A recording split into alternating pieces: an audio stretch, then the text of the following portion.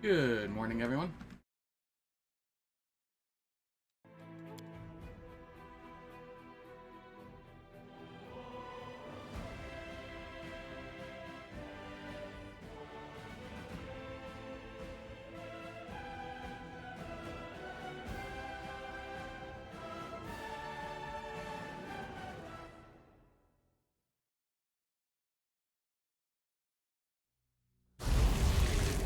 How's it going, Alpy? Hope all's well.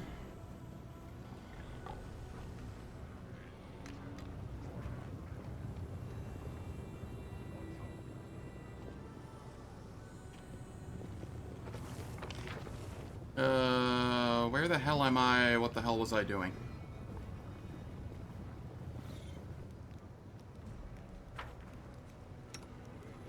Key to victory. Keep your calm.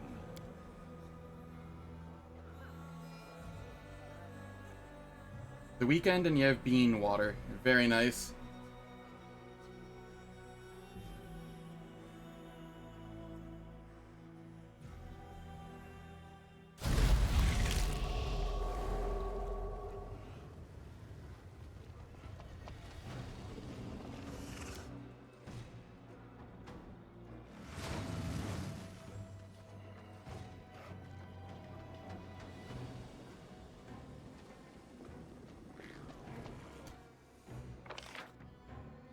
Alright, so things I want to do. Things I want to do.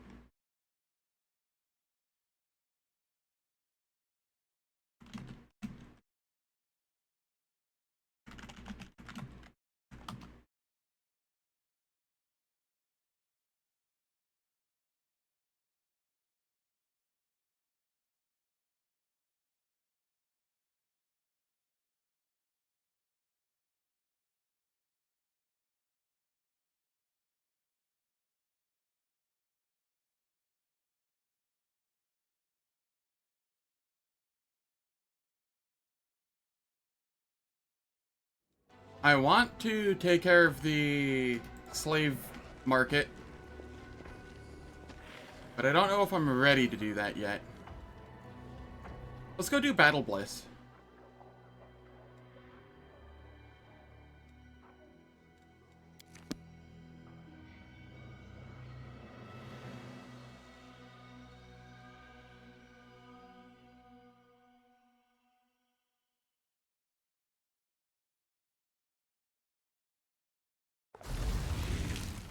First things first, though.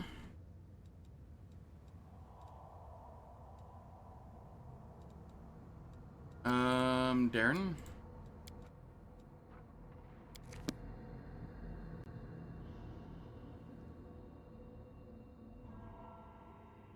Gotta get Nenio her +2 DCs as well as mine.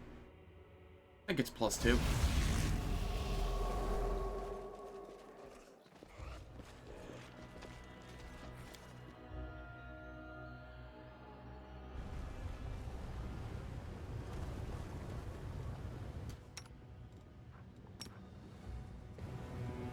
The goddess protects us.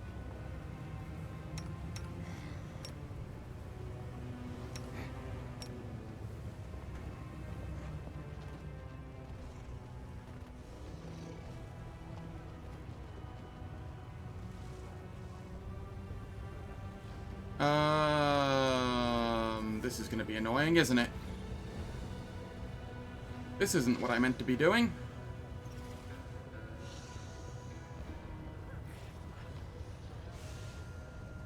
Perhaps if I kill you and bathe in your hot blood, it'll warm me up.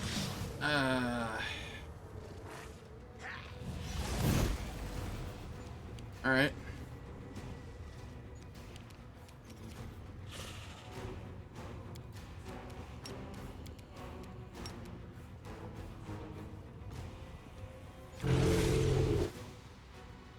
Yeah. About you. Not dealing with that. It's not dealing with that.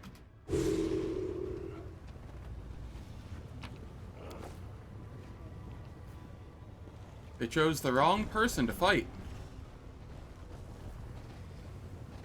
Also, I went the wrong way to get to the There are Battlebliss. many roads to success.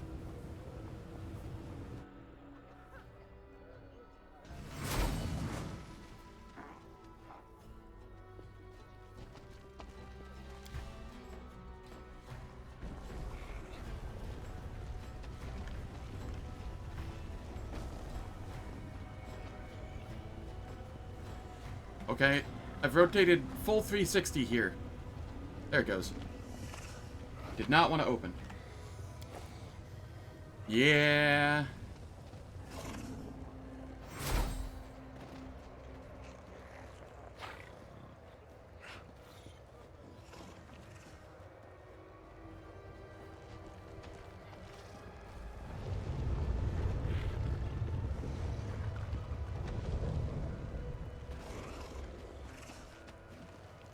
I will guide.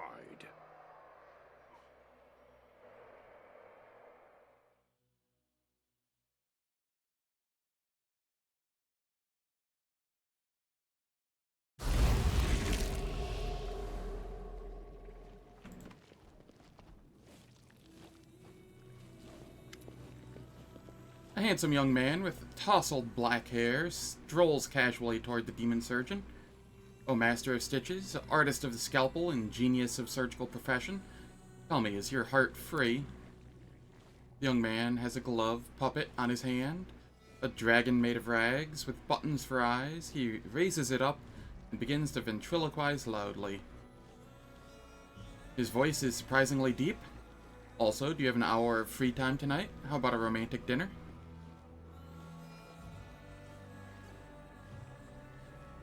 Watch in silence. No, I would not say that my heart is free. Right now it contains 3 copper rods, 200 grams of enchanted quicksilver, and a fair dose of lamia liver extract. He pauses and gives the young man an appraising glance. But I could give you an hour or 2 of my time for something other than dinner. Has anyone ever told you you have beautiful, smooth skin? I happen to be in need of some. The young man deftly steps aside to avoid the demon's outstretched claws. He jots something down in his notebook.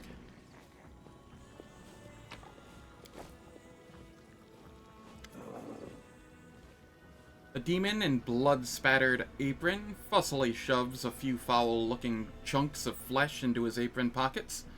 His fingers are fitted with horrible steel claws, and you hear the unpleasant sound of metal on metal as he slides them against one another like scissors. He looks up in your direction with an insane grin, and his voice makes your skin crawl. Are you one of the gladiators? Do you need a healer? Or are you here because you want to become more powerful? Can you make me stronger? Ah, for 30,000 gold, I'll stitch you up into something better. Much, much better. I beg you to reconsider. The power he promises is tainted by corruption. Mr. Mad Scientist, sir, let me offer myself up as a subject for your experimentation. Feel free to carve me up and stitch me back together as you see fit. Please don't do this. Don't let him defile your beauty and corrupt your pure soul. Oh, please, there's no need to fret. Not as though she's in any danger of ruining her good looks. She can't possibly get any uglier than she is right now. Wow, Camellia. Shots fired.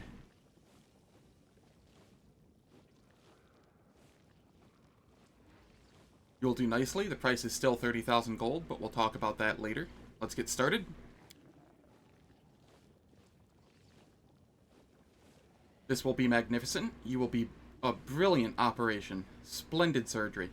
Oh, just wait until I cut you up and stitch you back together. You'll be my masterpiece. I trust your expertise. You are wise to put your trust in a real artist. Now it's time for you to scream. Just don't be too loud. It can be distracting when I'm trying to work. Sparks fly and you hear the screech of metal against metal as he rubs his steel claws together in anticipation.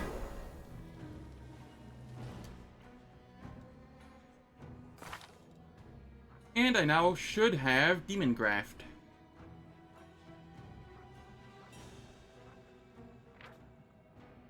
Which gives me +2 natural armor bonus to armor enhancement bonus to armor class, inherent bonus to attack checks, Or sorry, +2 inherent bonus to checks made to overcome spell resistance, concentration checks, DCs. It says it's not stacking with Quarterstaff with a War Mage and Magician's Ring, and I don't know... Does anyone require my counsel? No, it definitely gave me +2 DC. So I'm not sure what isn't stacking with, maybe the caster level checks?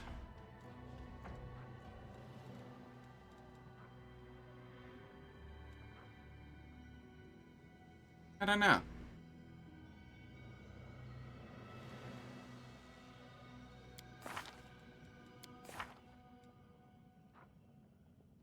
Yeah, it might be the spell pen, I'm not sure.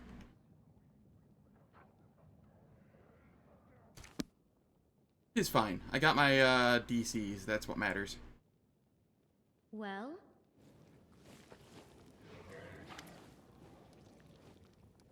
Pay 30,000 gold, make Nenio stronger. You will drown in an ocean of pain, but you'll emerge from it renewed. To your surprise, the surgery takes place in complete silence. When Nenio returns, she looks distant and emotionless. How do you feel? Fine, I think. She raises her dull eyes to you. When the mad scientist's claws cut into me, I blocked out the pain. Actually, I forgot the pain even existed. If I'm completely honest, I even forgot that I was part of an experiment. Such an awkward situation.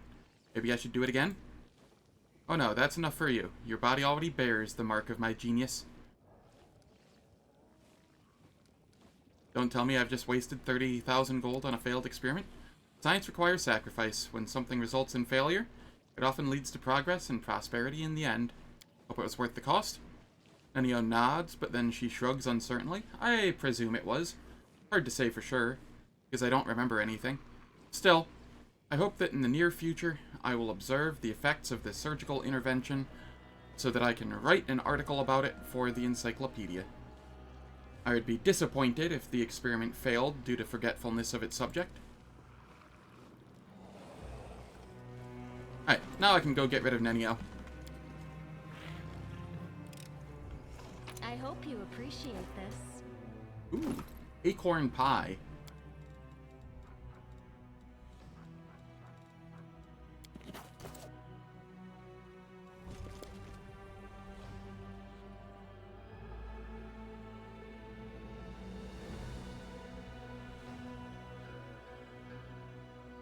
Yeah, that's one of the best uses of 30,000 gold in the game. Like, yes, if I fall below 20% HP, I enter a frenzy and attack the nearest creature until I die. Or combat ends. But...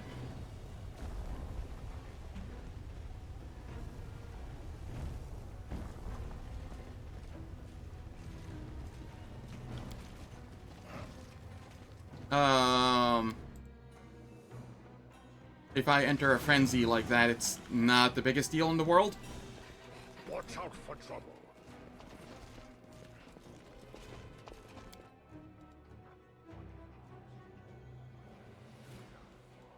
At least I won't be a threat to my companions, and there's a good chance that I'd be able to neuter it with, I don't remember if you can neuter it, but there's a good chance I can neuter it with, things like Joyous Rapture, possibly being undead so I'm immune to mind-affecting effects.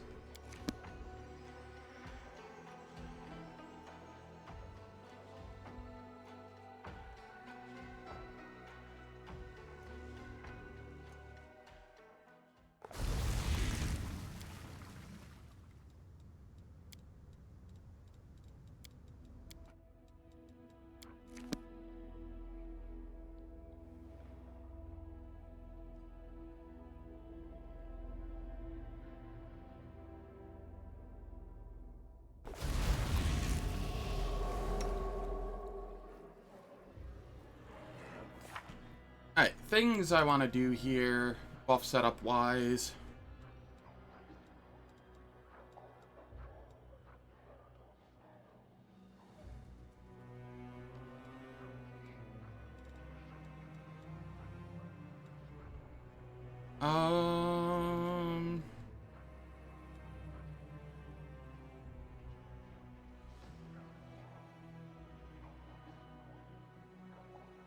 That would be hilarious. If I die that way, I fully accept it. That was my fault.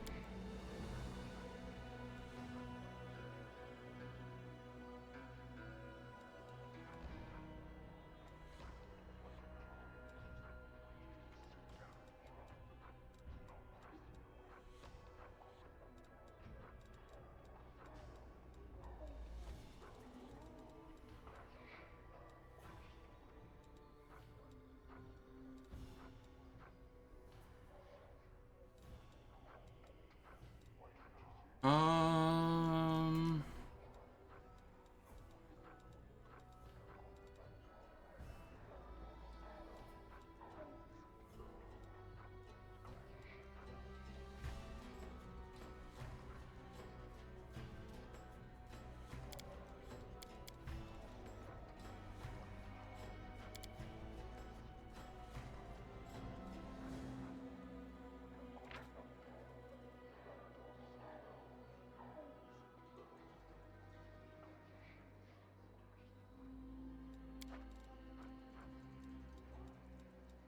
Let me see here.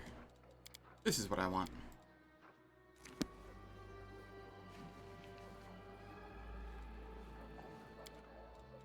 Alright, I'm gonna go rest. Because I did spend at least one level 9 spell fighting those salamanders.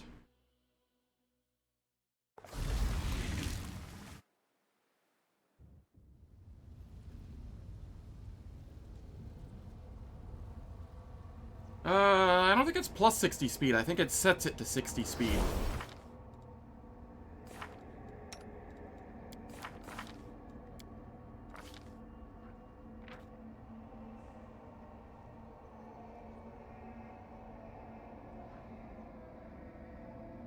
Yeah. It's not plus 60, it's just sets to 60. So, 24-hour haste does the same thing. More or less.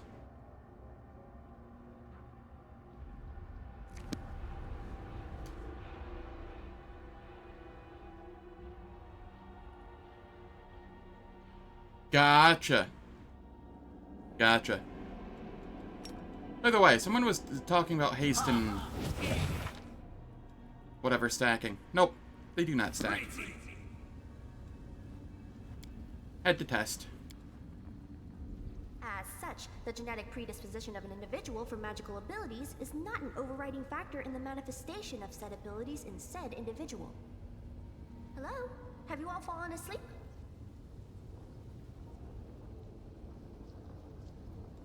Very nice.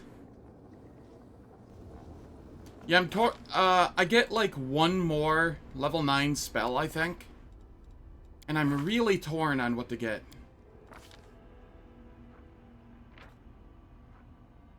The two things I'm torn on getting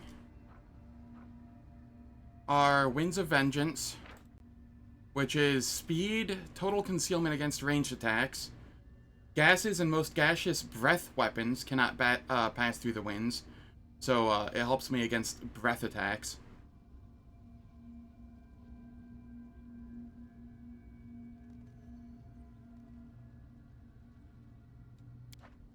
So it's between that and Heroic Invocation.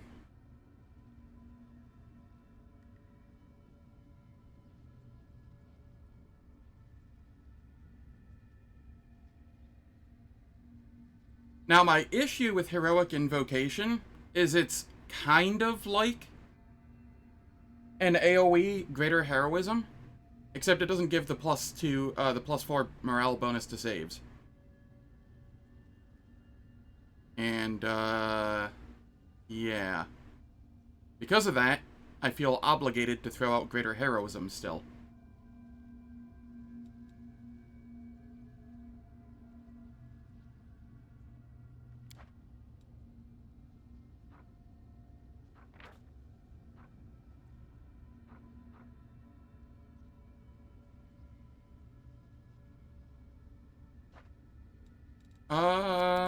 The only other person that can get it is Nenio, isn't it?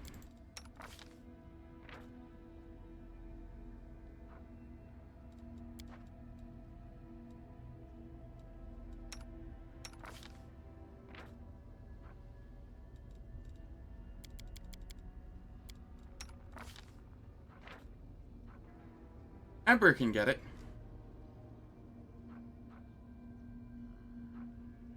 So I suppose if I started carting Ember around...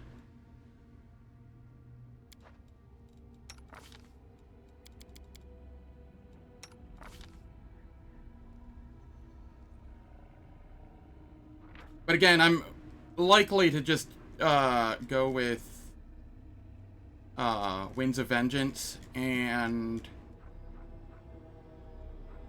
just use Greater Heroisms on everybody instead, because if I have Greater Heroisms on everybody and a Good Hope on everybody, then all I'm missing is +2 morale bonus to damage rolls, and that's whatever. And on top of that, I have +4 morale bonus on saves that I didn't have with Heroic Invocation. And at least the last time I played through the game, Heroic Invocation was bugged and did not make you immune to fear like it says it does.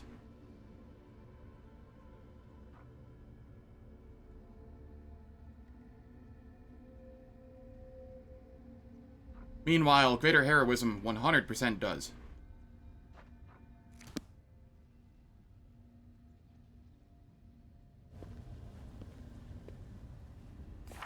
So I'll probably end up going Winds of Vengeance.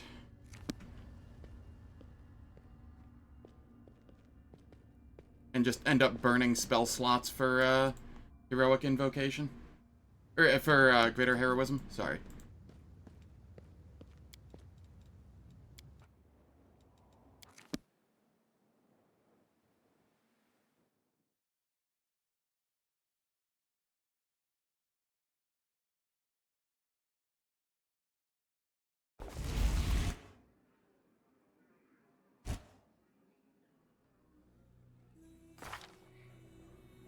I do like my saves. My saves are pretty decent at the moment. Thanks to Ring of Triumphant Advance and having Greater Heroism on myself from the Boots of the Battle Herald. They're not, like, amazing or anything. If I had 2 levels of Paladin, then they'd be really nice. I'd be sitting at a 35, 35... 33. And then if I used this,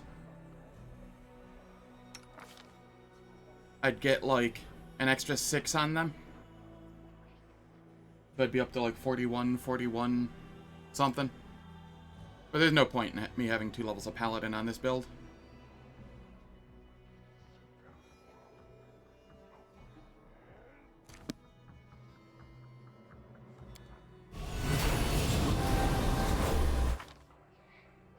Oh, that did, increase it slightly. What increased it? Foresight. No, this one didn't get increased, did it? Huh. Feels like it did. This one got Foresight bonus.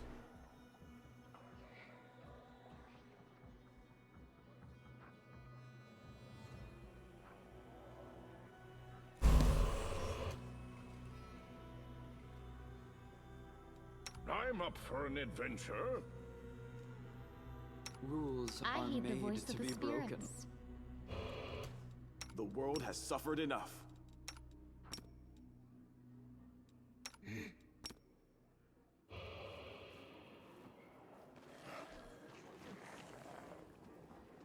Alright, time to go do the Battlebliss.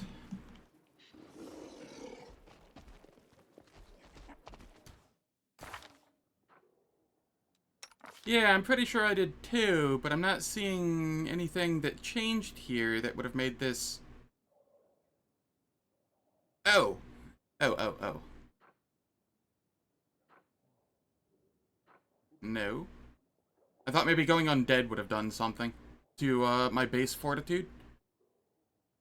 Doesn't look like it did. Still going off my constitution. Ah.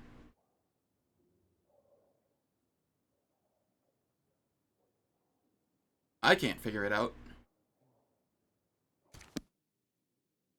Keep your calm.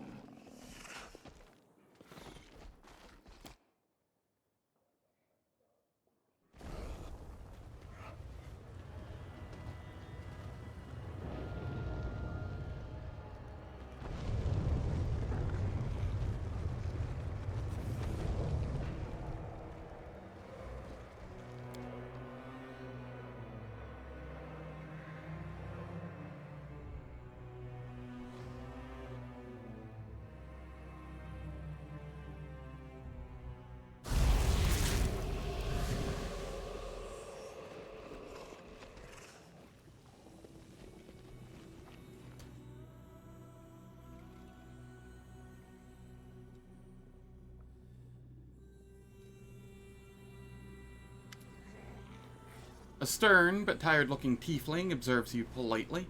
His clothes look expensive but tasteful. He's carrying a large bag, and every once in a while it moves and twitches as if something is inside. Welcome to the Battlebliss Arena. My name is Zeklix. I'm the arena steward. Earman Galith is the master of the arena, but I help him manage its affairs. You look like you're new here. Did you come to spectate the fights or to participate in them? The tiefling has surprisingly open and honest face. After all these demons, he looks strangely normal.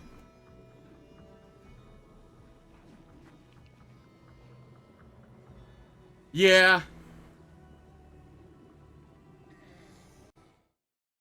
Pathfinder really toned down a lot of the 9th level spells, if I recall. D20 PFSRD. Wail of the Banshee.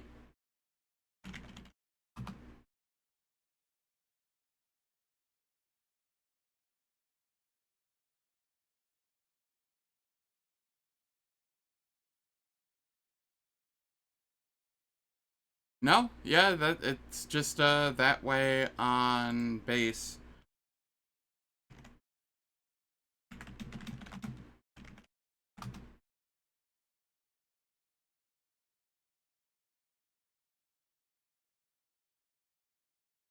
Meanwhile, in 3.5, Wail of the Banshee is just a fortitude save. If you save against it, nothing happens. If you fail, you die.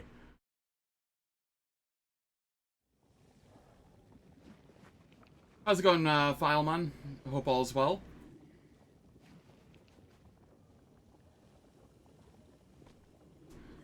I had a really good sleep, and I woke up to my eyes being very dry. So, while my mind feels refreshed, my body feels like it's tired because my eyes are dry.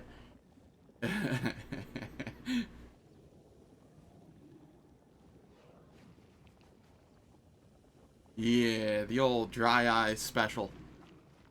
It's because the heat turned on for the last time, or for the first time of the year last night, so my body hasn't really adjusted to it. It'll get better, or I'll start using eye drops. One or the other.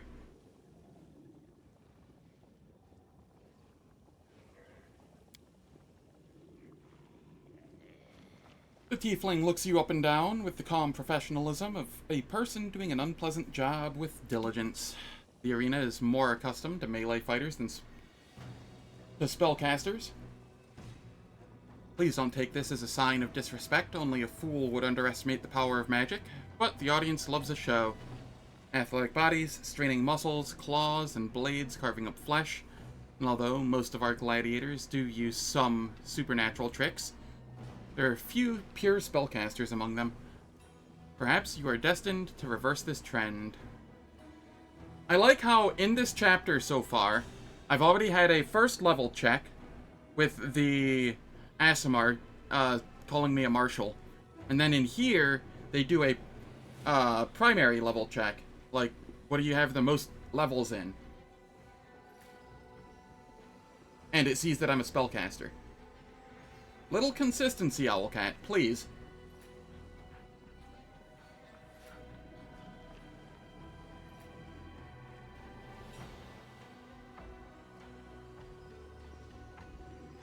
Yeah, nah, I feel ya.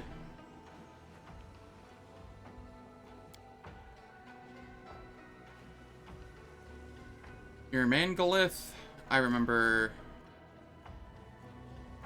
a demon called Irmangalith. He was a vile, cunning murderer. He had a way with words that was just as deadly as his skill in battle. There's a rustling sound from within the tiefling's bag, and an imp peeks his head out to look at you. He has large, drooping ears, and stares at you with its huge, unblinking eyes. Then, as if suddenly shy, he darts back into the bag and vanishes from sight.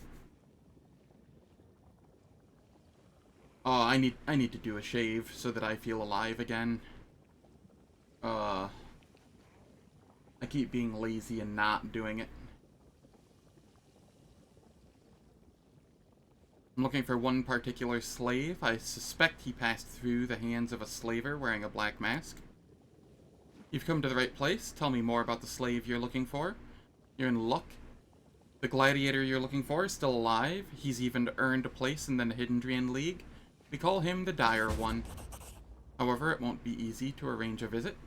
All of the League's members prefer to keep to themselves, but the Dire One is notoriously reclusive in the arena. So these beasts made him, oh Shaylin, what cruel mockery. But he is still alive, and that is all that matters. We can't waste time. We must get him out of there before it's too late.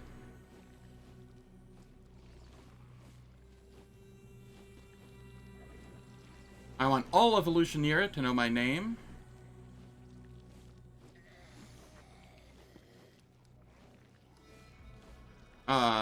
I want you to arrange a match for me against your strongest gladiator. I'm gonna go through this first. I'm not gonna read this out.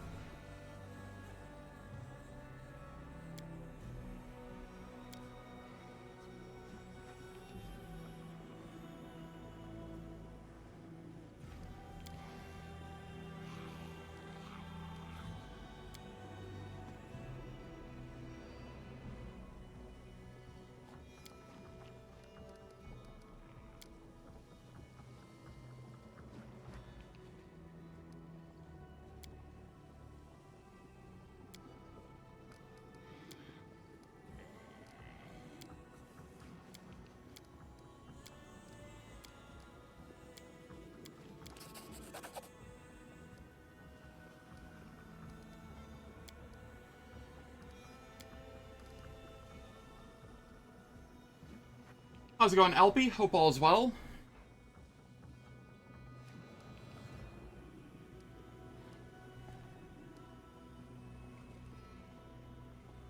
I'd like to talk to Irmangolith.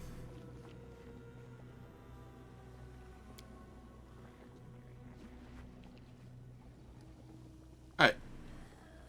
This is the only option I have, so I suppose that's the one that I need to take to see Sosiel's brother. Been so long, I don't really remember. The tiefling falls silent. He looks as though he's calculating something in his head. Finally, he responds. If that is truly your goal, you will have to defeat the current champion.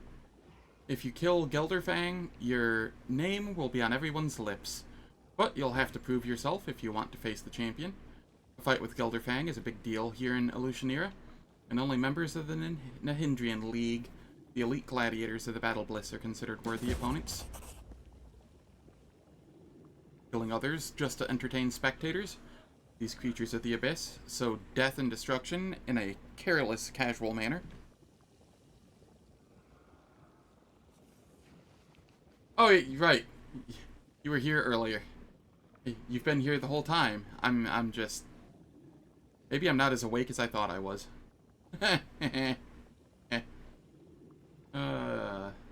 Don't mind me.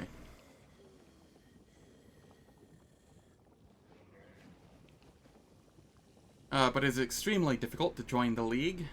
You have to slay an active member and take their place. So if you wish to fight the champion, you will have to spend a lot of time in the arena. However, if you would like, I can arrange a fight between you and another newcomer. You can prove yourself in battle. I will be able to find you a match against a more reputable opponent.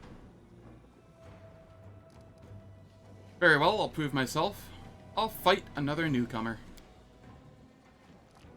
I'm ready to enter the arena. You're in luck. For the past couple of days, Irmangolith has been obsessed with recruiting new talent. He wants to introduce a promising new fighter into the arena. I think you could play the part perfectly. May even give you a chance to earn a place in the Nehindrian League. However, if you do become a candidate for membership, be careful. You'll likely be matched up against a very dangerous opponent.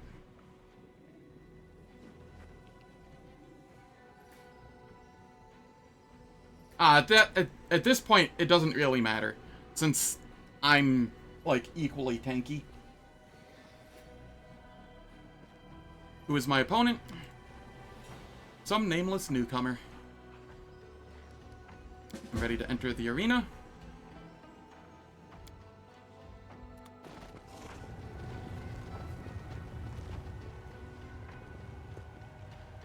This fighter is a nobody from nowhere, but if he survives, you'll all worship the ground he walks on. Today, we have the dubious honor of welcoming to the arena Zen of Golarion. Let's see what moniker he earns for himself if he lives that long. And who will stand against him?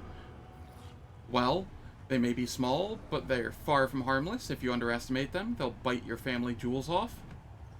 An outsized amount of spite wrapped in a tiny, ugly package. It's Smug Mug's wild gang of mephits. Yeah, no, I know what you mean. I'll bite your nose off. You Golarion scum, I am the wild and terrible Smug Mug. Tremble before me. We will soon know which of these two titans will emerge victorious. Fighters, commence battle. I need to concentrate.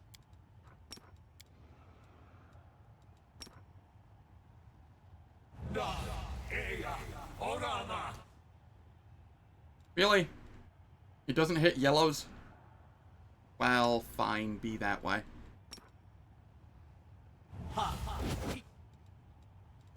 Missed me already.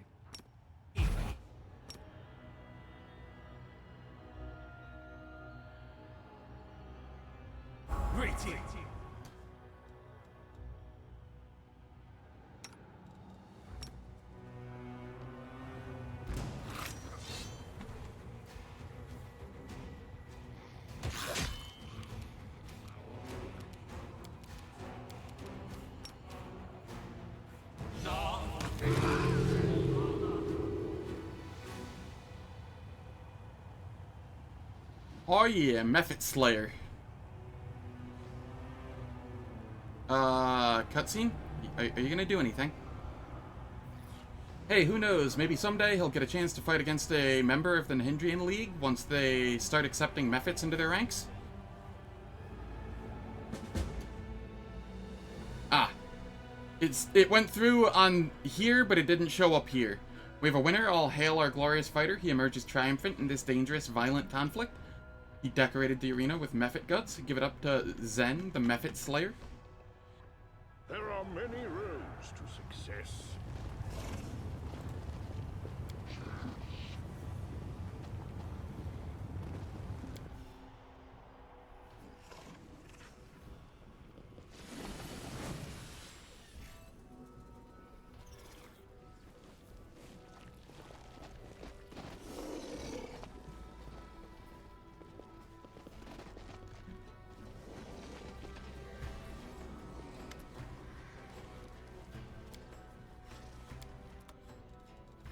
Alright, what do you have?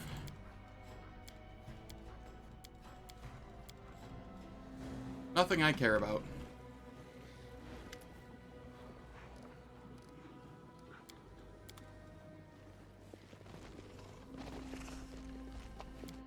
I'm gonna go rest, because that feels safest.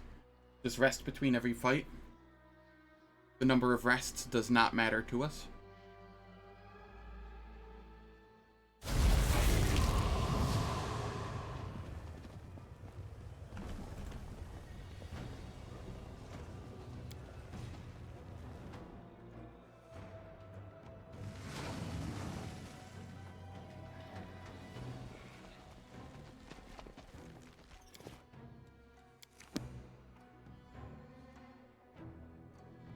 I probably would have gone one more fight, but because I wasted a weird thinking I could hit yellow enemies,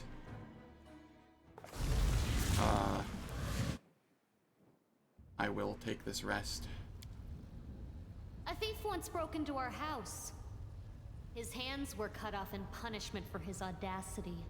And quite rightly too, I think. Don't get your hopes up, lady. Even if they cut me hands off, I'll be picking coin pouches with me teeth. I enjoy the companion dialogue.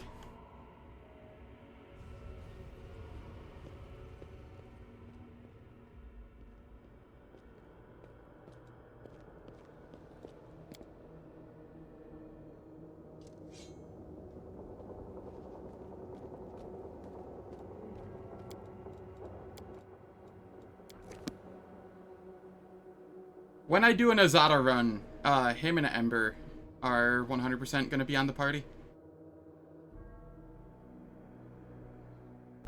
Going to be like him, Ember, Sela. Trying to think of who all else.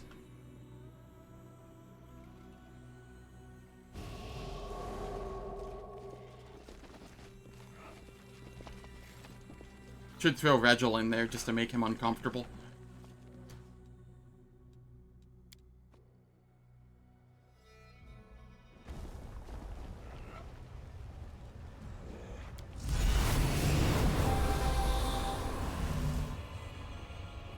Open your heart to me. My will is resolute.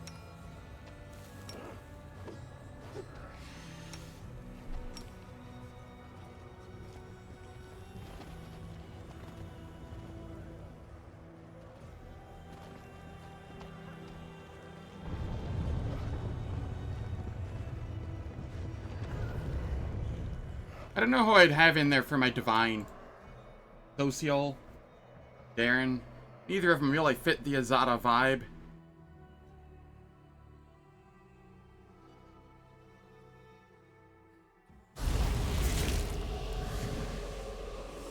Oh no, I know exactly what I could do for that run.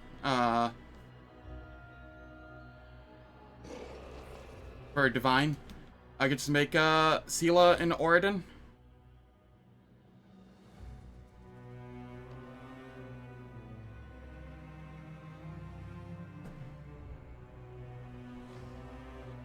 Haven't used that build in forever.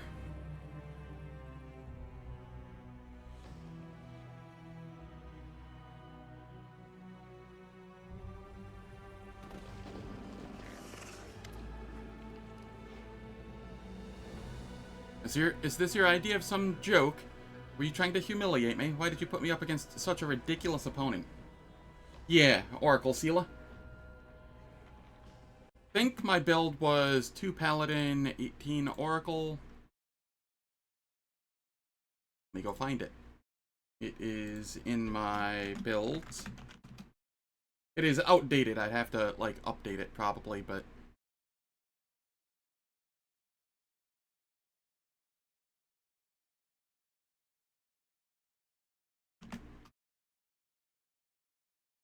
yeah, 2 Paladin, 18 Oracle. Yeah, it would definitely need to be updated since Crane Wing and Crane Riposte do not work while using a shield anymore. Though... yeah.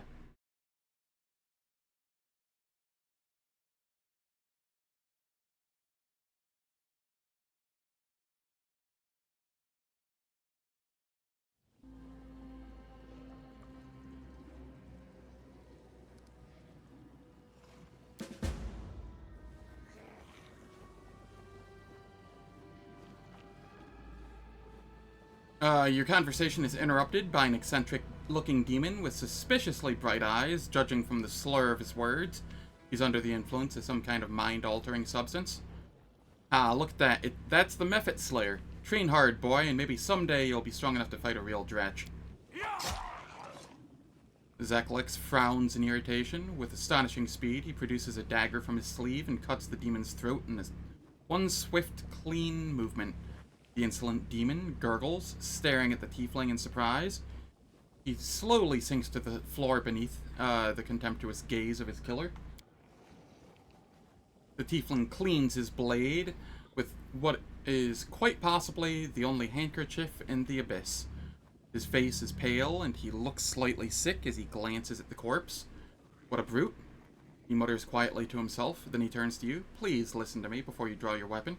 This was an outrage, yes. But it wasn't my idea. This was done by Irmingalith's orders. He came up with the brilliant idea to match you up against a Mephit. He thought the crowds would find it funny. I couldn't stop him. But I assure you, this will never happen again. Quick as a flash, Zeklix produces a gold coin from his bag and places it into your hand. Here, this is for you. From now on, you can freely use the transportation arch that is located near the Battlebliss. This is one of the privileges afforded to the arena's gladiators. I demand a proper fight. And I promise that I will arrange a proper fight for you. But first, I need you to do me a favor. I'll arrange a match for you against the Flare twins. However, they were supposed to fight someone else, so I'll have to find them a replacement. Unfortunately, we don't have enough decent fighters left in the arena. I'd be very grateful if you could procure a batch of new gladiators for me. I will cover the costs, of course. I will not become a slave trader. Zeklix frowns and exchanges glances with the imp as it peeks out from the bag. Why not? Does it violate your principles? This is the Abyss. Scruples won't do you any good here. In fact, I'd advise you to keep your morals on a tight leash if you want to survive. But fine, Lamash, you take them. I'll try to make sure your fight with the Flare twins takes place as soon as possible.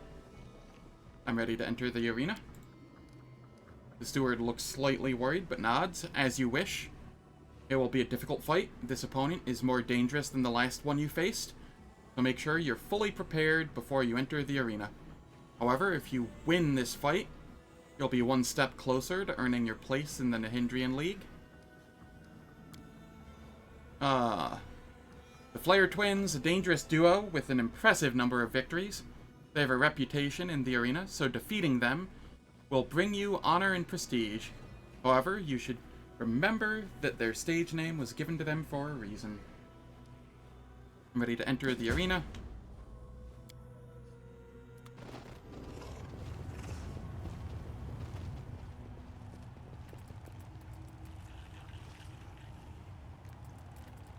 So, who will he fight today? I'll give you a hint. They'll get under your skin.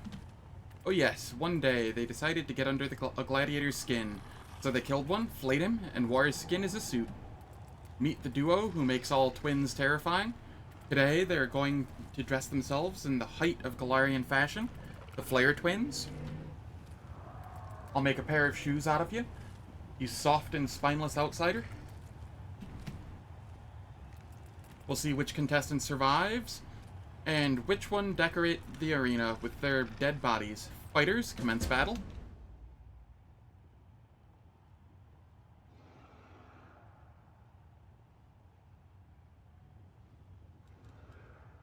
Knowledge is the key to victory. Over here, I displace myself. Oh, the waiting's never fun. Let me help.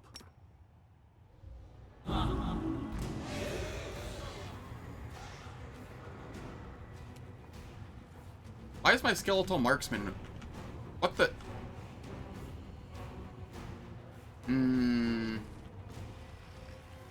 Right. It scatters my party members.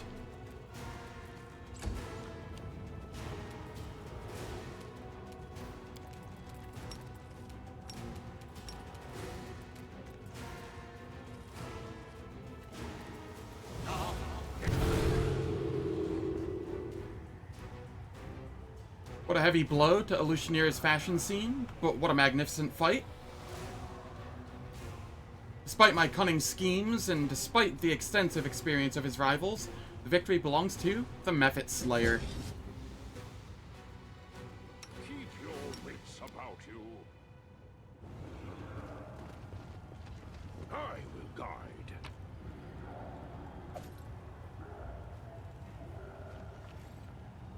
Immunity to acid. All around defense.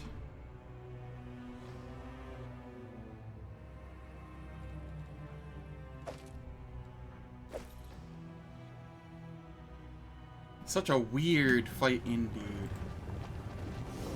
Focus on the goal.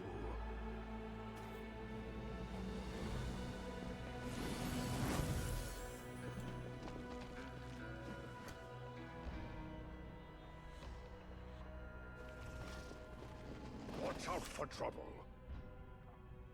And I'll go rest again just to be safe.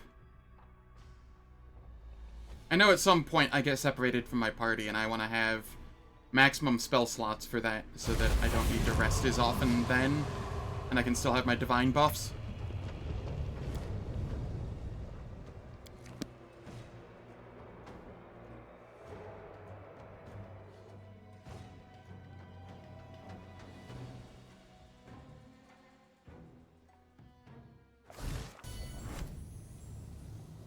My friend, it has been so long since we last spent time together.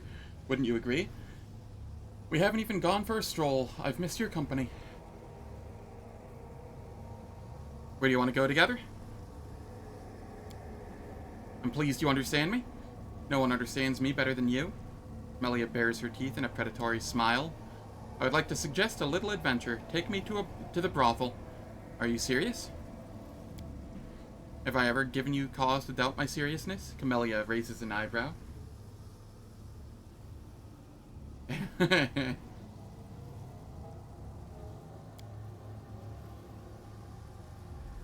Yeah, you end up sacrificing whoever you were romancing for power. So you end up losing a companion, but that's whatever. I'm probably going to go with Wenduog.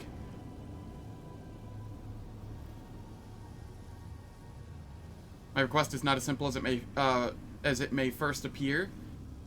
Mireia is demanding blood. Her whispers are growing ever more insistent, becoming overwhelming, muddling my thoughts, stopping me from thinking about anything else. We need her help, Zen, and I know how. In the 10,000 Delights, there's a special service. It is only offered to those who already know of its existence. Deep below the brothel, there's a place where there's no limits. You understand? What's more, this service entails making a pleasure slave the person your heart desires above all others. I would like to seize this opportunity. Alright, I'll go to the 10,000 Delights with you. I'm ever so pleased to hear that. I knew I could rely on you. Keep your calm. It is time for ads. The ads will last for 3 minutes. You show no fear of the sky or open space. Or are you simply good at hiding your fear? I don't waste time looking about me. I only look for what it is I want to kill, eat, or fuck. And once I found my target, it's the only thing I see. But yeah, the ads are gonna last for 3 minutes. They disable pre-roll and mid-roll ads for the next hour. I don't do anything in the meantime, so nobody misses out on any content, and I will catch you all after the ads.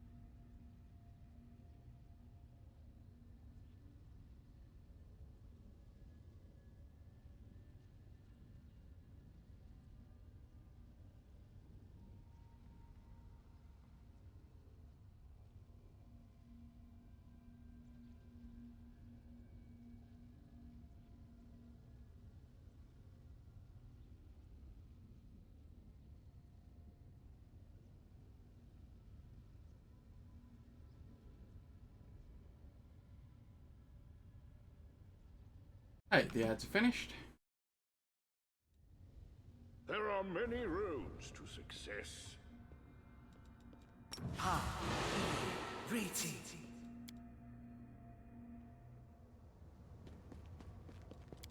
We shall do more Battlebliss.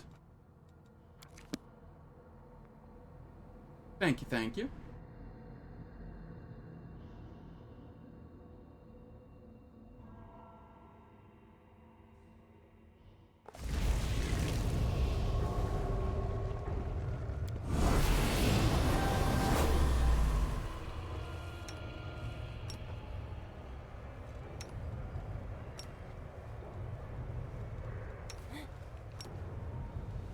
Search for the beauty with your heart, not your eyes.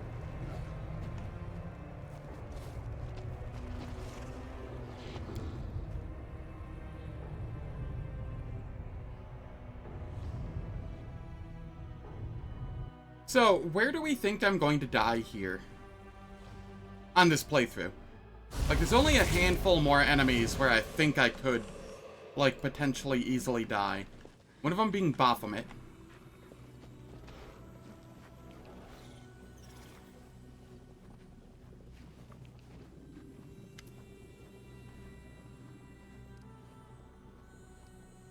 My fight in the arena was far from fair. Care to explain? I swear it was Ermangalith's idea. As you should already know, he's not a fan of fair fights. I regret that you've been caught in his traps. However, you held up well. You've got talent. I may be able to arrange a match for you against a serious opponent, maybe even the champion. I want to challenge the strongest fighter in the arena.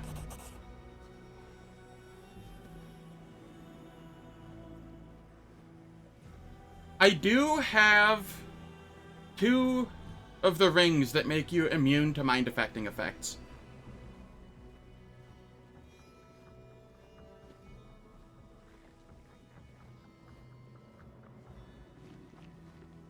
So... And I will have a lengthy Shield of Law that I can throw up as soon as my turn rolls around.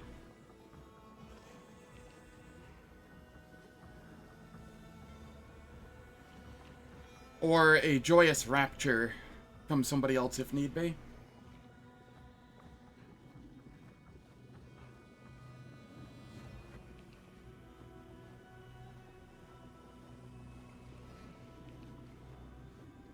Yeah, something like that.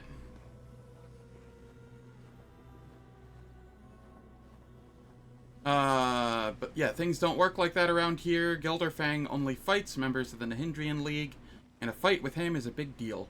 After his last incident, Ermangalith strictly forbade him from entering the arena without permission. Gelderfang is his bodyguard after all, so if you want to fight the champion, you'll have to join the Nahindrian League, and there's only one way to do that, by killing another member of the League. But fighting a member of the League is a privilege. You have to earn the right to face them in battle. Now, I might be able to help you on that front, but first, you'll have to do me a favor. I want you to give a gift to the current champion. I'd like to send him the most beautiful succubi from the 10,000 Delights. I need you to make a deal with him.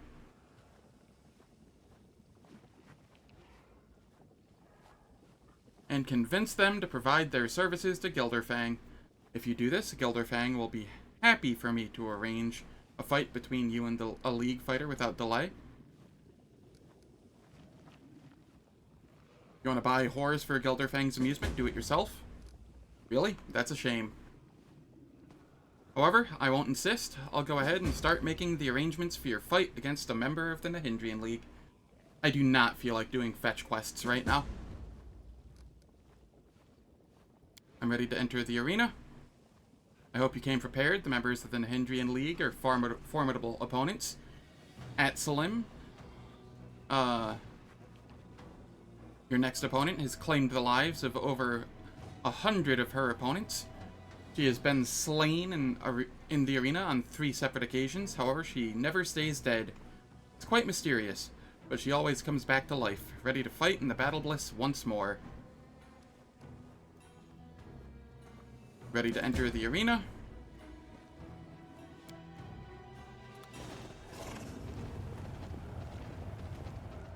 I don't know, but Joyful Rapture will. Joyful Rapture suppresses it, so. Now he wants a place in the Nahindrian League. This is Zen Lich, the Mephit Slayer.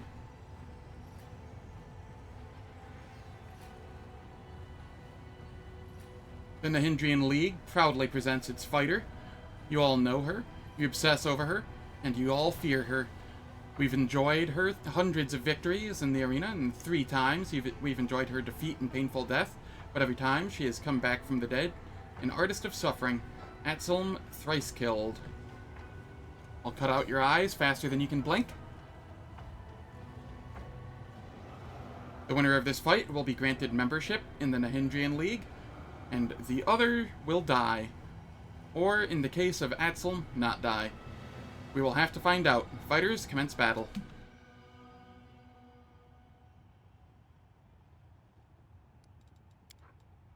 I can't even inspect. Does anyone require my counsel?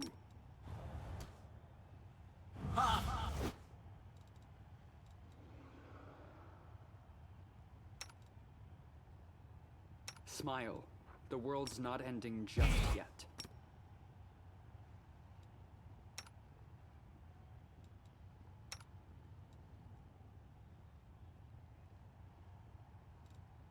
The goddess protects us. We won't fall here. I swear it.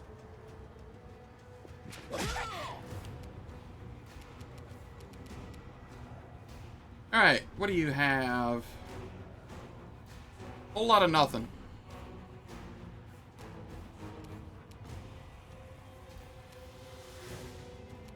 But I'm not exactly close enough to do anything to you.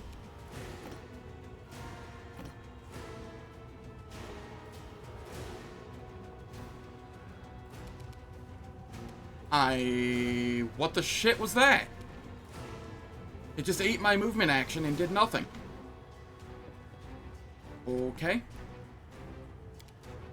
That's fine, I guess.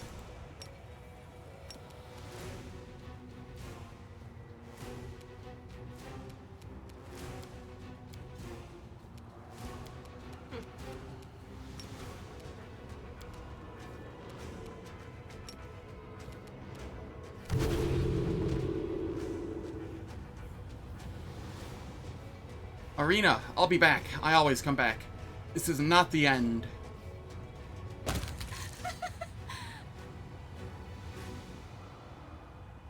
This can't be happening. The Nahindrian League's fighter is down. The fearsome Azlanti has fallen. Long live the newest member of the Nahindrian League.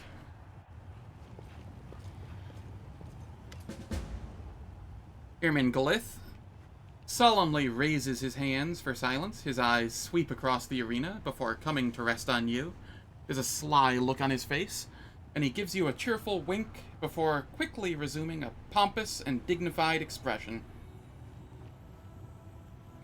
Yeah, I know. He turns back to the crowds, and his voice booms out over the arena. Behold, the newest member of the Nahindrian League. He is invincible, bloodthirsty, violent, and cunning. It's Zen Lich, the Mephit Slayer, glory in death. Maybe. The crowd goes wild. Demons climb over one another, trying to get a better look at you.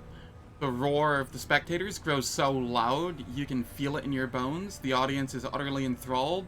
They look at you in wonder and worship, as if you're a god. By the way, I want to point out that both Phantasmal Killer and Weird, only the target can see the greatest fear that ends up killing them. So in the eyes of the audience, everybody just sees me and then immediately keels over from nothing. I just want to point that out.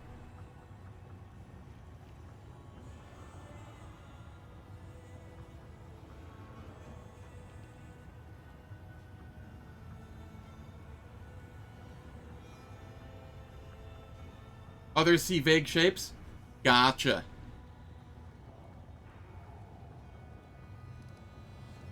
If that's the case, then it's not that bad. Still kind of funny, though.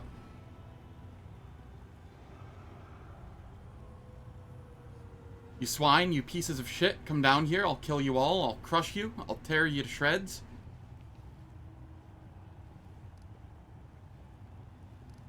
Nah, I'm just gonna say nothing here. Airman Galith lays his fat hand on your shoulder with exaggerated friendliness. This gladiator is no longer an unknown fighter, a loner without a place to belong. For his valor and courage, Zen will receive a collar of the Nahindrian League. From now on, he is the precious property of the Battlebliss. I am pleased to tell you that I have personally taken this worthy warrior under my wing. Look out, champ. Airman Galith pats you on the shoulder again, and as he does, the world around you fades black.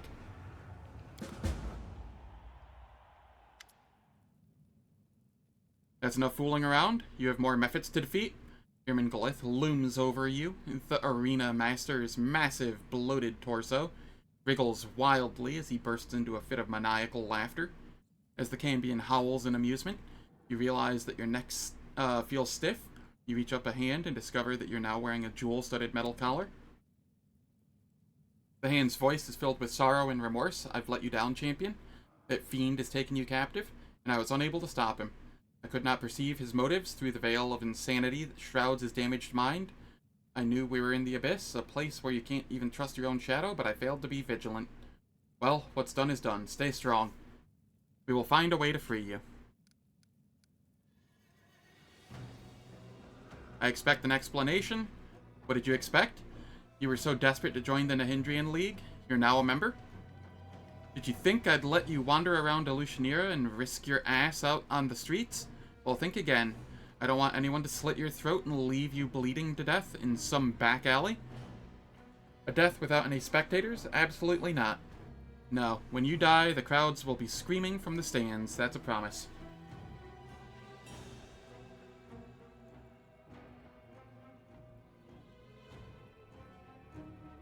The Lantern King. Wait, isn't that Kingmaker? Am I... Who's the Lantern King? Where's the Lantern King?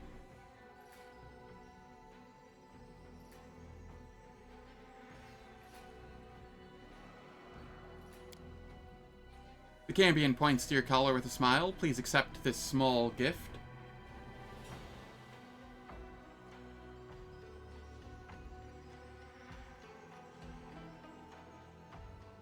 I don't think I can die from an enemy in Kingmaker. Unless it's here as well, and I just don't remember it.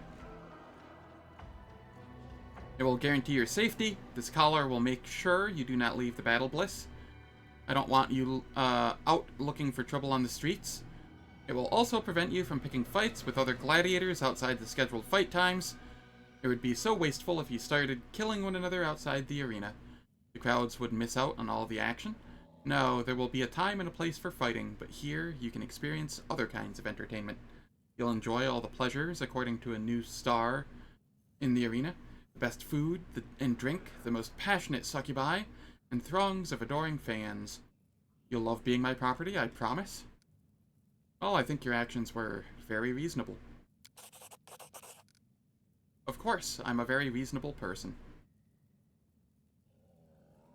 Airman Galith bursts into another crazy fit of raucous laughter. Where are my companions? Ah, yes, there was a group of Galarians who came looking for you, but I gave the guards strict orders to keep them away. Are they your slaves? Forget about them. You won't need them anymore. I own the best slaves in Alushanira, and they are all at your disposal. Free me now? Oh, how I wish I could make you really angry right now. I'd love to watch you destroy everything, but now is not the time or place. You'll just have to accept that from now on, you will live here, just like all other members of the Nahindrian League. Only the champion is allowed to leave the arena, because everyone thinks he is invincible.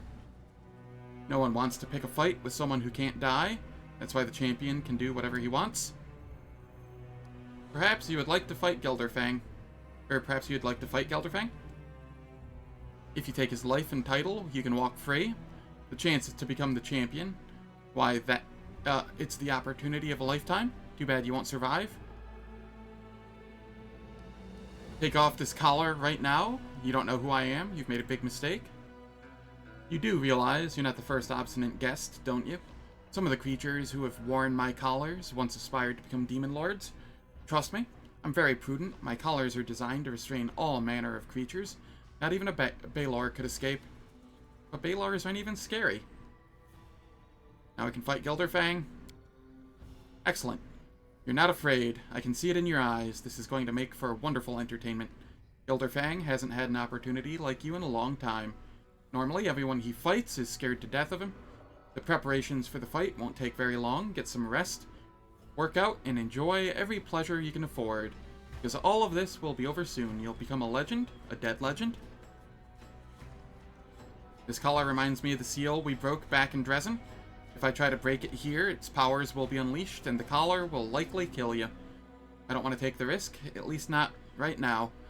Let's only consider the option as a last resort. For now, you should try to stay calm, be vigilant, and look for opportunities to escape. I'm certain you'll find a way to get free. Not everyone seems to like the way you run the arena. Oh please, don't start spouting all that rubbish about fair fights. What does that even mean? One of the opponents is always stronger than the other. That's the whole point. After all, the fights are supposed to be entertaining. The spectators come here to watch strong triumph over the weak. They want to enjoy the taste of victory without ever leaving their seat. The arena is a theater of violence, a deadly circus, but it's not a fighting pit. After all, fights always follow one of two narratives. Either the monster prevails over its helpless victim, or the invincible hero chops off the monster's head. The outcome of every fight is predetermined, and its narrative depends on what the spectators want to see. Some fighters are crowd favorites. The audience cheers them on and with whistles and shouts of encouragement. Of course, there are other fighters that they despise. The crowds jeer at them from the stands. Why would anyone want to change all that? It would ruin the show. The audience wants a performance, not a competition match between two professional gladiators. What's the point of a fight without any drama? You might as well just flip a coin to decide who wins. Nobody wants fair fights, except for Zeklix. The audience likes things the way they are, but Zeklix handles the betting tables, and they haven't been very profitable. Of course, under my management, the arena makes money in other ways, but that's not enough for him. He wants to turn my magnificent theater of violence into a stupid slaughterhouse. Oh, you can fight him in Wrath of the Righteous too? Neat. Where do you fight him in Wrath of the Righteous?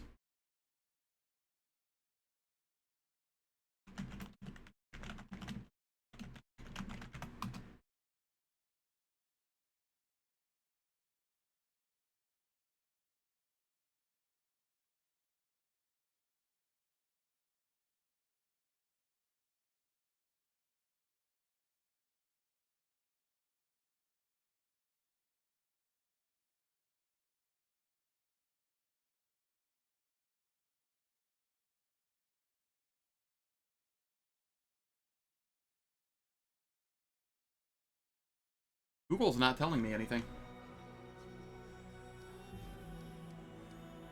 I think you've gone completely insane. I surely am. I'm a Mad-as Hatter. My marbles long lost. But what did you expect? You're in the abyss. Everyone is crazy here. You're sane and sensible. You're shunned by society. You'll be considered an outcast. I think we're done here. Get some rest and restore your strength. The healer will mend your wounds, and Zeklix will take care of your other needs.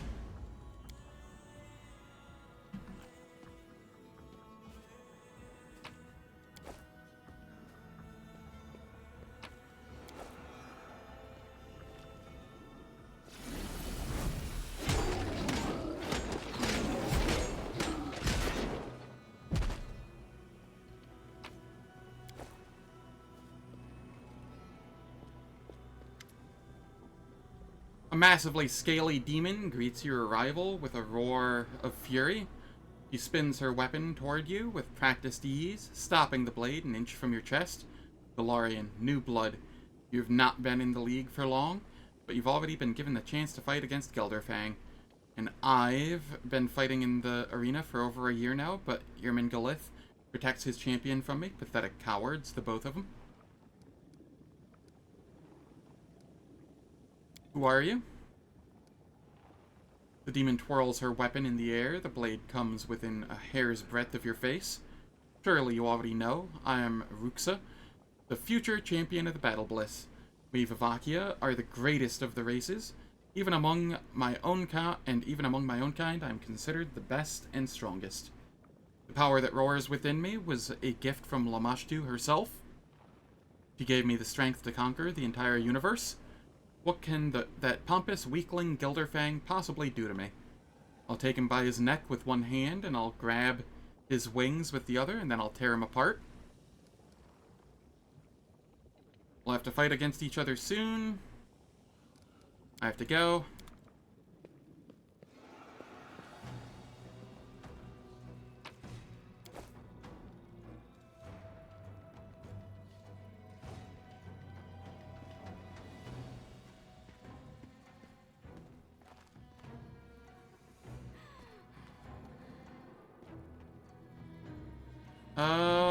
What are the odds I can get this?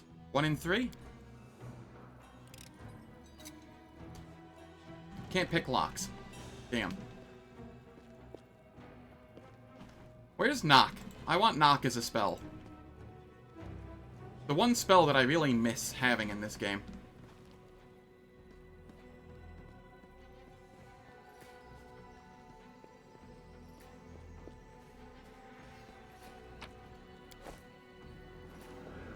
I will guide.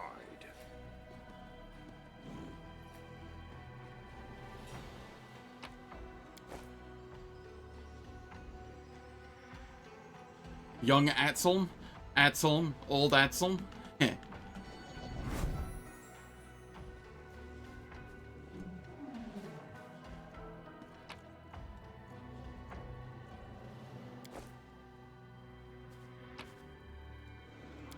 Hello, Trevor.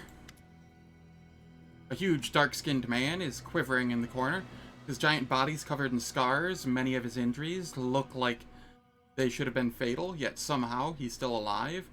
Some of his wounds are still fresh, but no one has bandaged them up or tried to heal them. The man's skin is in tatters and blood oozes from his broken body. He's clearly in a lot of pain, and it is hard to believe that someone so badly injured could maintain consciousness. He casts a wary glance in your direction and grunts something unintelligible. You can't make out his words, but his tone is an unmistakable warning not to come any closer. Who are you? The gladiator snarls at you. He looks tense, ready to spring. He's clearly not comfortable holding a conversation. A low feral growl rumbles in his throat. The dire one, Trevor. Are you Trevor Vanek, Sosiel's brother? The gladiator goes still. He gazes at you, lips trembling. He seems to be trying to speak, but the only sound that comes from his parched throat is a dry, wheezing croak. Finally, he nods and manages to choke out hoarsely, Sosiel. Yes, he is my brother. After a pause, the gladiator touches your hand with his rough, deformed fingers, as if he is trying to greet you with a handshake, but can't quite remember what he's supposed to do. Are you his friend? My friend too, then? Can you understand me? There's a mixture of fear and anger in the man's bloodshot eyes. Perhaps he doesn't understand you, or perhaps he just doesn't want to talk. Examine the slave's sword and helmet. Not yours, go away. I have to go.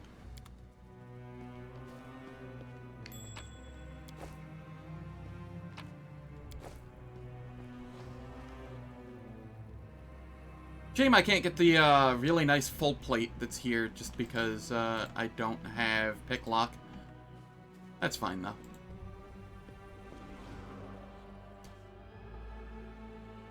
Also, I appreciate that I still have my skeletal marksman with me.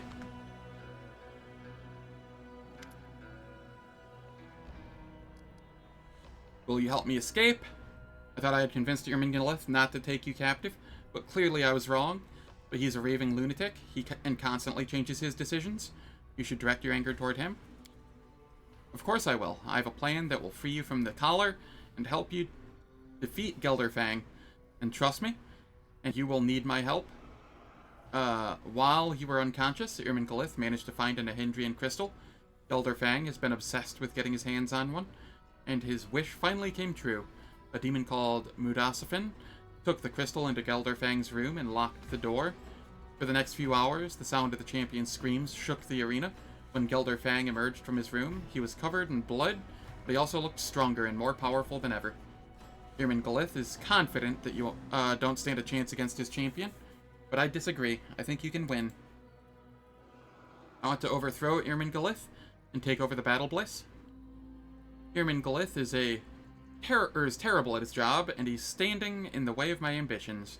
There's no denying that he is a genius. No one could get the crowds excited like he can, but his management of the arena could not be worse. The fights have turned into a bloody circus. The opponents are never evenly matched, the crowds are losing interest, and the passion of the audience is fading away. I want to change all of that.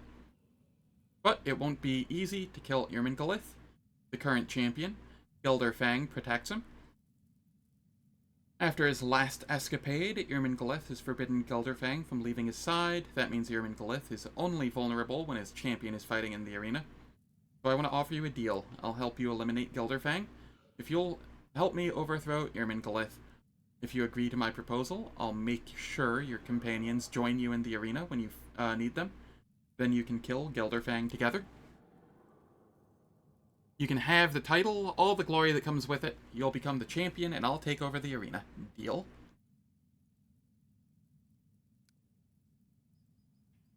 Shake the tiefling's hand. After I asked, did you mention Mudasafin? I killed him not long ago. I've heard more than one person claim the same thing before. It didn't stick. That weasel Mutasafin is surprisingly hard to kill. We shake the tiefling's hand. I've been planning this for a while. The tasks I gave you were all part of the plan, and if you had completed them, I would have helped you in your upcoming fight, but you were too busy, and as a result, my preparations are incomplete. There's not much I can do to aid you against the champion. However, your powers are formidable, so I feel optimistic. Of course, you won't have to fight Gelderfang all by yourself. Your companions were worried when Irmingalith kidnapped you. I reached out to them and secured their cooperation. I'll make sure they join you in the arena when the time comes.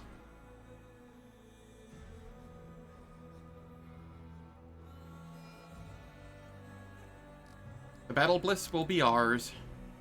Nods, but doesn't speak. His face is screwed up in concentration, as if trying to calculate something in his head. Finally, he gives a satisfied nod. Yes, we are taking a risk, but delaying any longer will not improve the situation. In fact, it might make it worse. So we need to take action now. It's time for you to prepare for the hardest fight of your life. Gelderfang is a true master of violence, and now with the Nahindrian crystal, he's stronger than ever. Lead me to the arena. The champion dies today.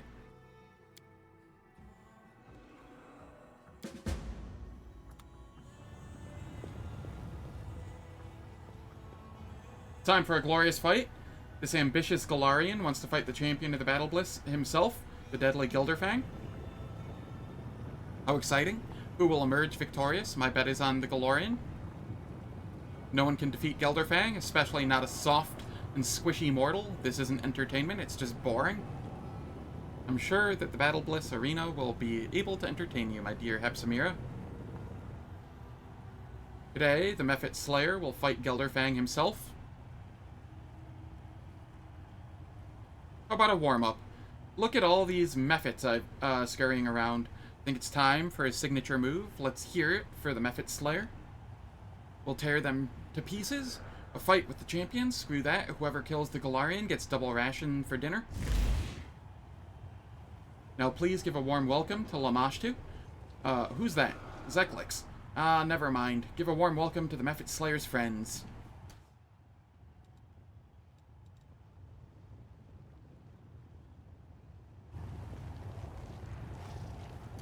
The world has suffered enough. And we make sure that they are mounted.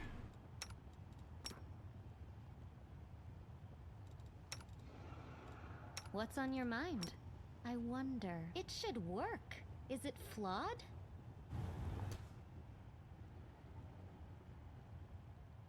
Alright. I'm up for an adventure. God damn it, yo.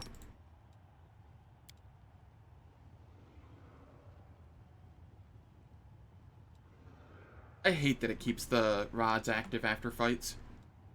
I'll watch your back.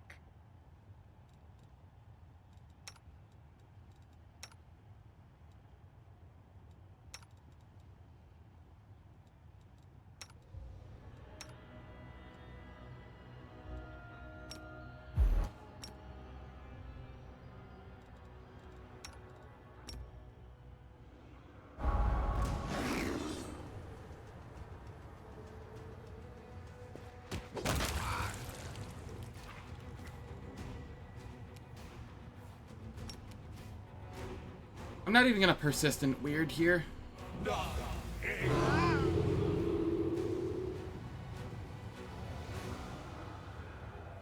The time has come for some serious bloodshed. Give a warm welcome to our best fighters, seasoned and merciless, and behold the gruesome skills of our contestant.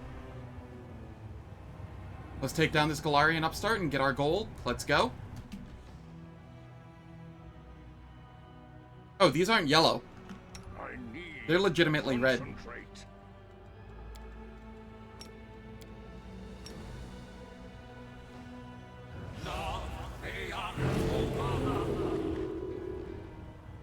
Which means I can just do that.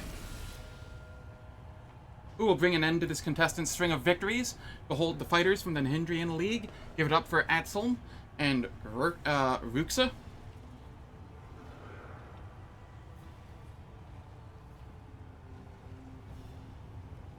You struck me down once, but now I'll get my revenge.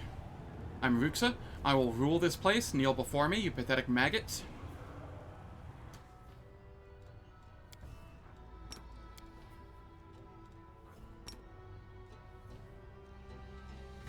Hold up here.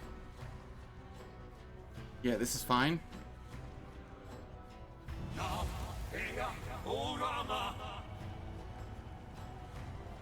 Time to practice my combat abilities.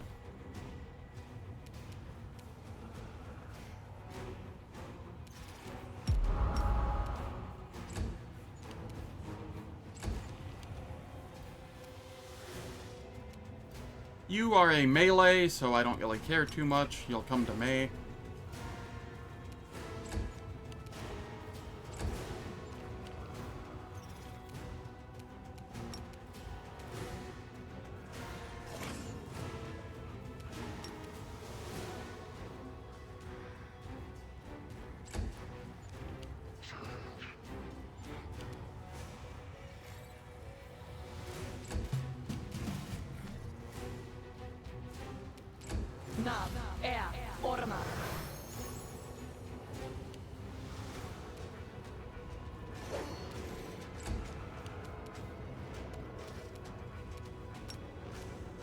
Reduce saving throws. I'll cut you wide open.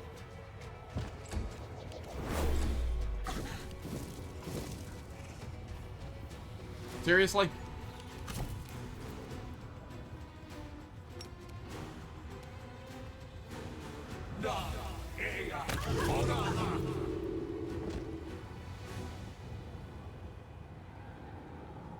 And now, the moment you've all been waiting for, the event that will have everyone on the edge of their seats. Welcome to the arena, the invincible champion, Gelderfang. Arena, welcome your ruler. I've come here to give you a gift. This poor creature's death. I will make it exquisite.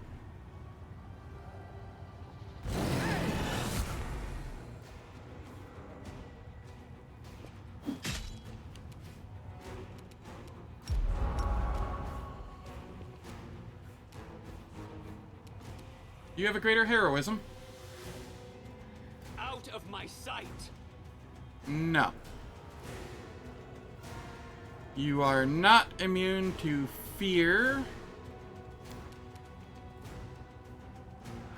What do your saves look like, though? They're okay.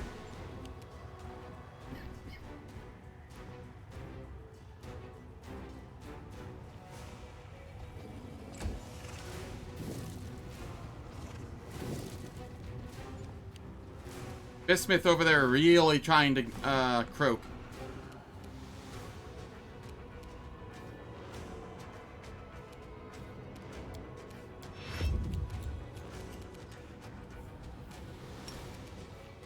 Reduce saving throws.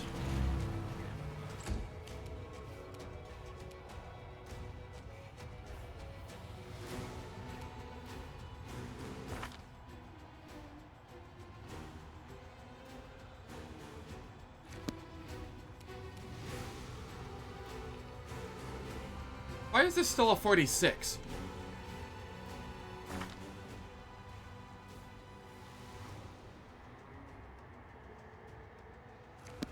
It was a 42 without Daeran around.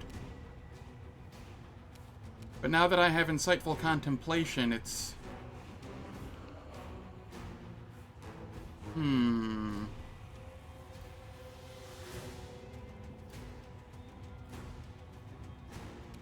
Something's not quite right here.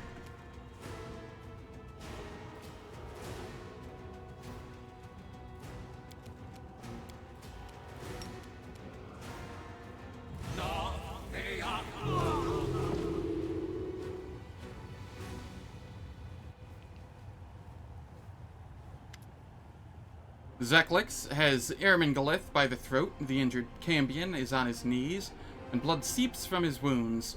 Zeklix raises up his dagger in a gesture of triumph. We won. Now we just need to finish him off. I'll let you do the honors. Ermengalith licks his lips nervously. He glances back and forth between you and Zeklix. I'm supposed to plead for my life now. Is this the moment where I try to soften the hard hearts of my cunning killers? Well, why not? What are you doing? Let's make a deal. Zeklix, I gave you everything you wanted. And you, champion, our newest champion, I always believed you would win. I'm your biggest fan. Spare me. Finish the sleazebag off. He's tried multiple times to kill you off in the arena. Now it's time for you to pay him back. Please have mercy on me. I promise my generosity will know no bounds. I beg you to spare me. I won't arrange unfair fights ever again. I'll even give the arena to you, Zeklix. As for you, champion, I'll give you anything you want. Shamira, save me.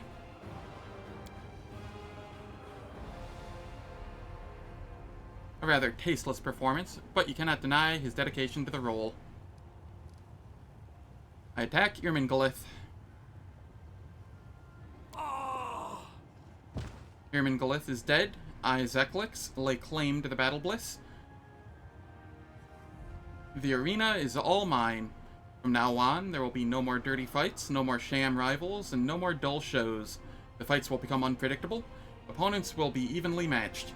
And the thrill of battle will have you on the edge of your seats. If anyone has a problem with these new arrangements, they can take it up with our new champion, my champion. Tremble before him, all hail Zen, Gelderfang's Slayer.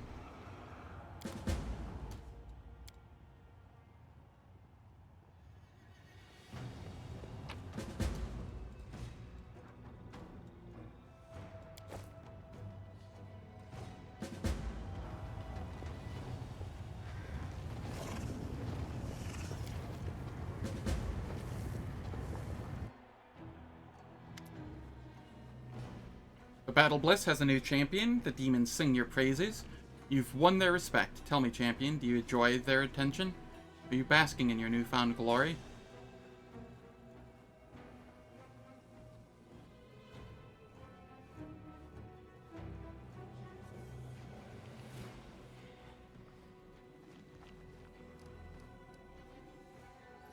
I'm gonna go this option, not because it's disgusting to kill living creatures for the entertainment of a crowd is as a bad thing. It's disgusting to waste the corpses in an arena. That kind of logic here. Filled with sorrow that you had to participate in such a bloody entertainment. You received honor and glory in the arena, and they praised you for putting others to death. However, I rejoice that you know that all these accolades have failed to lead you astray. You've resisted temptation and have not left the path of righteousness. I'm still solidly in neutral evil. Focus on the goal. My will is resolute.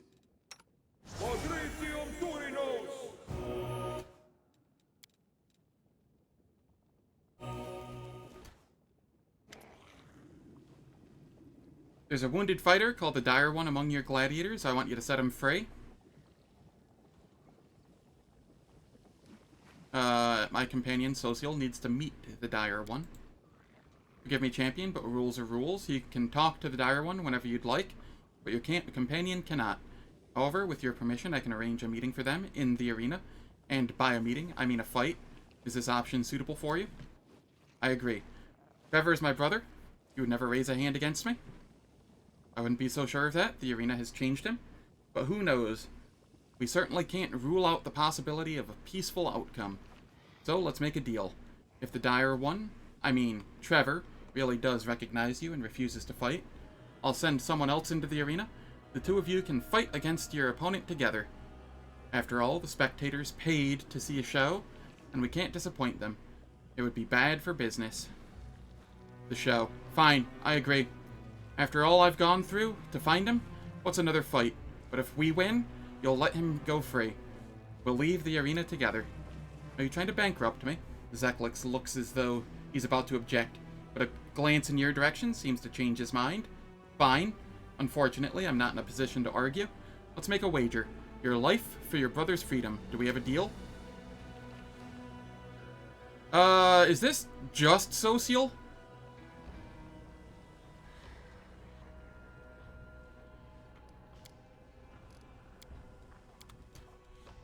On the off chance it is just Sosiel.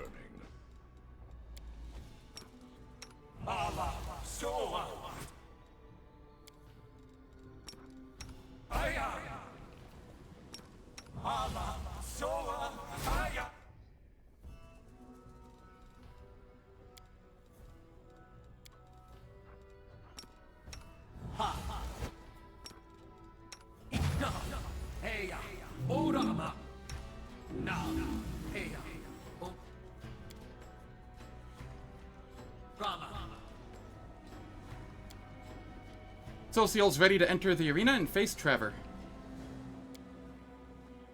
Very good, follow me.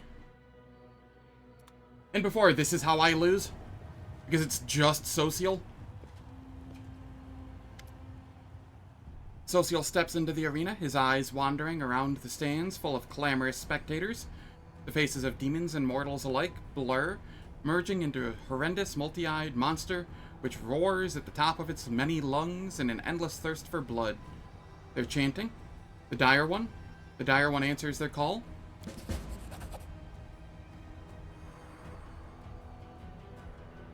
Dark-skinned warrior in an enclosed helmet approaches Sosiel. His body's covered with scars, old and new, intertwining in a web-like layers. Even the fingers of the veteran gladiator are marred and disfigured. How's it going, Bruderschaft? Hope all's well. Those same hands that once produced delicate wooden designs, a source of joy for the whole village, now grip a weapon, and a weapon that is pointed at the young cleric.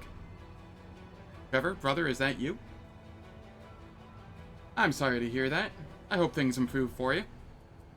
I'm doing alright.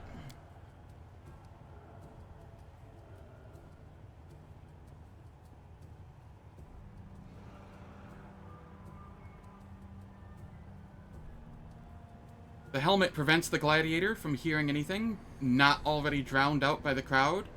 The warrior breaks into a sprint and lunges at Sosiel with his sword raised to strike. Sosiel raises the shield.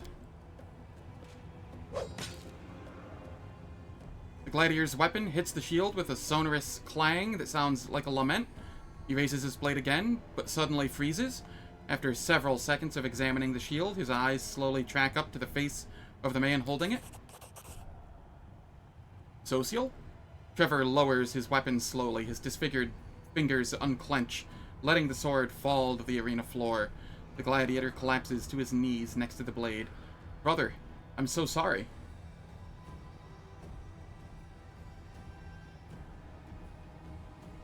Your character was hungry, because the Flesh Eater multi-class had a 10% chance every round to get confusing debuff. Oh. Huh. That is wild and awful.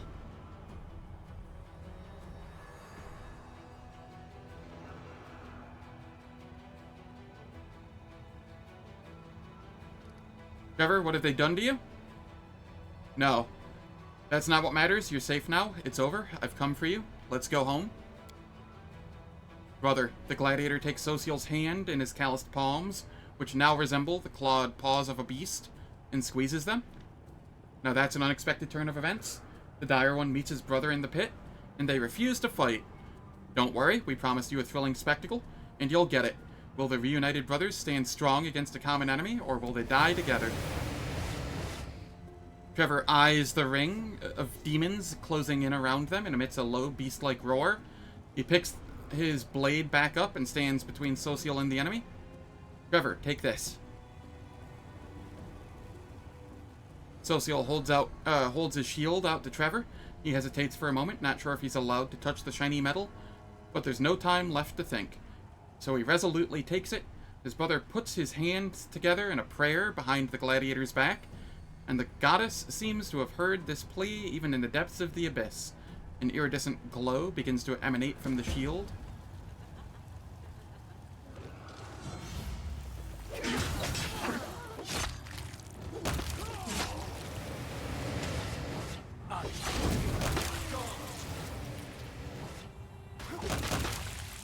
Thank God that was an automated fight.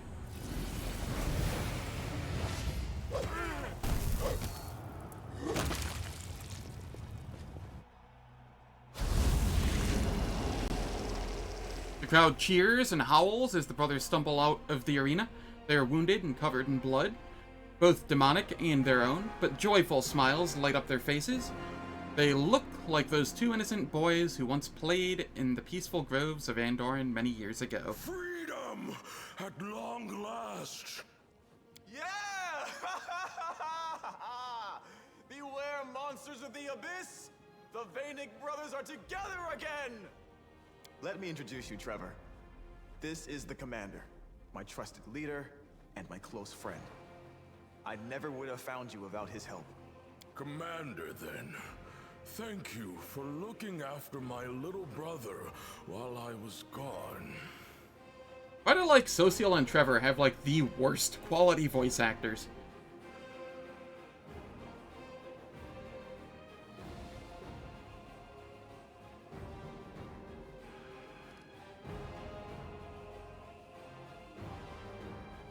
Congratulations.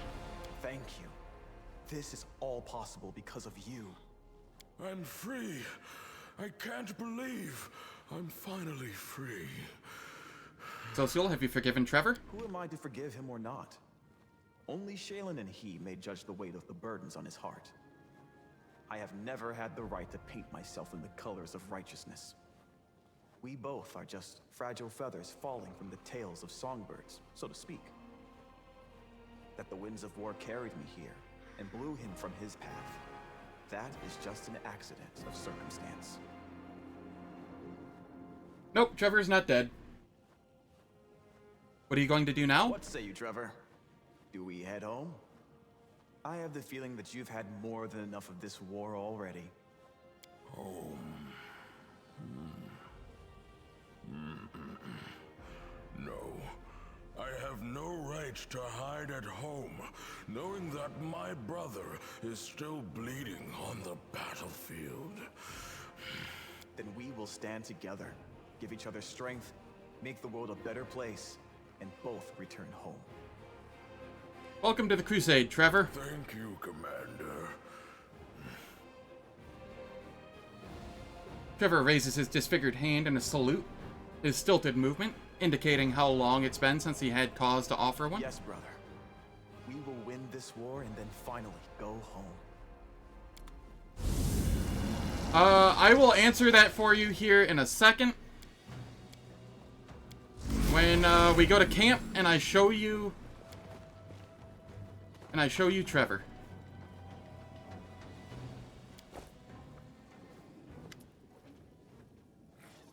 Daeran takes a half step forward, stopping slightly closer to you than typical companion would.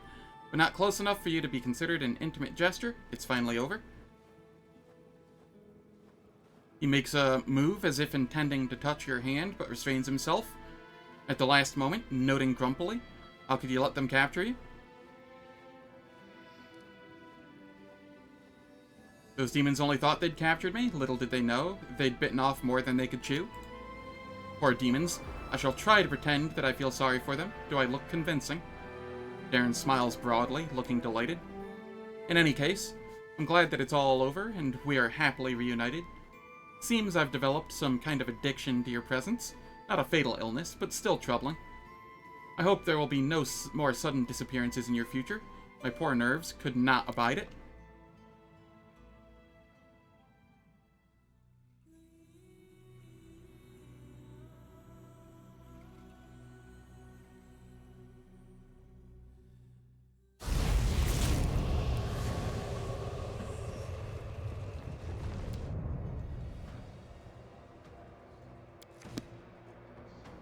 I have a conversation with Arushale and Wenduog. Hopefully it doesn't automatically start them.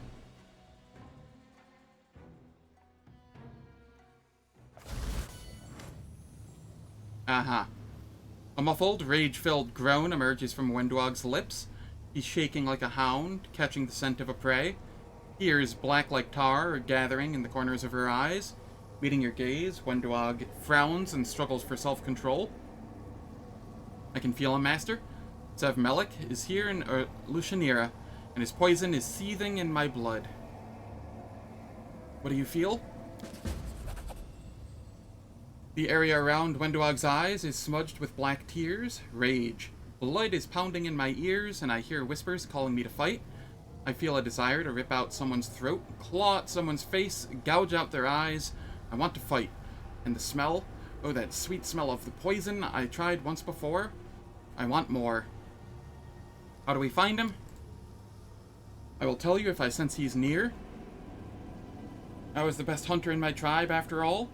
And while finding one demon in a city full of demons is a difficult task, I can do it. We'll track him down and kill him. Yes, and take his blood. It will make my tribesfolk as strong as the demons, and then no one will stop us. Alright. So, Bruderschaft. Trever is 5 levels of two-handed fighter, 4 levels of armored Hulk, 3 levels of Hell Knight, 2 levels of Paladin while not being lawful good, so none of the Paladin abilities apply. I don't think any of the Hell Knight abilities apply either, because not lawful.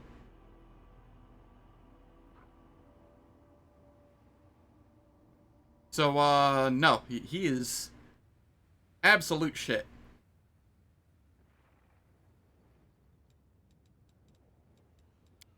We look at his feats. He has...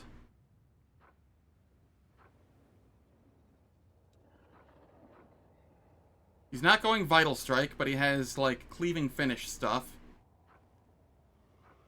At least I don't think he's going Vital Strike.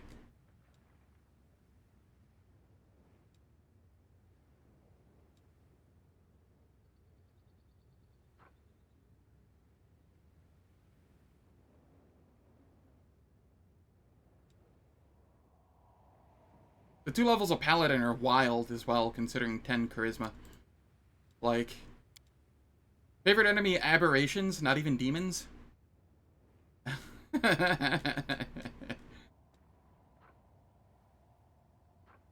What a god-awful build.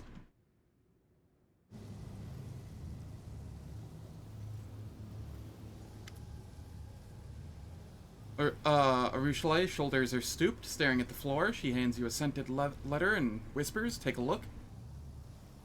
The one who sent me this letter. I hoped I would never hear from him again, but it was inevitable. He found out that I was in the city. Of course he did. And now, Desna helped me. The thought of seeing him again terrifies me, but this is simply part of my journey, isn't it? I can't just run away from the sins of my past. I have to at least try to make amends, and if I can't, then I must ask for forgiveness. Who is this D? Malkio? You remember the shadow from my nightmares? That's him. I used to consider him my crowning achievement, but now I'm ashamed to remember him at all. He was an Azada once, a true hero, a knight and a poet, a defender of the weak, the pride of Elysium, and I corrupted him. I made him fall in love with me, I broke his heart, I made him commit foul crimes I cannot even describe, and when he became indistinguishable from a demon, I left him in the abyss. And now he wants to see me again. I'm frightened and ashamed. Are you going to accept the invitation? I don't want to. You have no idea how afraid I am. What will I say? How will I look in the eye after everything I've done to him? But I feel I must do this. I must see him. I must tell him that a fall like his is not a death sentence, that there's a way back. And if he won't listen to me, Arushale looks down once again, I'll simply ask for his forgiveness. Venomous butterfly, I've heard those words before in your dream. That is what my nightmare calls me. My most horrific disgrace. There was a time when that name suited me perfectly. I've poisoned so many souls. I've ruined so many beautiful creatures, both mortal and not. Almost all of them are dead now. But this nightmare of mine is still alive, and that means there may still be hope of saving him. What can I do to help? Please? Please, let's go there together. I must see him again, face to face. I must try to save him from the abyss. I doubt it's possible. I know how much I've corrupted him, but I must try nevertheless. I must, and yet I can't do it on my own. The succubus sobs and buries her face in her hands. Alright. It is time for ads. The ads will last for 3 minutes. They disable pre-roll and mid-roll ads for the next hour. I don't do anything in the meantime, so nobody misses out on any content. And I will catch you all after the ads.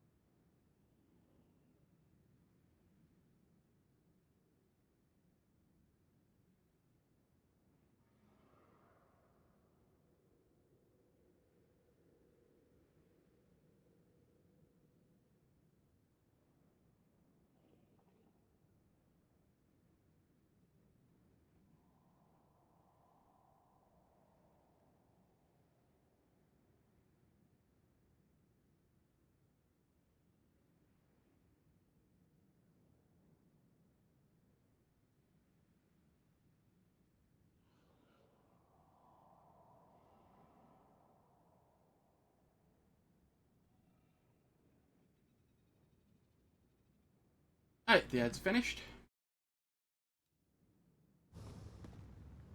I'm going to rest. I do not understand you Hell Knights. Your life is nothing but restrictions, prohibitions, regulations. I see sticks aplenty. But where, pray tell, are the carrots? What are you doing all this for? Our carrot is our sense of inner satisfaction and knowledge that what we are doing is right. As regards to the stick, that's always necessary.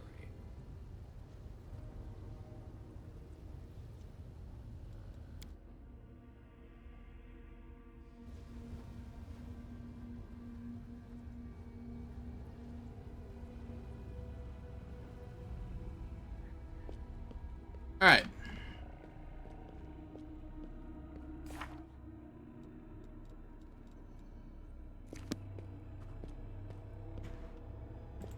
Watch out for trouble. So, where to next? What to do next?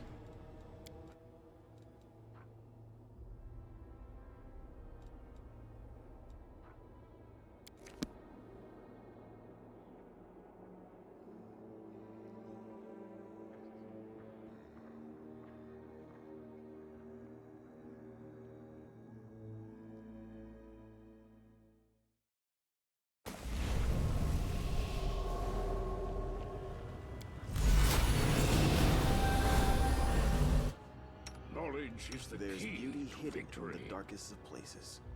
Too bad no one can see it there.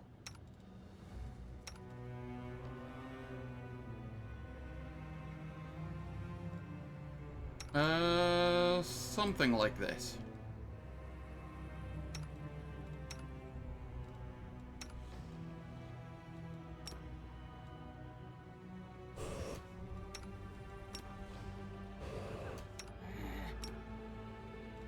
You can trust me.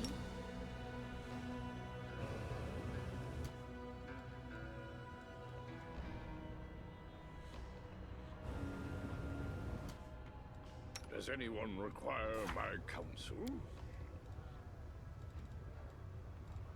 Buff setup.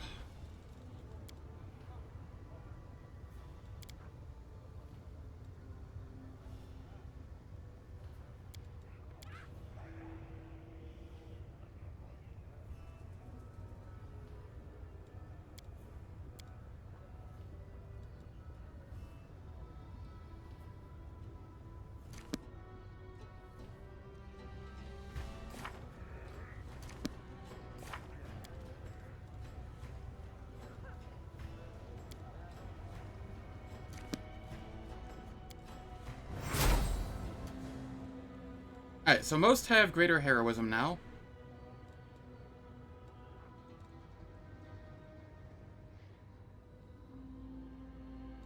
I'm up for an adventure.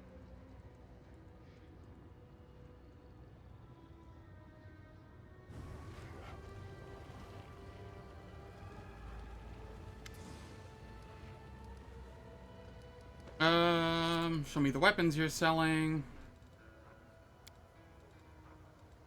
There was one other thing here, the Impaler, that's what I was thinking of. Yeah, let's grab that. Meanwhile, I can offload some of this garbage.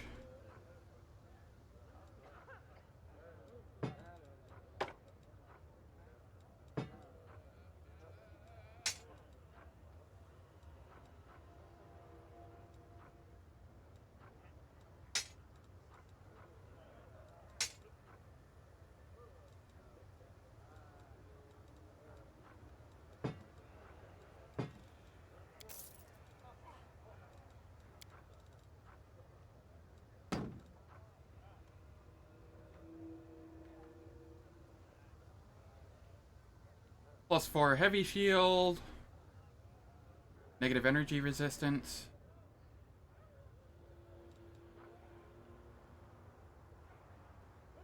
Immunity to cold. Ah, that's kind of neat. It's actually a kind of nice heavy shield. I don't have anybody that uses shields, though. I mean, Sela, but she's going to be leaving sooner than later.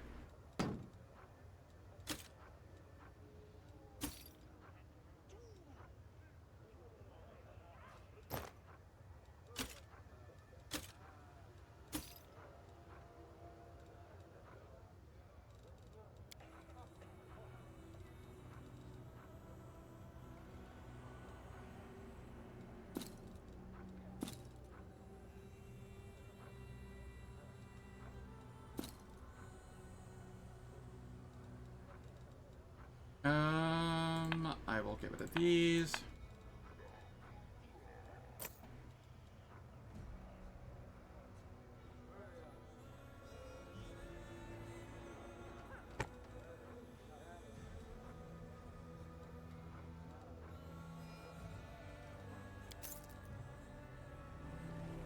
Hold up. Why?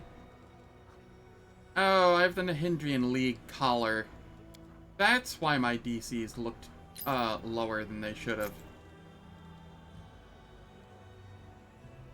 That makes sense. I was wondering why it was still 46 in the Battlebliss, even after getting the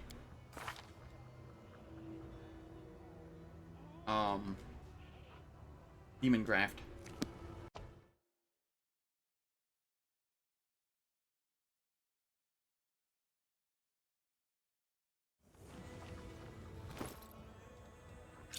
Over here, we throw this on. And here, you get Soul Shear. Over here, you get the Interceptor.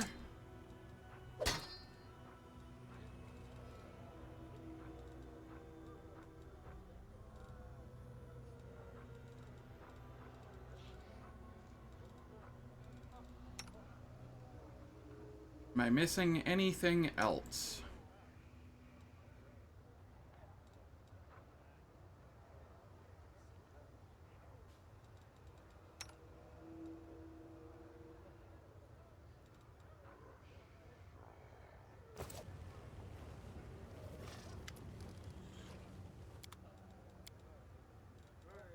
Okay, we can get rid of the bulk selling stuff.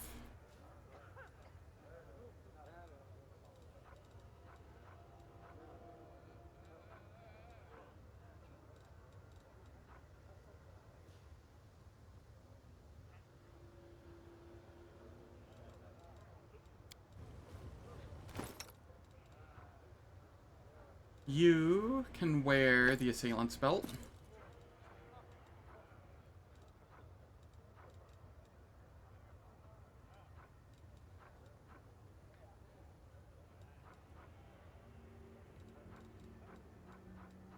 And I'll hold on to the rest of this for now. I'll figure that out later. Show me the ones you're selling. Selling death itself. Death lurks in my gladiators' hands and in their eyes. They can kill so swiftly you will not even see them strike. They can kill so slowly their opponent's death makes the spectator shiver in ecstasy. And they embrace their own deaths with such dignity that their names soar from the lips of the crowd into the dark sky, straight into the hands of merciful death. The gladiators, a mix of all races and ages, do indeed look tough and dangerous. Their powerful bodies, bloodthirsty gazes, and deft yet casual grips on their weapons show them to be true masters of their art. They resemble a pack of predators at rest before a bloody hunt, where they will rip, tear, and gut their prey.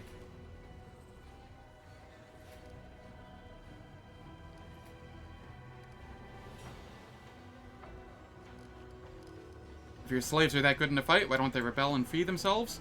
The arena is their home, the other gladiators their family, and the fight's their sole purpose in life. Fighting is their only path to glory in a carefree life of luxury. But to win in the arena, you need a distinguished and influential master who will provide you with an experienced trainer, good weapons, decent food, and skillful lovers to salve the wounds. But would such a distinguished and influential demon take on just any no-name wannabe? Of course not. That's why when a demon wishes to purchase a gladiator for the arena, they come to me. And the best fighters pay enormous sums to become my slaves and trainees. I'm their only hope of making it to the top. People pay to become your slaves. It's a rare moment that I find myself lost for words, but this is one of them.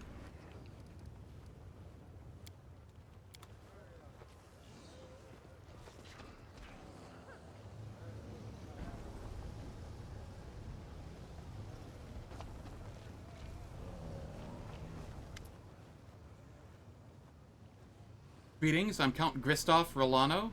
I have the honor of, he's the venture captain of the Pathfinder Society, heading the branch of society in the Aleutian era and adjacent territories. Casting a sharp look at you, Kristoff hands you a sealed letter. I admit your appearance here did not surprise me, because I recently received this letter. It is addressed to you, and I have held it in anticipation of your arrival. Greetings, Commander. I'm sorry to bother you with any requests when you're busy with difficult and dangerous mission, but my situation is extremely serious. I found the trail of Spinner of Nightmares, her agent in Nerosian, fell into our hands and revealed during interrogation that the last known layer of the Spinner was in Alushanira, in a block called 10,000 Delights. Knowing the habits of the Spinner of Nightmares, I'm inclined to believe that she used to live in the heart of a giant brothel. My poor Lori might still languish in this horrible place. I'm begging you to look for her, or any traces of the Spinner. I'm not in the habit of reading letters addressed to others. How did Hillord deliver this letter to you? Pathfinder Society has many agents across many different planes. They, along with a touch of magic, provide us with the most widespread and effective mail delivery service you can imagine.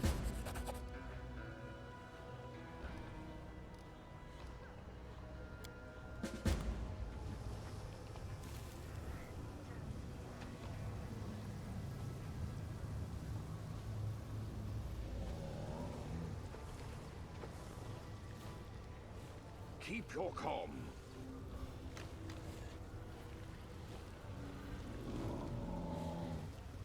Master Sarxis is delighted to behold Lady Hapsmira and Lady Shamira. It's a great honor for him. How may he assist you?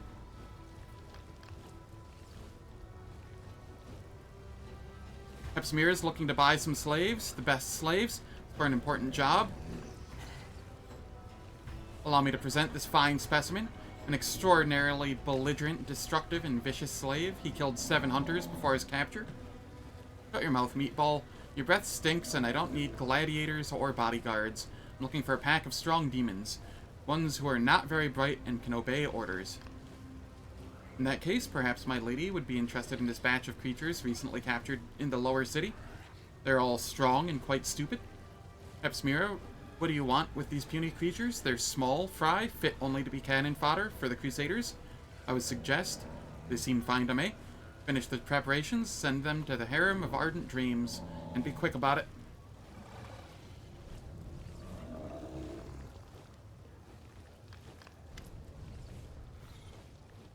A dark-haired young man stares at the ugly lump of flesh hovering in the air. Hello up there. I'm blinded by your beauty. Please descend to this humble mortal and grant me the honor of a date with you. I do not interfere. The demon gives an indignant snort and begins to gurgle angrily. This tiefling slave translate. Master Sarzixis says you have 10 seconds to get out of his sight, or he'll command his lackeys to gouge out your eyes. Alright, I can take a hint. I'm leaving. Done. Excellent source material. Now I'll go have a drink or two in the tavern and get to work.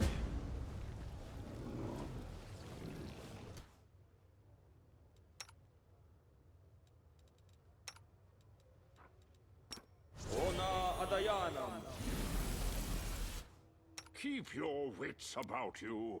Tio, Wash, Antio, Wash, Antio, Wash, Antio, Wash, Alright. There are many roads to success. I need to concentrate. I don't remember the correct dialogue choices here, so...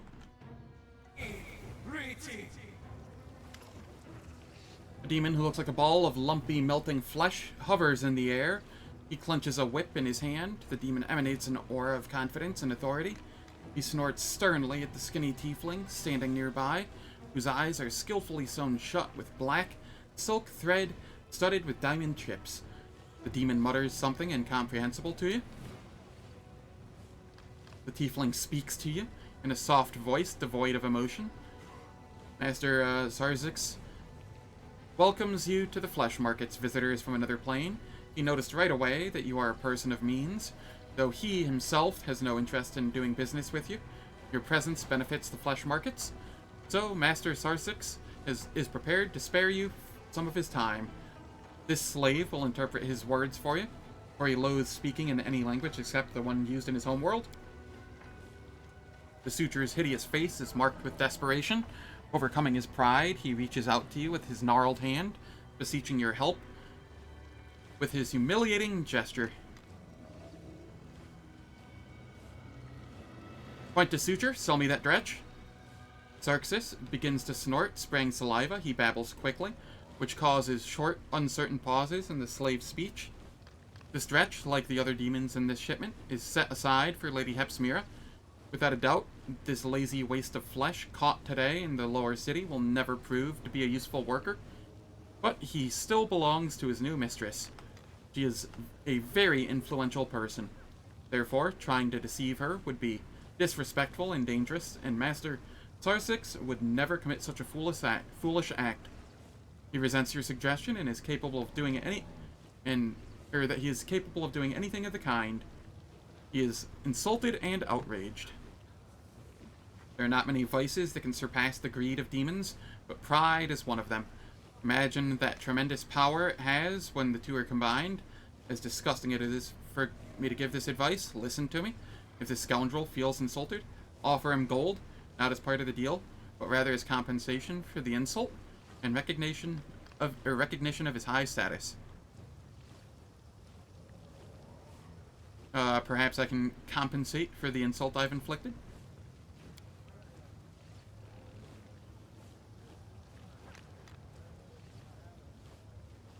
Master Xerxes finds your idea very reasonable. He kindly agrees to accept the sum of 30,000 gold coins to atone for the insult you have inflicted, taking into account your unfamiliarity with local customs.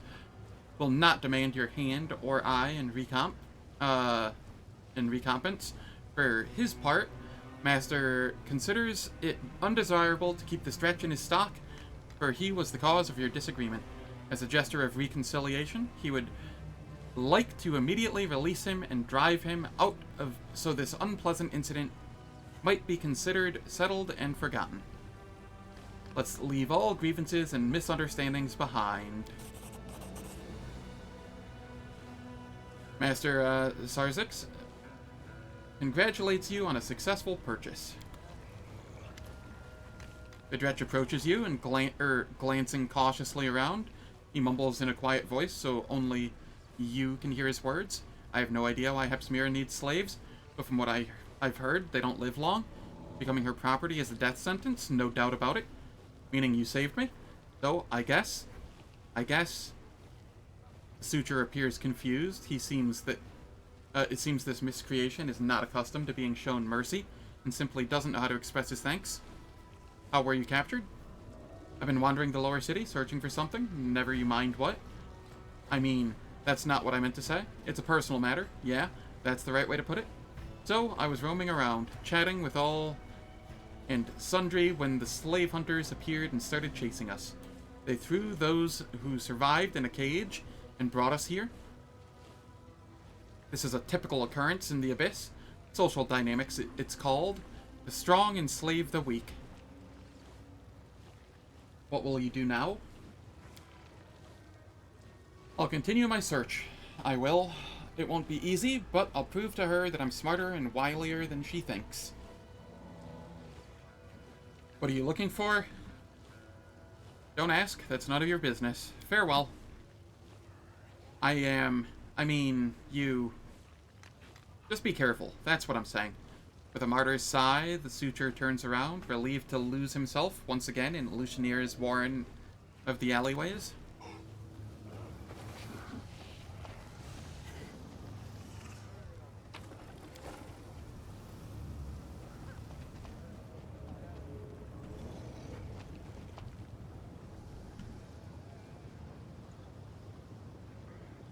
Have I been up this yet?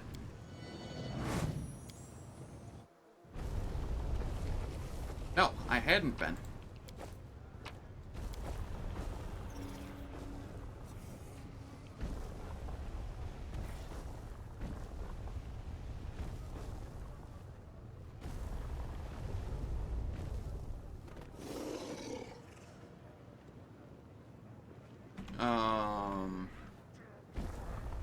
What is the point of coming up here? And what is with this shifting building? Is that a door in somewhere?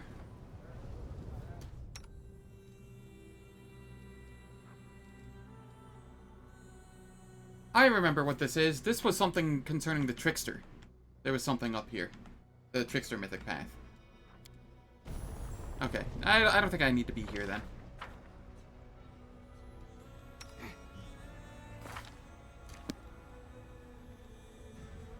"42 mobility, huh?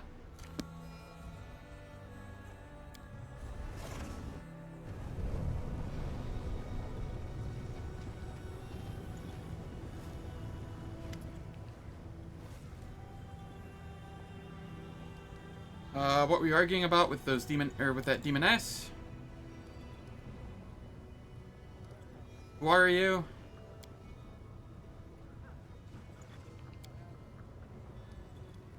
Time for you to die, you fat, sack of shit.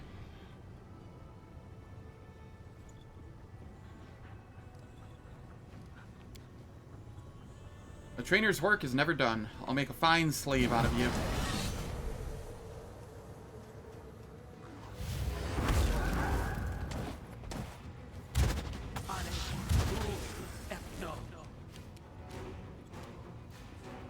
I am amazed he managed to hit me multiple times with no issues.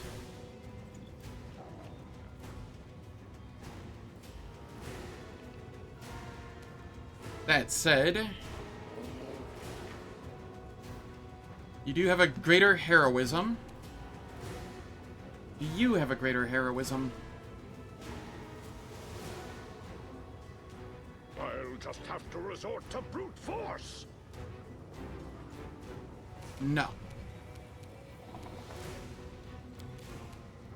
So, we greater quicken metamagic and corrupt magic here.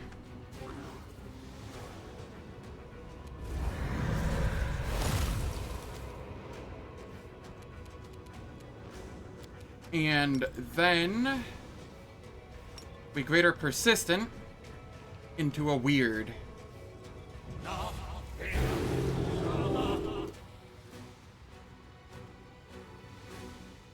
Never stop learning. And over here,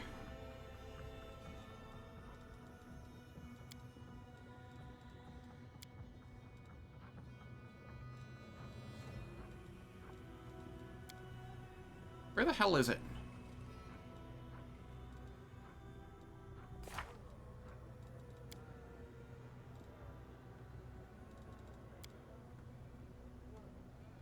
Okay, it's a third level.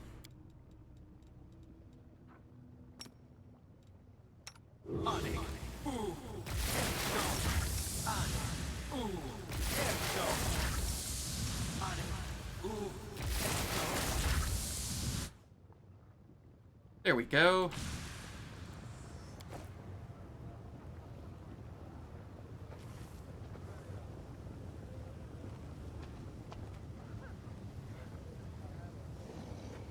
I will guide.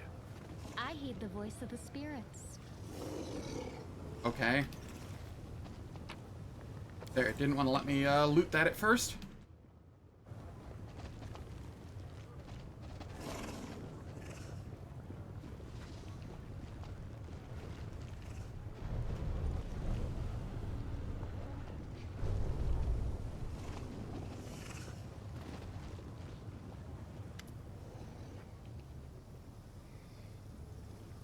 Did you kill Daddy Dunk? You won't hurt us, will you? Take us to your palace. We'll obey you. We'll serve you very well.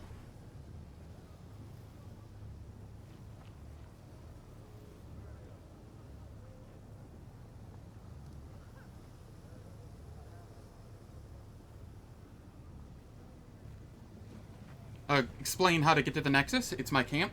You'll serve me there. Hurrah, a new palace.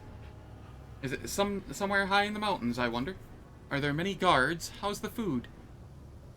Is there a pool where we can swim in tortoise milk? These poor souls raised by demons like cattle for the slaughter. You've broken their golden chains. At first, they will hate the harsh world you've delivered them into, but only because they are so naive. I, however, celebrate your compassion.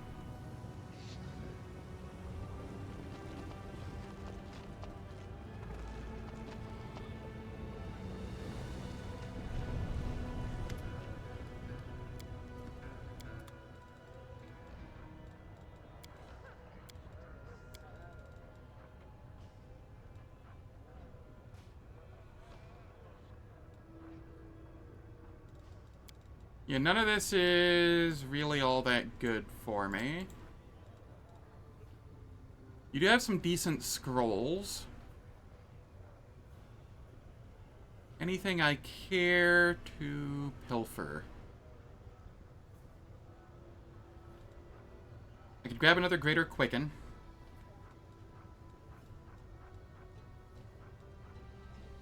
Just so I have more of them. Let's do that. I don't care too much about the maximize and empowers.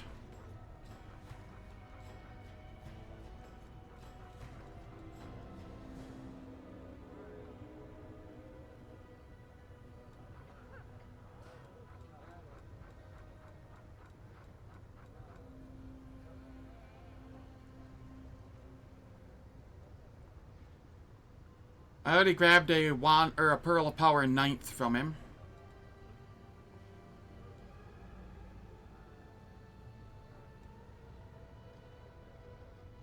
Maybe I grab some of the other Pearls of Power as well.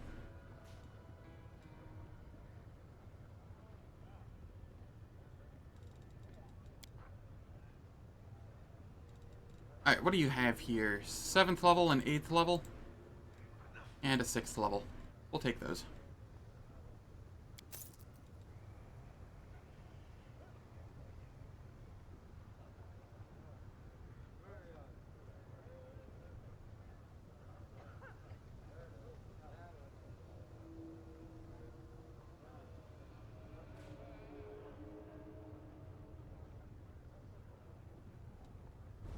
Alright, what do we have here?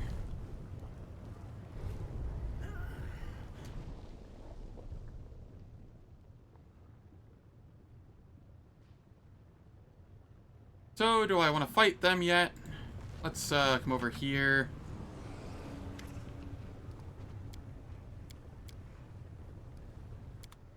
Make sure that this guy doesn't have anything that I want.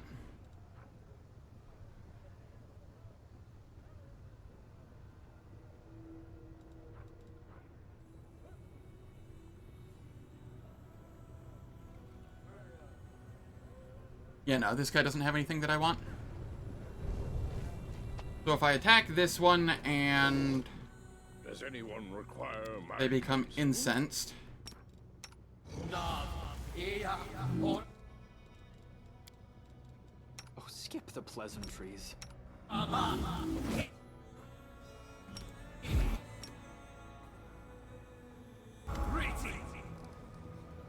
We won't be making any deals.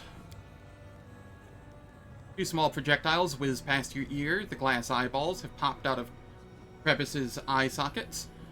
Dense clouds of darkness flow from his impossibly wide mouth, gathering to form an eerie, demonic figure. The figure bares its teeth. The pale skin, now with no trace of living tattoos, drops to the ground like an empty robe.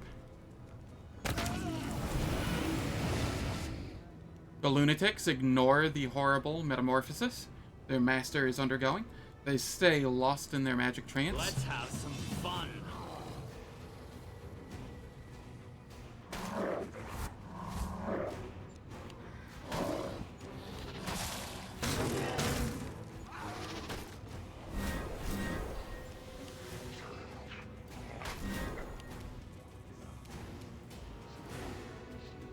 Alright, you appear to have heroism greater.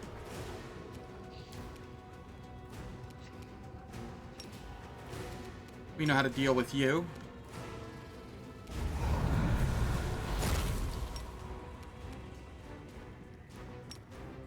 And then we greater persistent weird.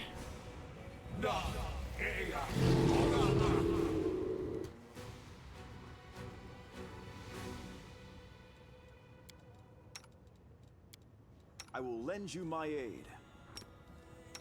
Agrizio Turinos!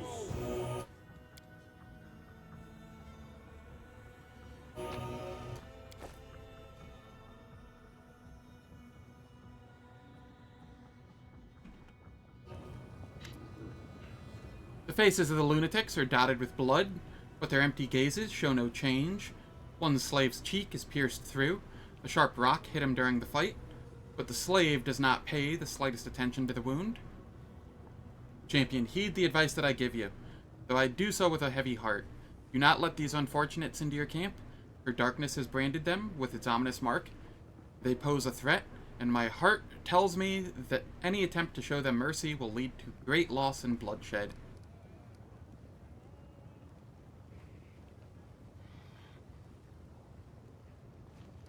You are free. Leave. I don't tell them how to get to my camp, though. The words make no impression on the lunatics. Perhaps they don't even understand. The words on the vendor's palms read, they cannot be set free. The unfortunate's poisoned by Crevice's magic potions. Ignore your words. They continue to stare into the void with their eerie black eyes whispering.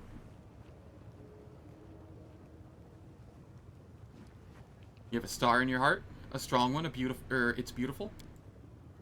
Everything inside is boiled away, and now it's empty. As dark as a well. From the bottom of the well, you can see the stars, even when the sun is high in the sky. We have boiled away, and now we see the stars. We are very close to level 18.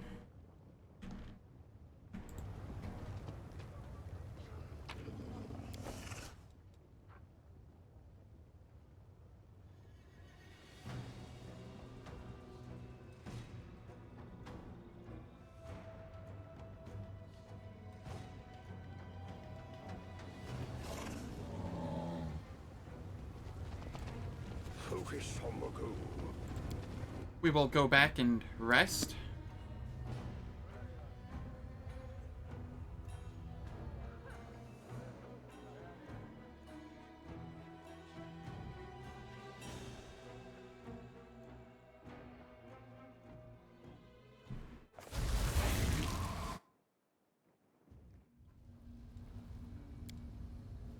Out of curiosity, Greybore, how much do you charge for your services? A lot. But if my prospective client washes my dishes at the campsite and budges up to give me a dry spot for my tent, I can offer a discount. I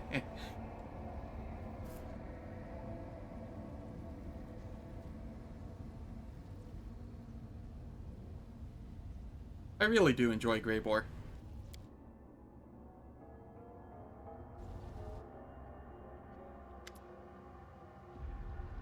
Woljif isn't looking at you. His tail twitches nervously from side to side. Chief, Woljif scratches at the back of his head, painstakingly choosing each word. I went someplace, you see, to an abandoned mansion. It's in the upper city, not far from Nocticula's palace. You can't miss it. What do you mean, you went to an abandoned mansion? Well, I walked, used my feet. You know, that's how people walk. I woke you up. We're not complete strangers, you know? I need this, Chief. I've been thinking a lot here about myself and you and the moon of the abyss, and yeah, alright, I'm lying. I didn't think. I tried not to think. Only the shadow started talking to me, even when I didn't want it to. It told me where to go, said I needed to come to terms with who I am. But maybe I don't want to understand. Maybe I'm better off being kept in the dark. I already know who I am. I'm a poor thief and a loser. Born at the wrong time, in the wrong place, to the wrong people. But I want to be stronger, you know? I'm used to this moon of the abyss, and if it can give me even more, I'll take it. Otherwise, this Vodiel will keep bothering me till the end of my days. And everyone else will keep kicking me around. I know I'm kind of in your gang, I mean, your party, and that helps things, but I can't keep going like this forever, you know? Everything's gonna fall apart someday, and the party will fall apart too. I need this power. It could be dangerous. I'm coming with you. What? No, Chief. It's my business. I'll figure it out myself. I just told you because I don't know why. I wanted to tell you. I already dragged you into a mess with Vodiel. Just think of it like an apology, you know? But no more. If you want to come congratulate me once I've got the power, you should come. But I'll do it myself.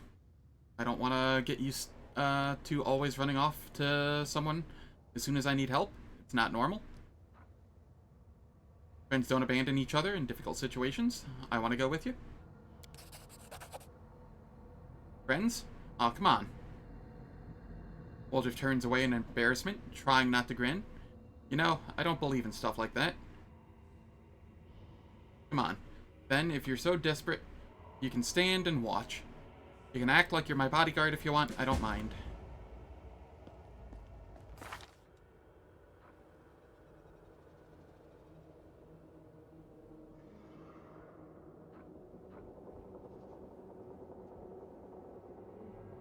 How does Daeran have so much higher persuasion than I do?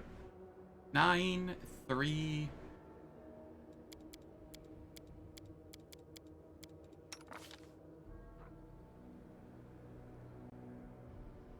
He also has 9 and 3, then 2 from Muse Touched. Plus 1 from the trait Emissary. Ah, handling the crowd. Right, court poet things. That's how. Okay, that makes sense. Also, I need to find a +6 Charisma helmet. Plus, I already have one somewhere.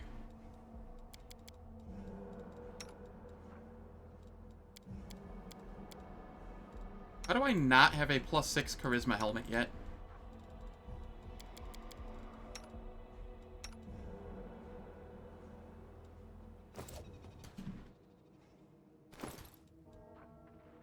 Headband of Alluring Charisma +6.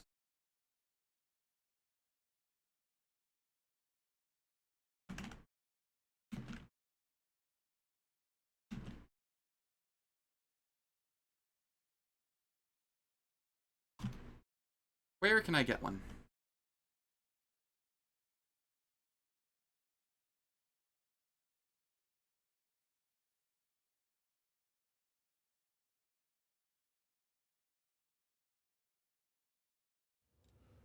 Okay, fine.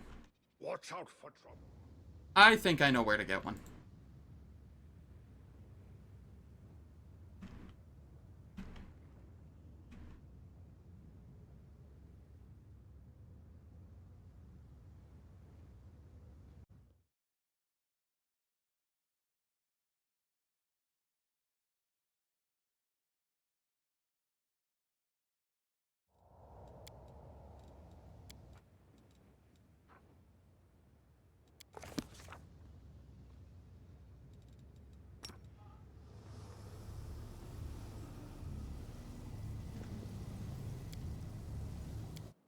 Pretty sure I can get one on the docks.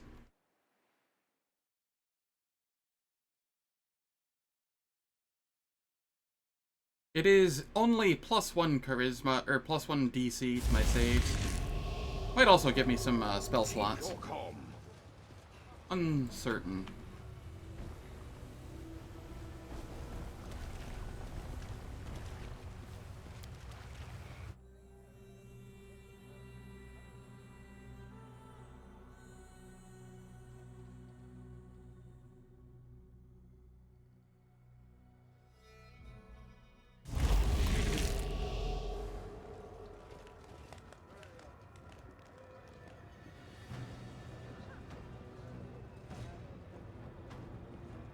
Alright, Chaplain, come here.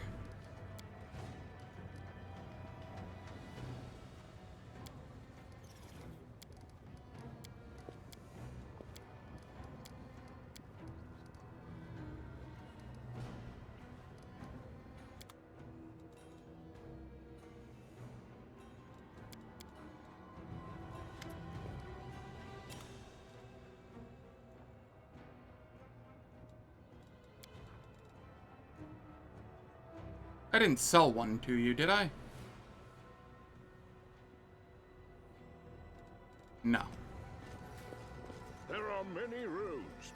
justice.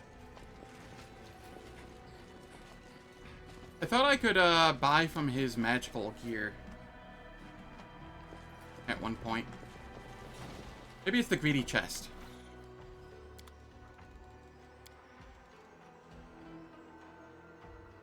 Nope, not that.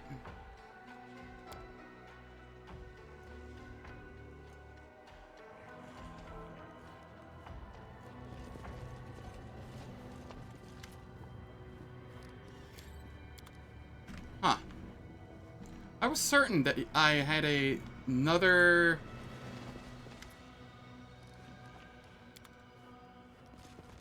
dialogue option with him for magic gear. But he doesn't seem to have that now. Weird.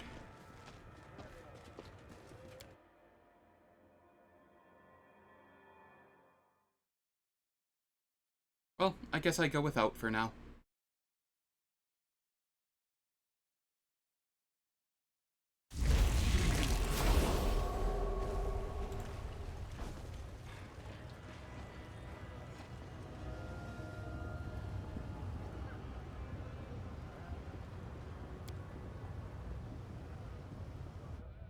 It is faster to go to the Nexus and go to the portal there than it is anywhere else.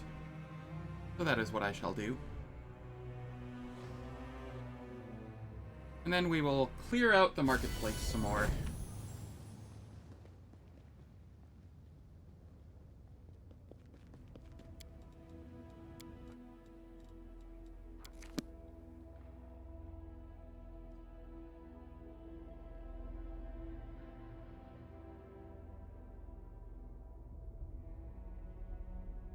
The Abyss is huge. Agreed. I quite like the Abyss, though.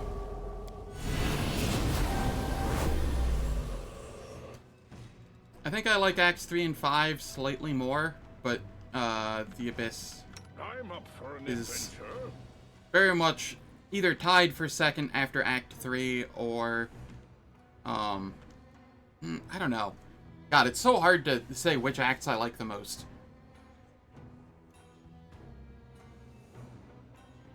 Pretty sure my least favorite act is Act 1.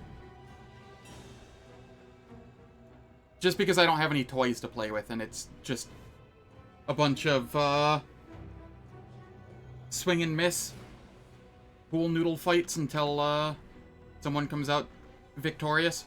Generally me, with protective luck, but...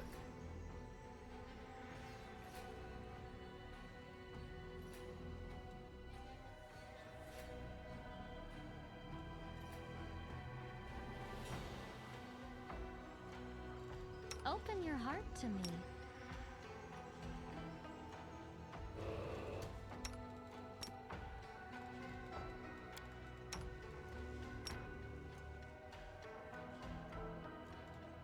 Let me help.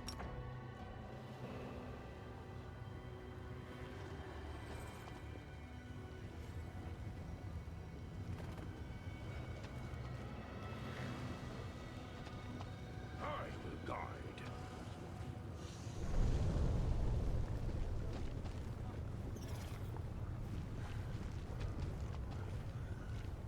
We come down here, we talk with Raggy. Your slaves are lucky, they're about to see their master choke on his own blood. Out of nowhere, a knife with a wide, jagged blade appears in Raggy's hand.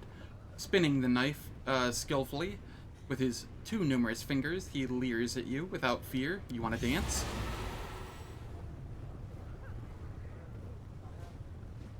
Taking advantage of all the fuss, the Mephit deftly picks the lock out of his cage, using its pointed tail as a skeleton key. Once free, it makes an obscene sound at Raggy, winks at you mischievously, and immediately takes off into the air.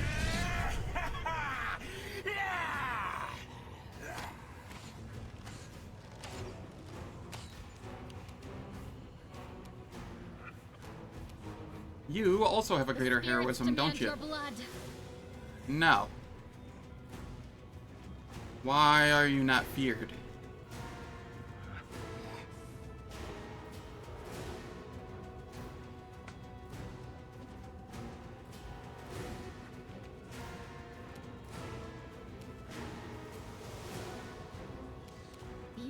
today's sacrifice!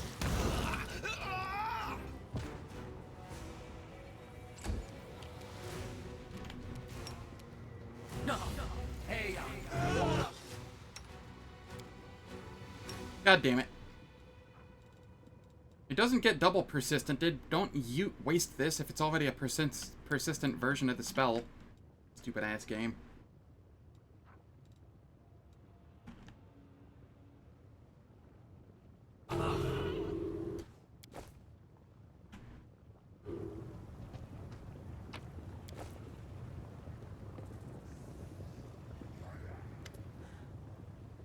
The slaves stand huddled in a tight circle, knives picked up from the ground glint in the hands of some.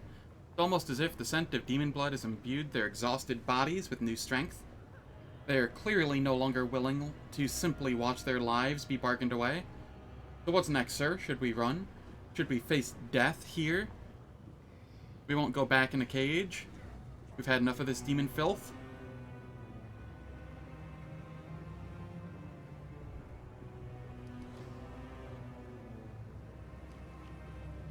I'm setting you free.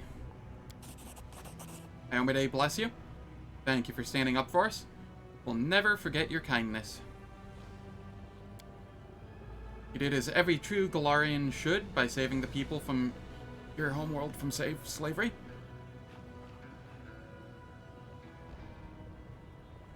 Thanks to people like you, my heart holds no doubts that we will emerge victorious from this struggle.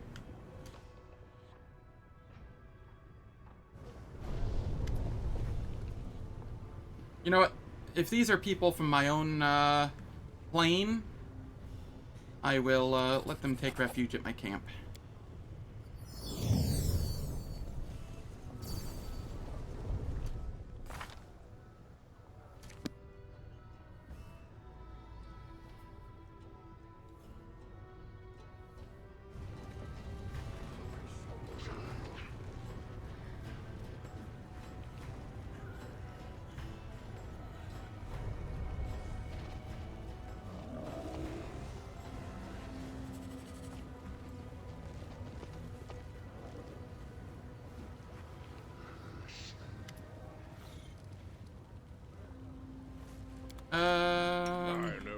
Over here. Arcane bombomancy, Eldritch sciomancy, and many other clever words. I welcome your company.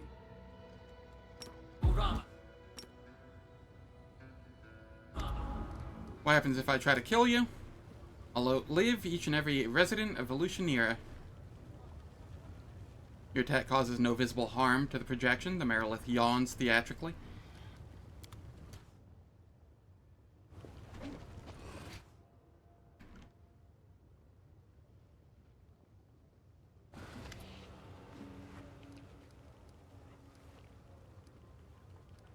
What is this mask you wear? Attack. The gladiators cannot save you. I am a gladiator. When I see death coming, I do not flee. I kiss her dry lips with passion. The arena is eternal, and thus we are also eternal. Kill me and you will be able to wear this mask.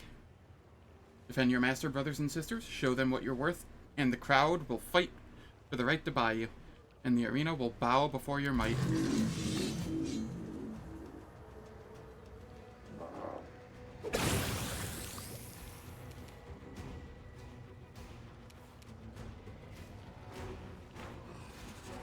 No greater heroism there. Greater heroism there, though.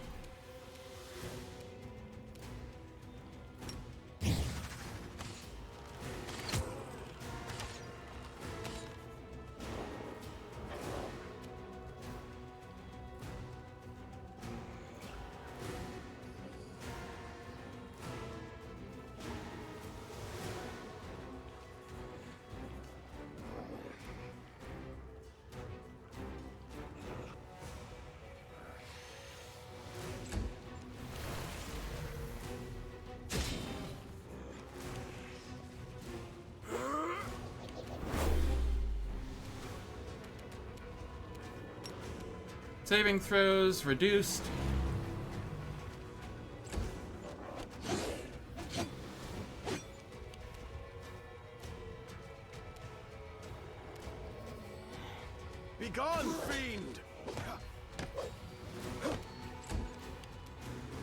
Alright, here we quicken, dispel, persistent, weird. Knowledge is the key to victory. No, I don't want to talk to you. I want to loot the body. Oh god, game. Okay, fine. Is there no way to loot this bot? There we go.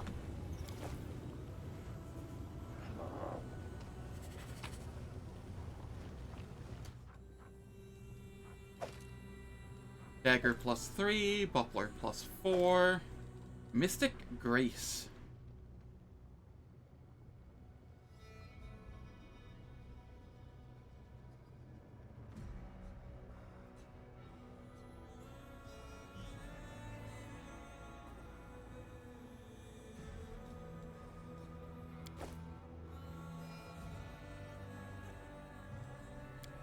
Obsidian Mask of the Champion. Furlong's lifeless body lies at your feet. A bloody mist rises from his wounds. It is impossible to survive such wounds, yet you hear a voice coming from beneath the obsidian mask. Didn't I tell you I'm immortal? You've killed this body, but I'm still here right in front of you.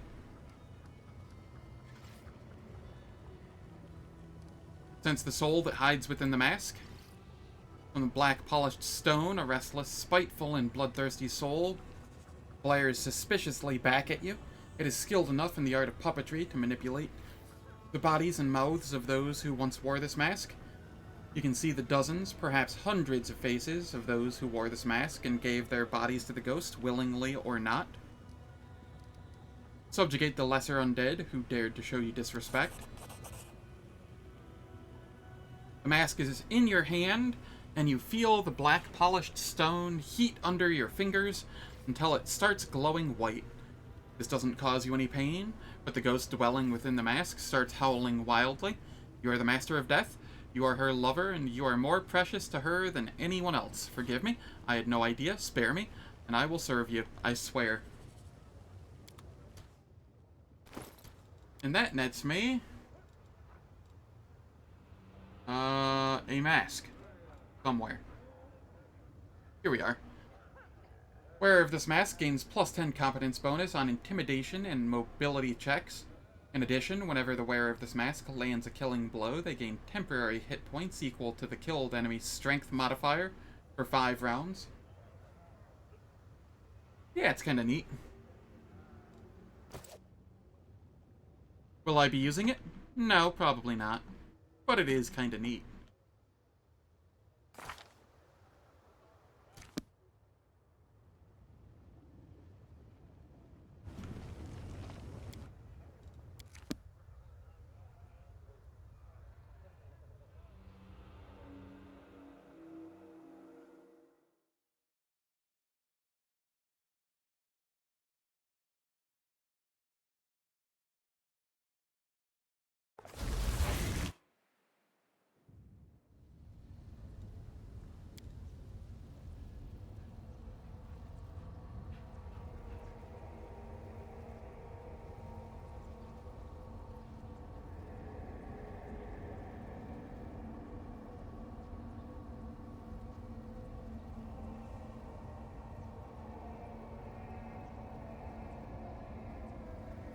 Alright, it is time for ads. The ads will last for 3 minutes. They disable pre-roll and mid-roll ads for the next hour. I don't do anything in the meantime, so nobody misses out on any content. And I will catch you all after my bathroom break.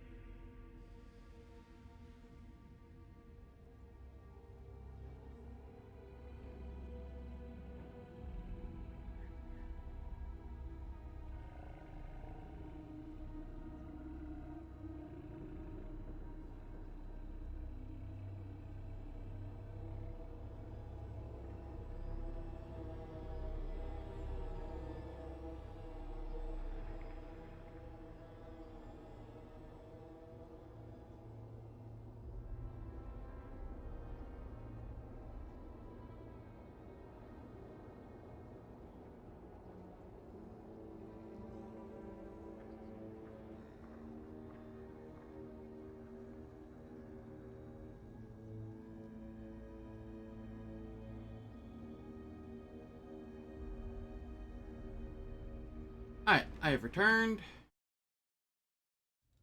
Let us...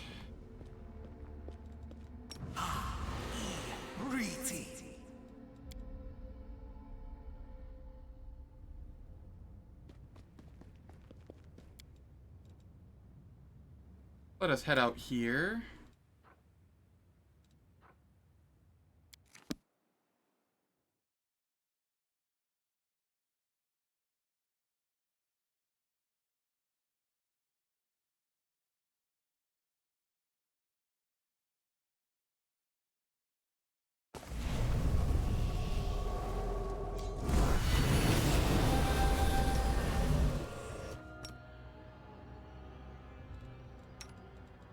We mount up again.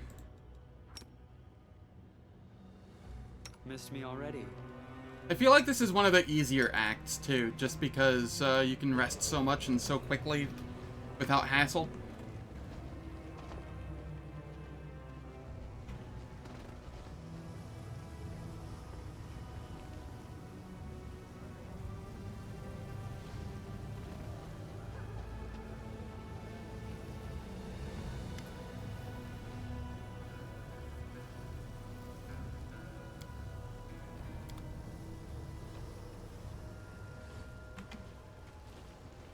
Alright, how ballsy am I feeling? I need to concentrate. I think the answer is incredibly. This has the potential to be where I die. We will see.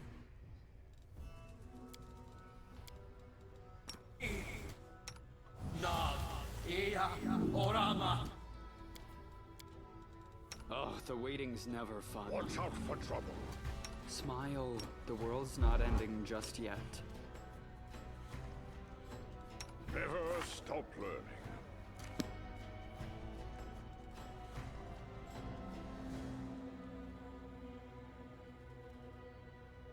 Alright.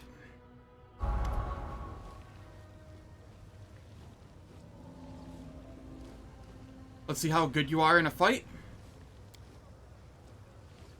Roar, Sarzik's, roar sets the whole flesh markets in motion. Demons everywhere grab their weapons and rush toward you with bloodthirsty grins. Seems that every one of them hopes to win an ounce of their master's the master's slaver's favor by spilling your blood. The slave, with sewn eyes, nimbly produces a dagger that looks like a toy. He makes several confident swings. He seems to orient himself using only his hearing, and he's quite skillful at that. And quite skillful at that.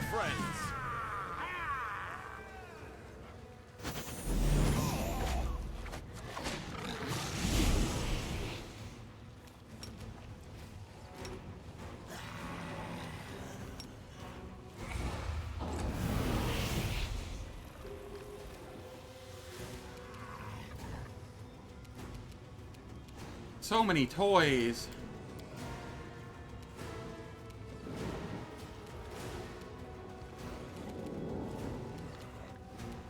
You're mirror imaged, right? Yes. Let's have you displace yourself as well, just to be safe.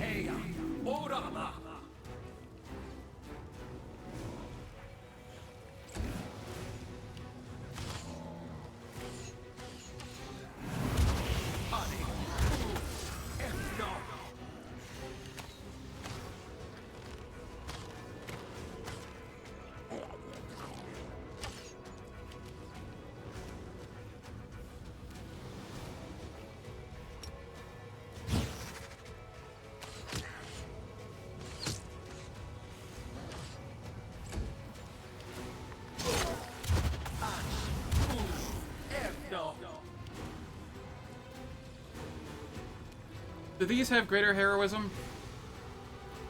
No, they just have regular heroism. That's fine then. Do you have greater heroism?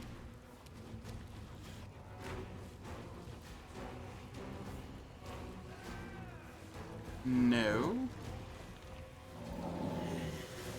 Poison, movement impairing, channel negative energy, harm. Critical hits, precision damage.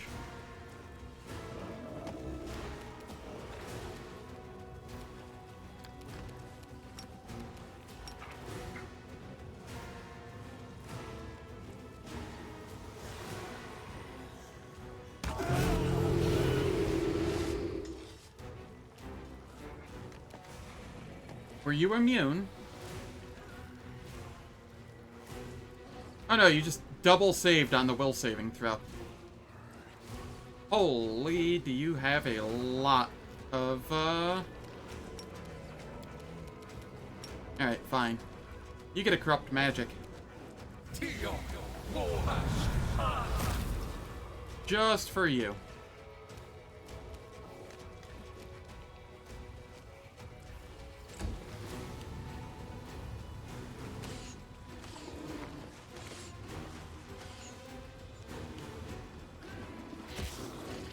No, there's no enemy that can reflect magic, thankfully. You just realized you won't activate canny defense with heavy armor? Yet another weekend, you will have to redesign your demon. R.I.P. You're even more doomed to repeat Market Square than me. Yeah, well. We all end up there again, eventually. Damn, what is your 53 AC even after nuking everything off of it?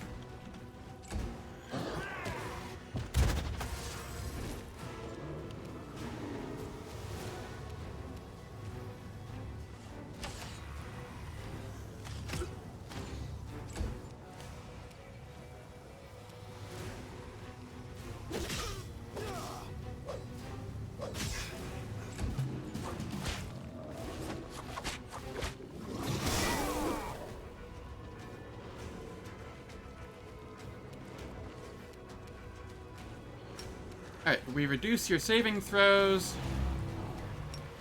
And chant. Go for their hearts!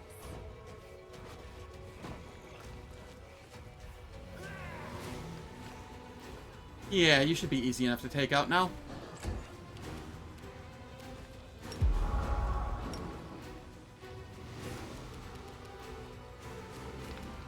I will see to your demise.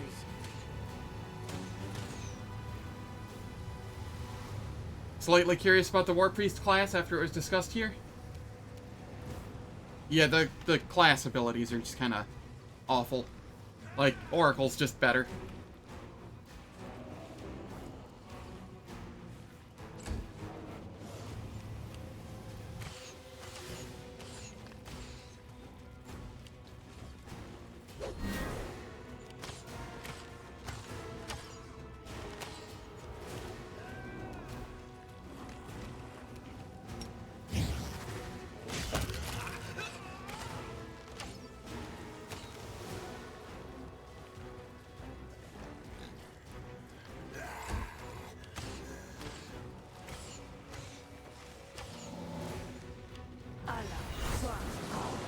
Oh god, confusion.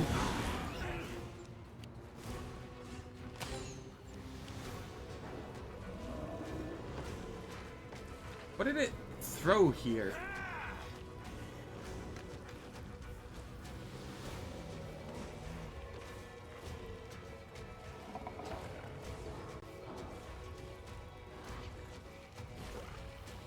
Horrid wilting.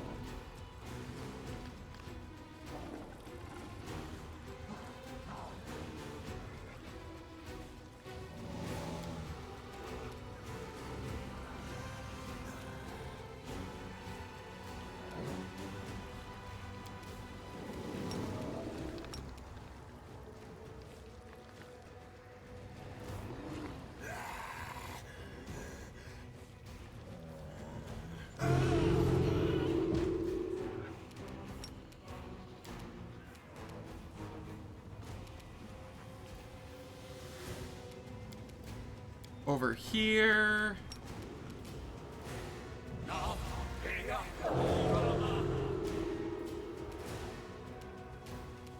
We're taking care of them slowly.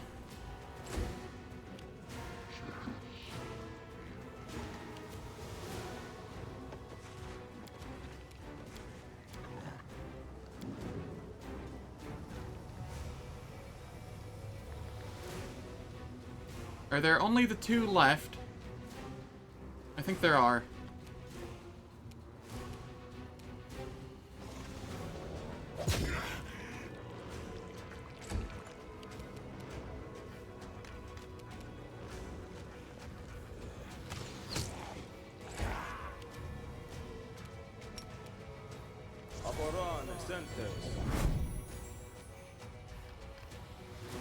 Fall! I'll cut you wide open. The world in crimson.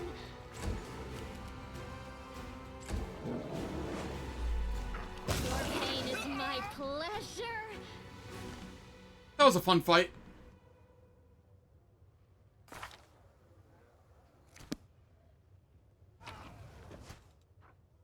What do we get here? Physical form 2?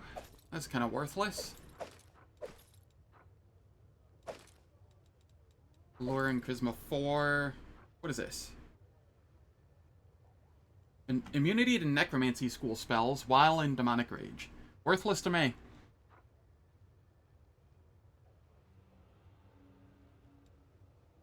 And yeah, we got level.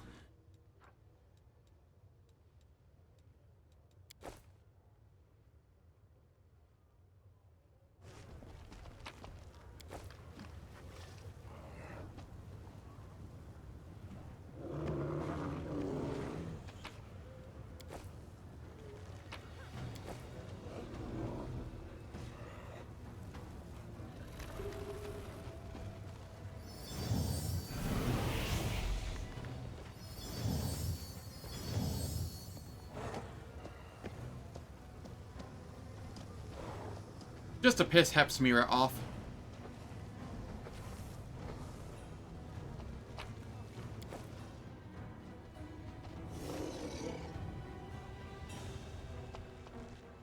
Alright.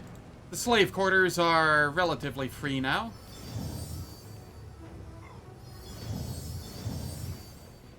Keep your calm.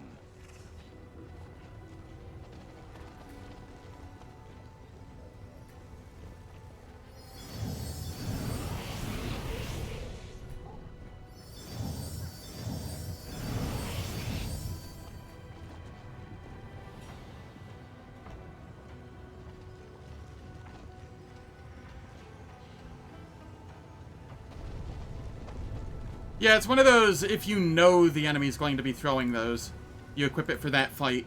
One of those where prior knowledge comes in handy.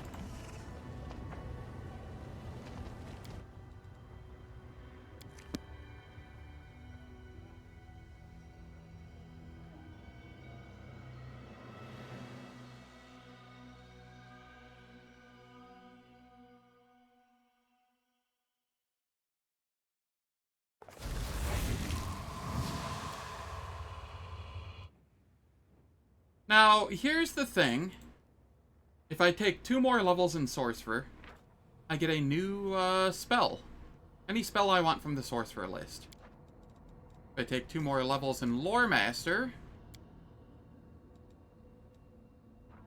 I get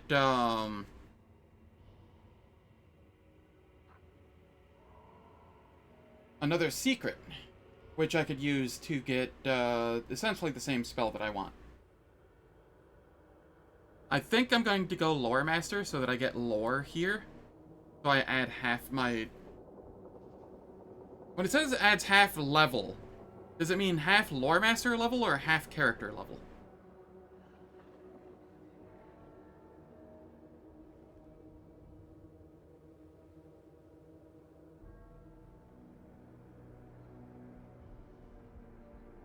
If it means half character level, this is great. If it's just half Lore Master level, it's awful. Lore Master level? I'm just going Sorcerer then. Screw it.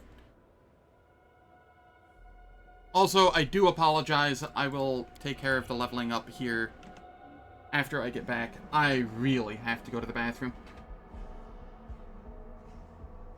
God, this is such an inconvenient time.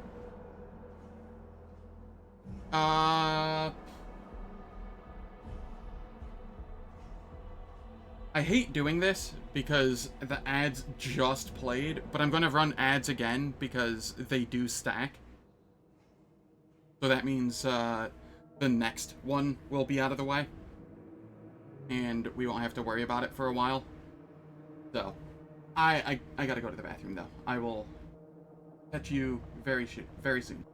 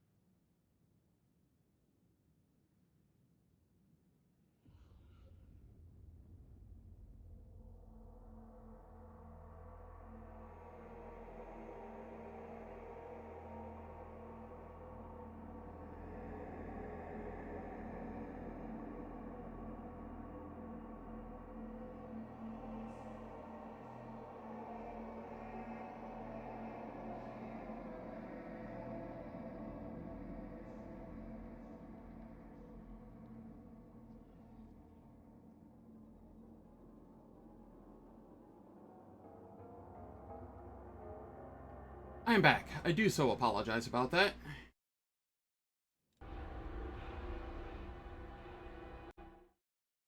I'm going to look up Lore Master real quick, see if it says something different elsewhere.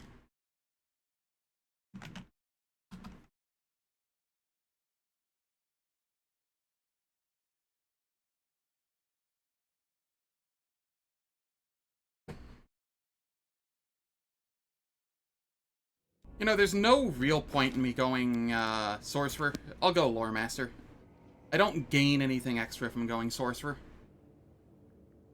That's not true. I gain Power Word Stun. Which, let's be honest, that's never getting used. Nor is Horrid Wilting.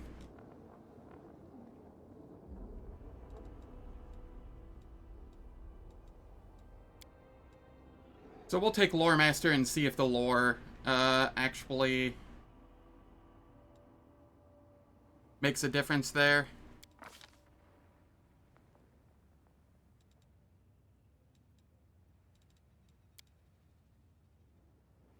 Okay, it is literally just +1.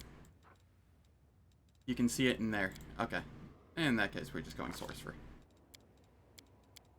Why? Even though it doesn't give me, what the other one does. 1 more skill point per level, and the +1 to Arcana from lore. Well, the answer to that is because half the time when I'm playing, I'm very tired, and the odds of me accidentally clicking a level up on Sorcerer instead of going into Lore Master for that extra level are relatively high. So this is just slightly less optimal. Like, very, very slightly. Like, 2 skill points. And in return, I don't have to worry about clicking the wrong thing. Greybore. You go Mutation Warrior. Over here, Feral Mutagen.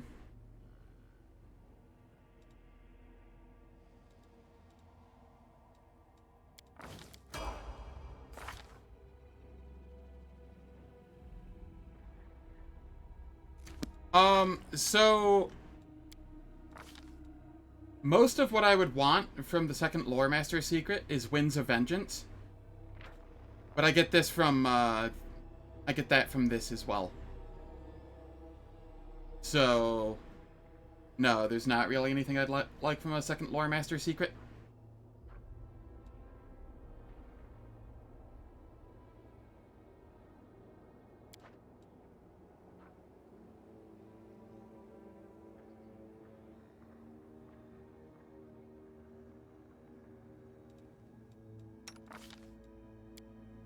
Over here, Arushale.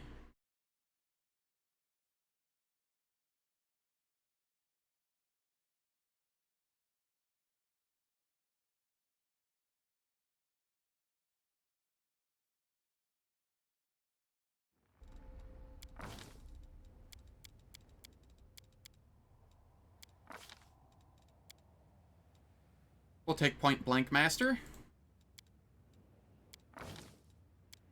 Do you not already have that? Point Blank Shot.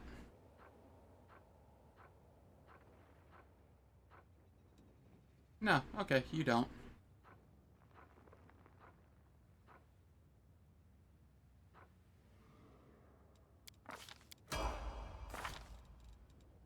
Regil.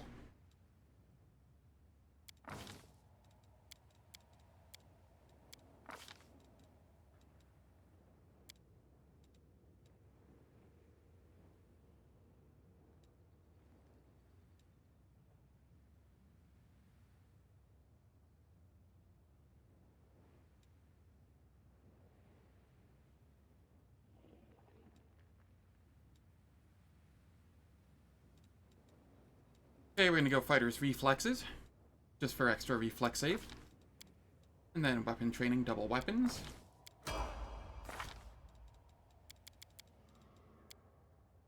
Ember.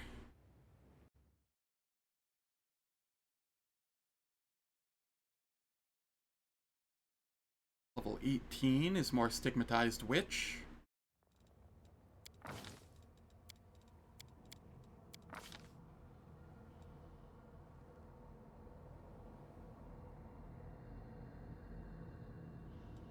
We will grab Chain Lightning. And we will grab Storm Bolts, I suppose.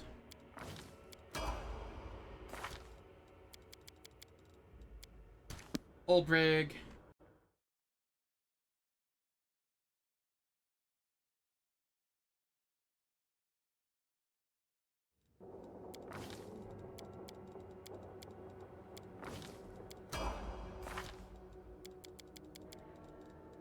Nenio.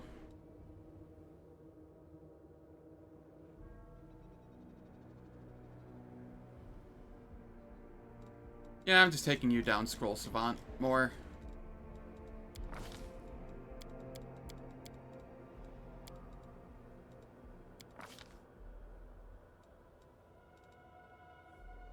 We will grab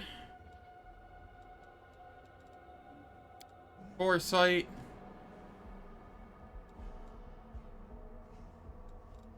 Mind Blank Communal.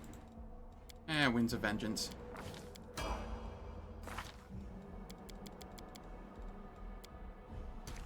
Woljif. More into Vivisectionist.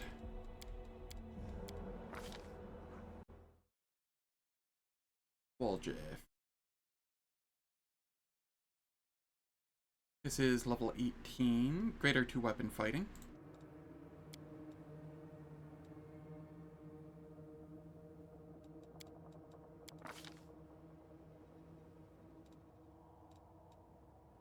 And here...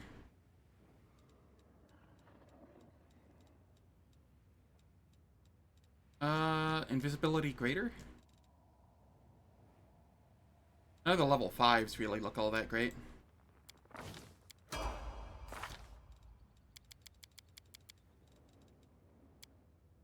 Wendu.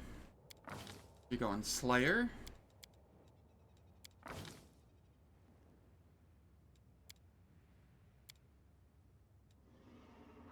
We are so very close. I guess this is going to happen at level 20, yeah. You getting the improved quarry.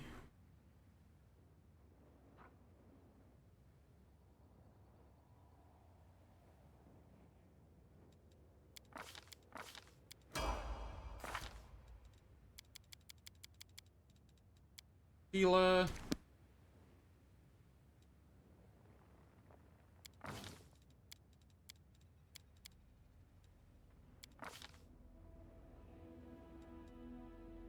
Over here, break enchantment. And then...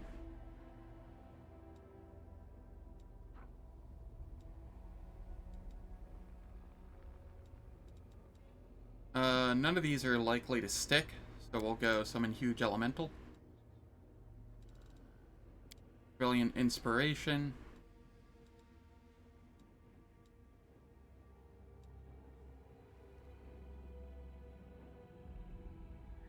And I guess Overwhelming Presence.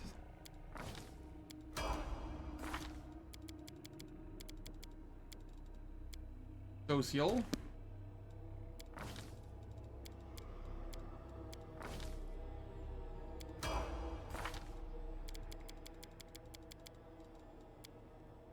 Daeran, you get more Court Poet.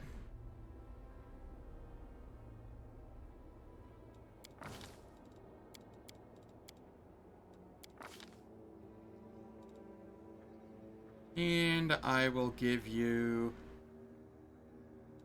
summon Large Elemental, I suppose.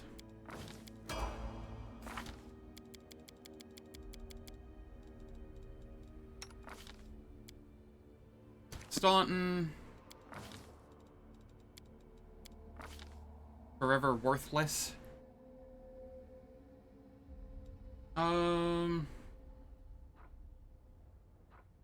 You finally have Greater Vital Strike. You have improved cleaving finish.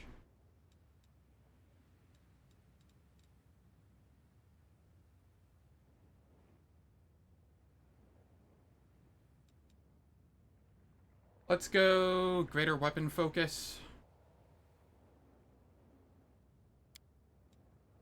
So that maybe you can actually hit things.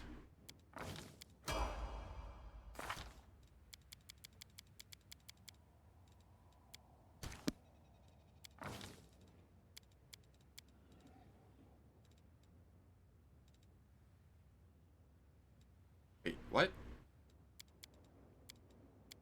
What happened to your skills here?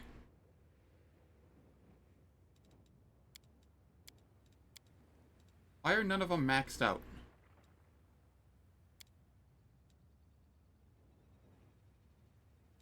Something weird happened.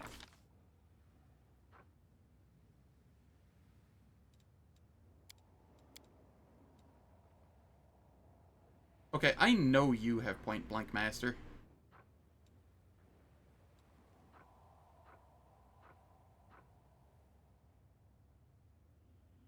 Okay, so it's just saying I can take it with another weapon.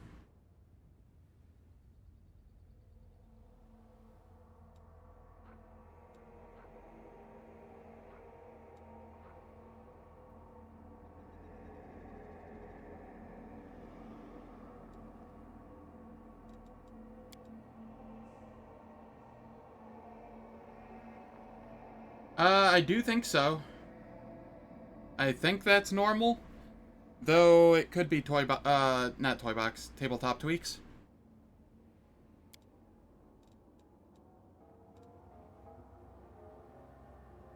In which case you could probably toggle it off.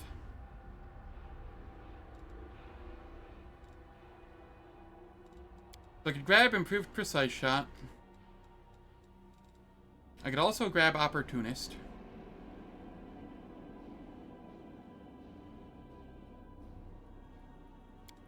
Yeah, let's go opportunist.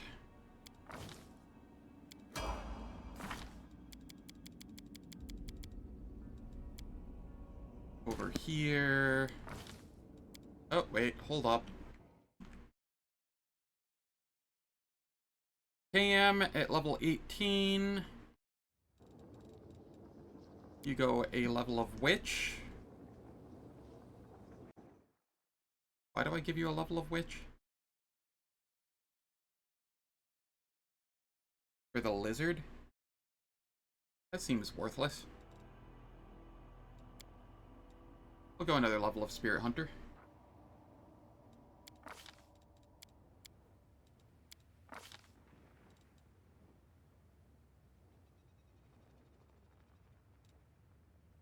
We'll grab Fortune.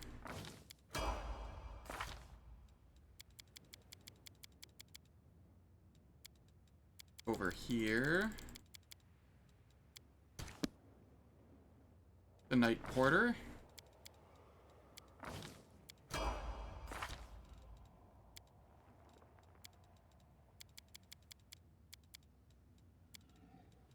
Stout.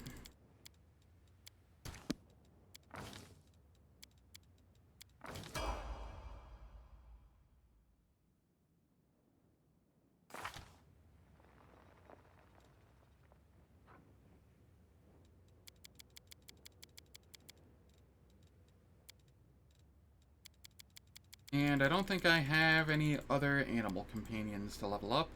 And these two will just kind of sit for the moment while I try and figure out what to do with them.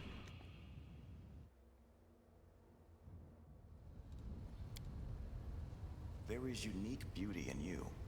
If only your features weren't eternally set in that harsh expression. Do you really think that, priest? Oh, woe is me. Let me go and have a cry in my tent.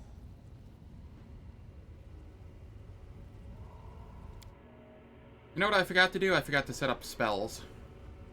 That's probably fine.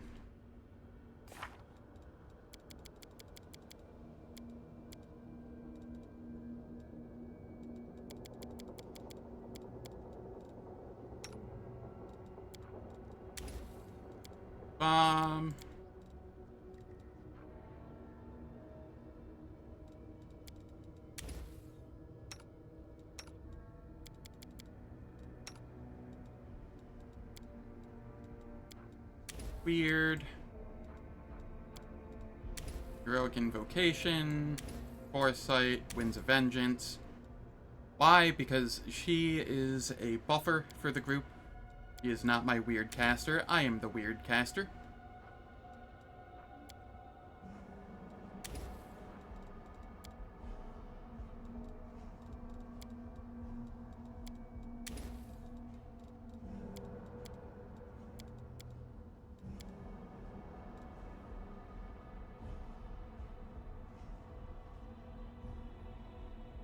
How's it going, Mistwing? Hope all's well. The game goes well. I am solidly into Act 4. This is the furthest I've gotten on the Iron Man mode.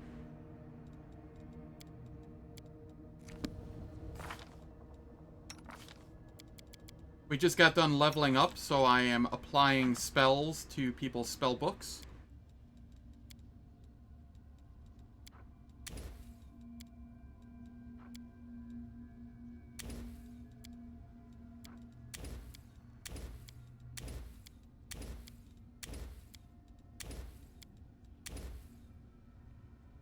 Think you ate too fast? Belly hurts? Passing out soon?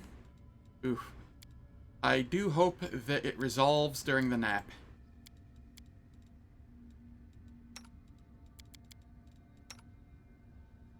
The ate too fast stomach hurt is never, never pleasant.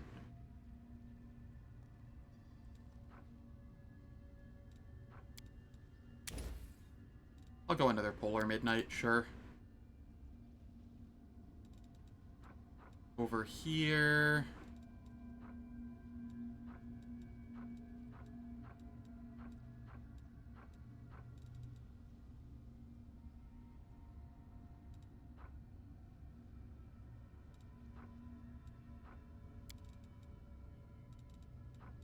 I don't know, none of these are really all that great.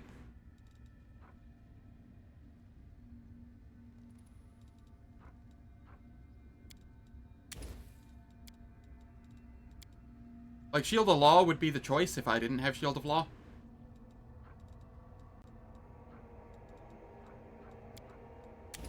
Let's get another harm.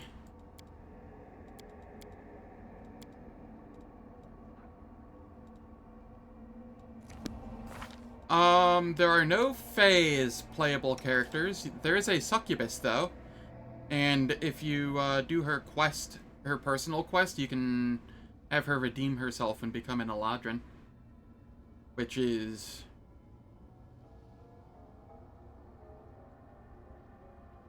Sorry, not an Eladrin,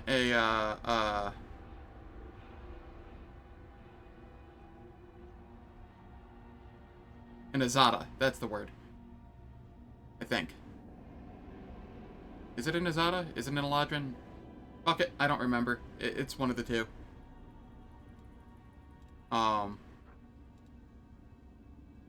Which is a chaotic good creature. So there is that. But other than that, no Fae specifically to play with. You can get a fairy dragon on one of the mythic paths. Ivu loves cookies.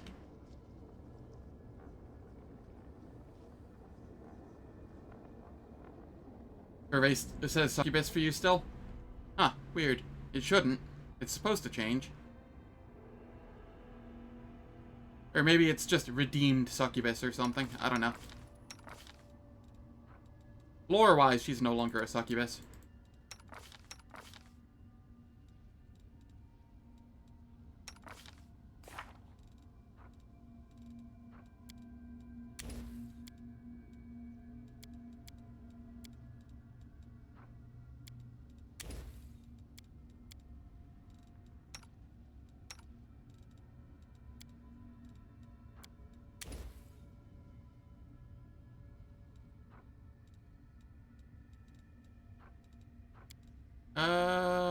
Let's go Foresight. Another Resurrection, just in case.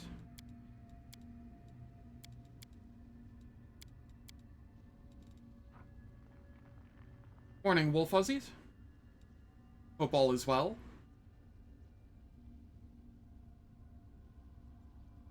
Yeah, I really, really enjoy the story of this game. And the mythic paths that intertwine with it.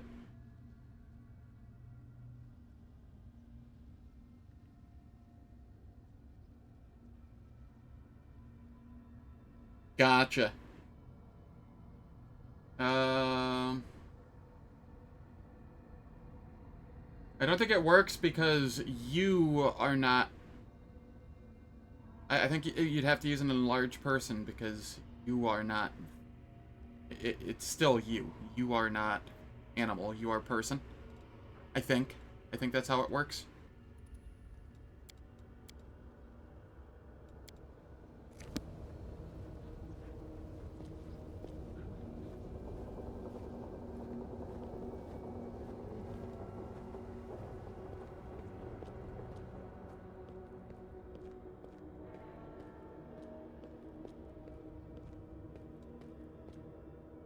There are many roads to success. Ah, gotcha. That is unfortunate then.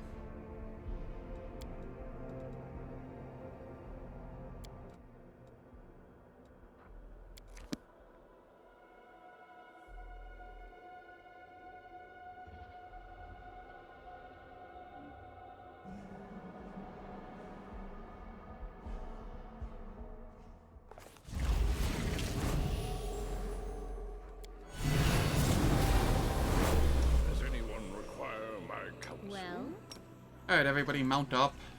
Well, everybody that can. Search for the beauty with your heart, not your eyes.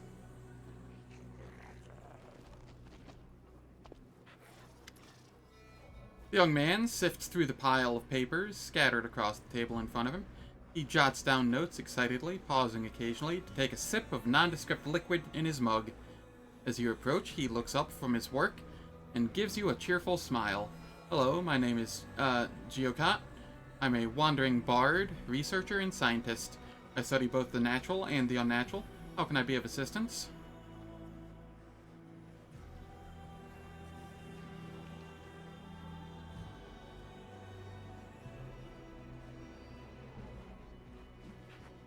Yeah, that makes sense, Alpy.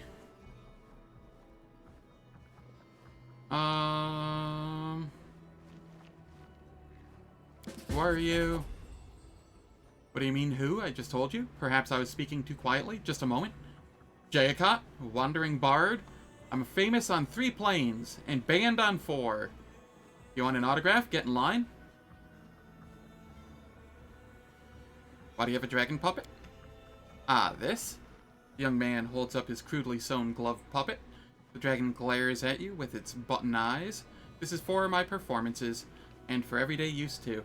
It's always useful to have a dragon in your pocket. What are you writing? Oh, I'm compiling my notes into a book. It will cause a sensation once it's published. I've been on so many horrible dates, but horrible dates make for great stories. The young man shakes his notebook triumphantly. I've documented them all here. I've dated all kinds of demons, from Abracandaloos and Dretches to Galabrezus and Balors. I'm publishing a complete guide to dating in the abyss. Just you wait, my book will be the subject of conversation on every plane. Dates with demons? Don't get the wrong idea. I didn't do this because I was desperate for dating partners. I've been conducting research for my book. Can I look through your notes? Of course. Good luck trying to read my handwriting, though. Rejoice, puny mortal, you are about to read the first draft of my future interplanar bestseller. It isn't easy to decipher the bard's handwriting, but you quickly realize that his notes are long, rambling discourses about all sorts of strange topics, from advice on how to take an abracandaloo to an art exhibition, to practical suggestions for properly rubbing a Vivacia's snout. He also recommends that you take Brimarax to restaurants with spicy cuisine, and Omuxes to mud spa resorts. It is certainly an unusual collection of romantic hints and tips. So, what do you think? Brilliant, right? There's only one problem. I'm not very good at titles. A complete guide to dating in the abyss? That sounds too boring. An excellent guide? No, that's not it yet. Not it either. Oh, I just can't come up with anything good. Do you have any ideas?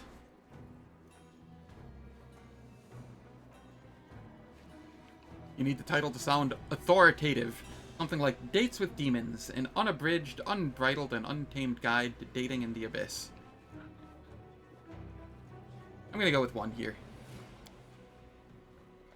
The young man is clearly impressed. He writes down your idea in his notebook. That's perfect. With a title like this, my book will sell like hotcakes. Thank you. But I must reward you for your help. What can I give you? Oh, I've got an idea. I don't wear things like this anymore. I've recently changed my style. But it is enchanted with some helpful spells. Take it.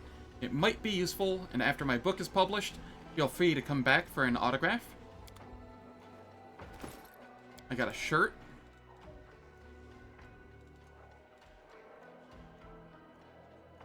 Base speed increases by 10. Whenever the wearer travels for 50 feet or more in a round, they are affected by the greater invisibility spell effect for 1 round. That's kinda neat. Kind of a neat shirt.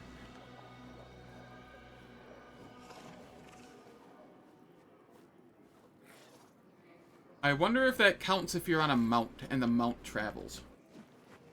If so, that would be really cool for a cavalier to just wear under their armor.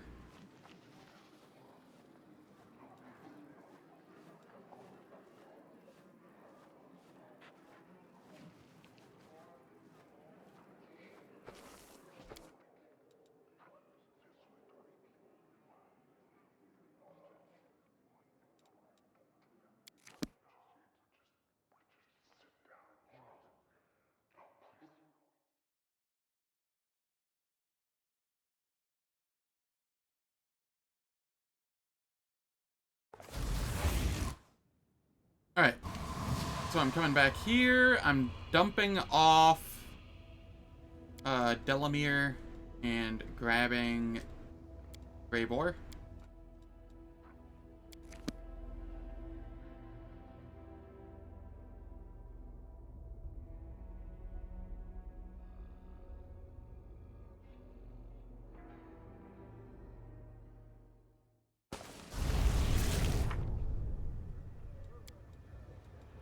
Buff setup.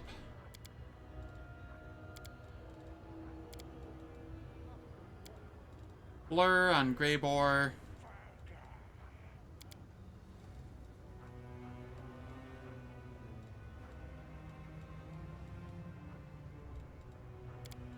Boosting on Grey Boar.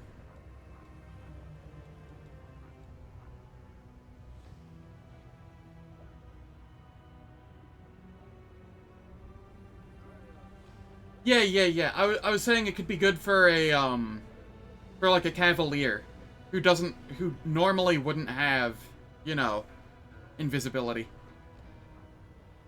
If the mount movement counts.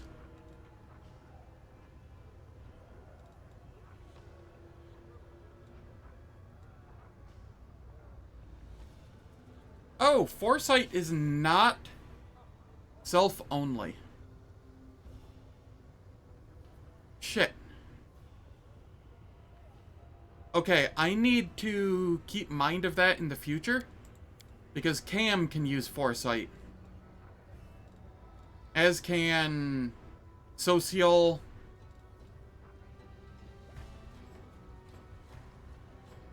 So I don't need Foresight myself.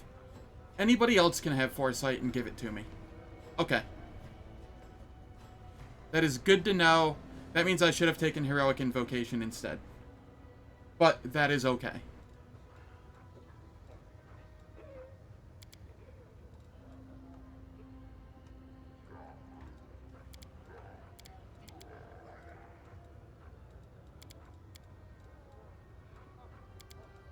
We throw a bark skin on.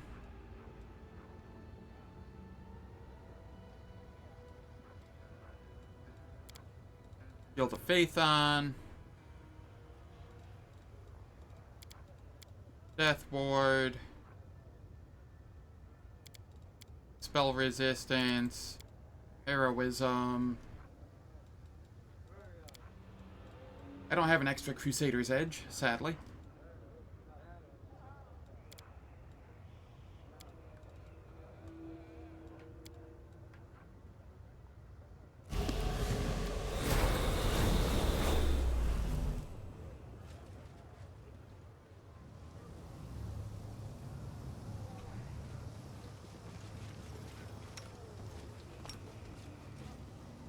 You mount.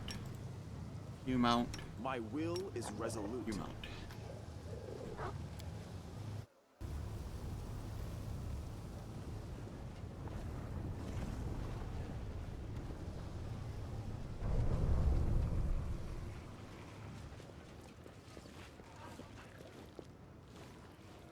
How do I...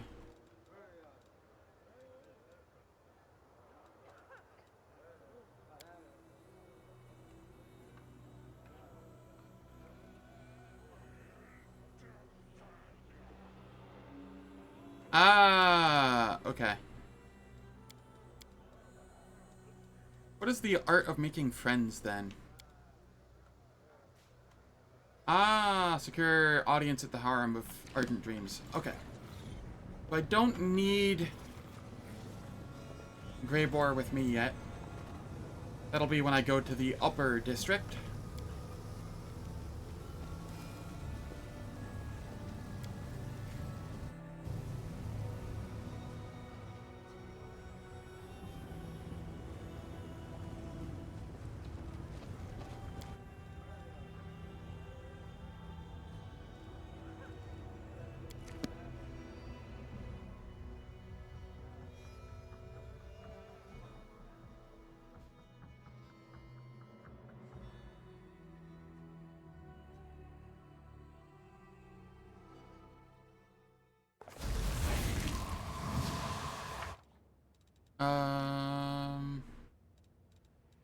Mercy is talk to Latverk.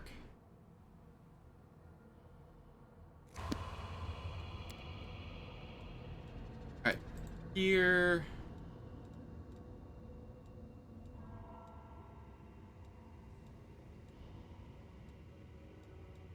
Delamere.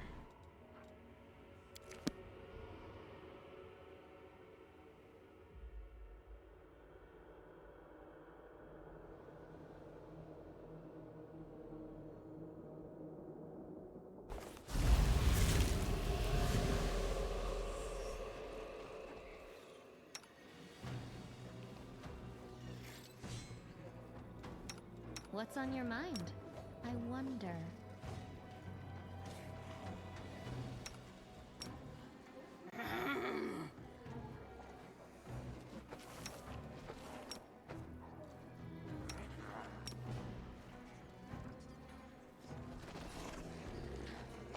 Red mask. All right.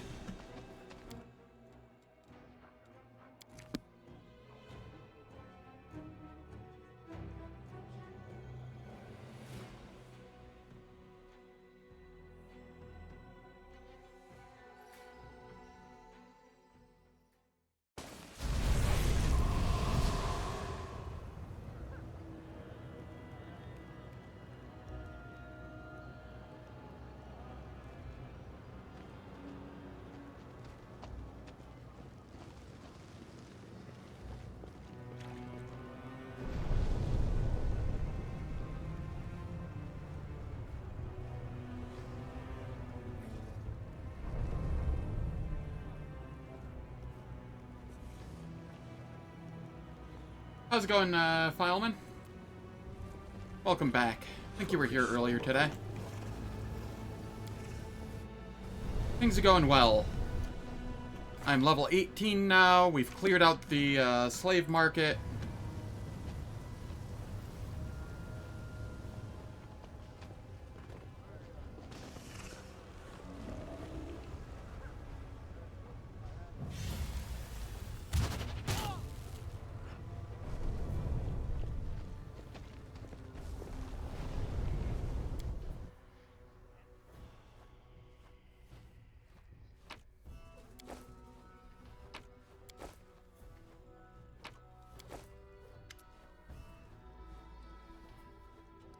I decided the Asmar captives would be safer at my camp.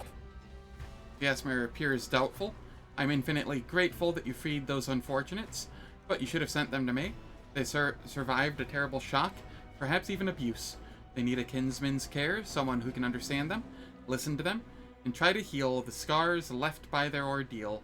I fear that eking out a meager existence in an army camp surrounded by gruff armed soldiers will only reopen their wounds.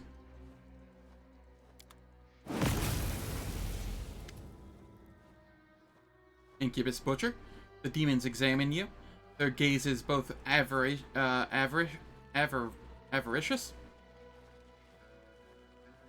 and imperious. Their leader, a misshapen demon whose facial features exhibit not even a passing acquaintance with symmetry, issues a commanding bark. Shut up, everyone, and get on the ground. On your stomachs, turn out your pockets. Perhaps we will settle for taking your gold and sparing your lives. But you, my sweet morsel, will be leaving with us in pieces. The demon grins malevolently at Latverk. Yes, that is correct for me. Normally you get 2 right at the end. You get 1 when you talk with like Nocticula, and then 1 when you talk with or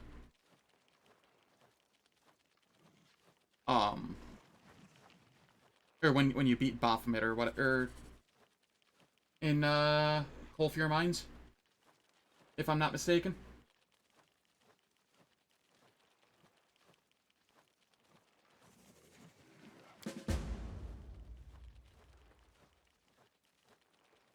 But I am using the earlier Mythics mod, and it removed the one in Coalfield Mines for me, and gave me one for beating Xanther Vang instead.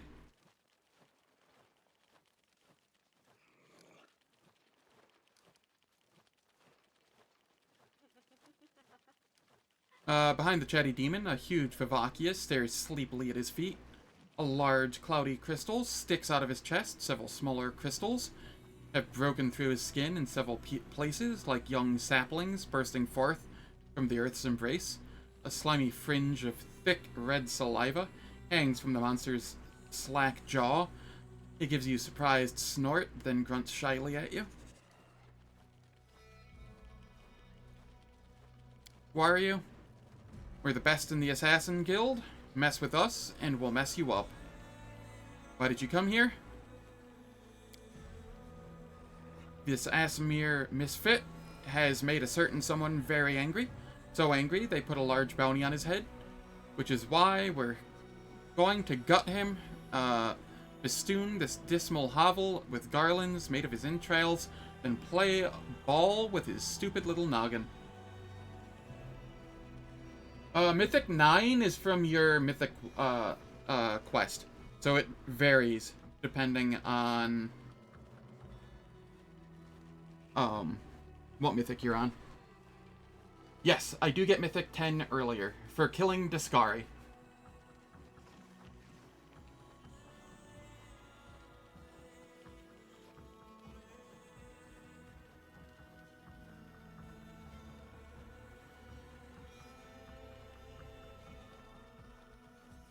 Point at the Vivacia standing behind the demons. Who's that brute tagging along with you? This? Oh, this here is our Gouger. We found him in the sewers below Alushanira, barely breathing. We were going to cut his throat, but he's so addled, he's tame enough. And mighty strong. Someone must have scrambled his brains real hard. Now everybody knows not to screw with us, or we wake Gouger up and they're done for. Yeah. It's a nice little mod. It makes the spacing for the Mythic Path feel better, in my opinion, because you're not getting 3 all at once at the end of Act 4, start of Act 5. 1 from Nocticula, 1 from Baphomet, 1, like, the second you, take back Dresden. Like, it's 2 dungeons and you got 3 Mythics. Yeah, Mythic 10's half the reason you'd go Gold Dragon. That's understandable. I think the reason they put Mythic 10 so late is because they expected people to, actually enjoy inevitable excess.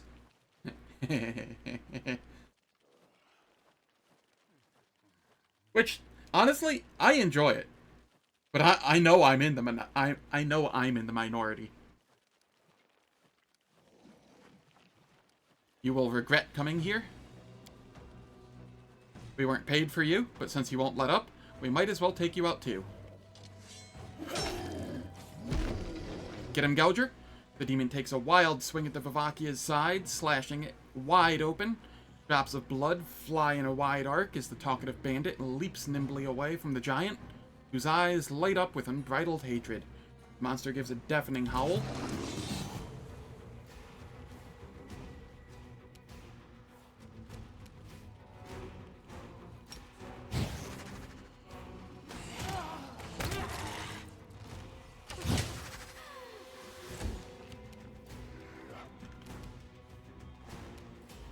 Does anything here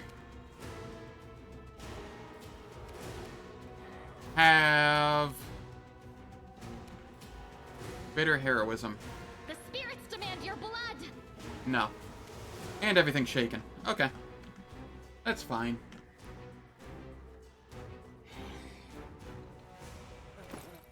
If you beat it on unfair difficulty, you get a Ring of Protection +7 in Act 2 in Martyr Zacharias' Cemetery. And then you get a Flawless Belt of Perfection +8 from The Inevitable Darkness, which gives 8 to Strength, Dexterity, Constitution, and increases critical threat range of the wearer's weapon by 1, which does stack. And then you get a helmet of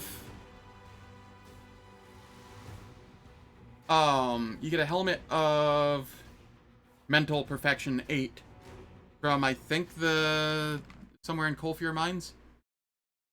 Let me double check. But that's if you beat it on unfair difficulty. Yeah, Colfier Mines near the Scorcher of Souls optional boss.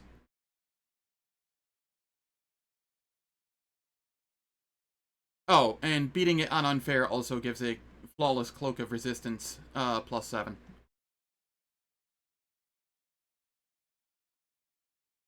In the Colfier Mines.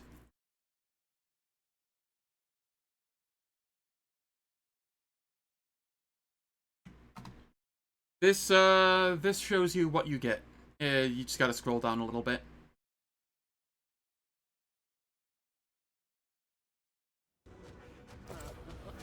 For once it's actually accurate.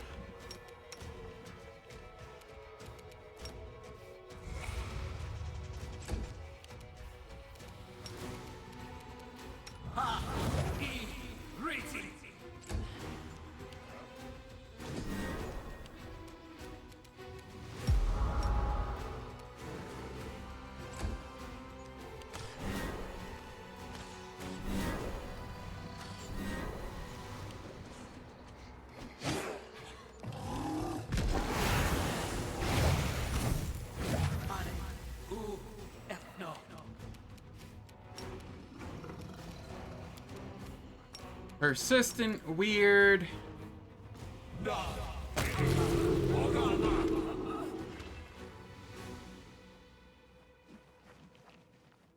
The demon squeals, desperately trying to wipe away the blood gushing from his snout. In a surprising turn of events, a blow during the scuffle must have set his nose straight. Wait, sir, don't kill me. I'll tell you everything. It was Red Mask from the Bad Luck who came up to us and gave us the money. Who sent you? We don't know her name. Everybody calls her Red Mask because that's what she always wears. We have no idea who or what she is beneath the mask. He sits in the Bad Luck all day, guzzling booze like there's no tomorrow. Who's this Red Mask? Damned if I know. Some kind of woman, definitely not a demon. She's one of yours, an outsider. But she's got an edge to her, and her mask is scary as anything. Filth like you doesn't deserve to live. Latverk folds his hands in a gesture of prayer, wailing in utter despair. I beg you, please protect me. Unless she's stopped, Red Mask will get to me. And even worse, to my wards. I do not fear death, but these girls must not be hurt again. I cannot put an end to Red Mask's depravity, but you can. I appeal to your mercy. Find her and stop her once and for all. Yes. It is very difficult, but since you can bring in one of your characters from the main campaign, you can easily just go in there with something that you've already built up to be just utterly busted. Or Toy Box Murder Hobo can beat everything. You know, that works too.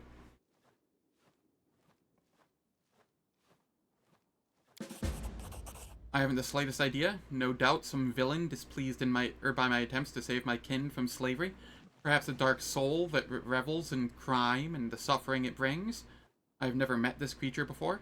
I'll deal with her. You have a generous and courageous heart. I will be praying for your success.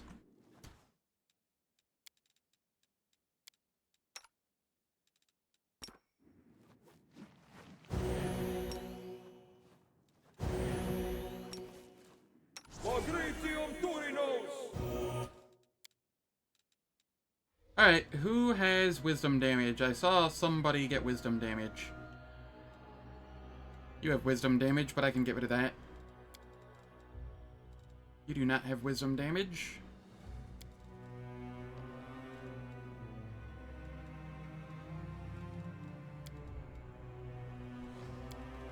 Alright, so it's only the one bismuth.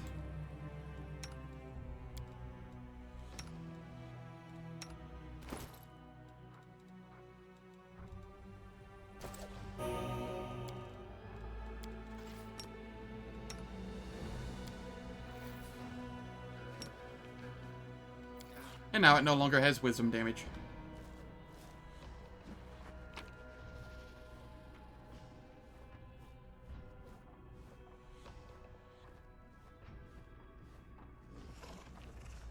I don't know if it's gonna want you to make a new game or not. It cannot hurt to try, though.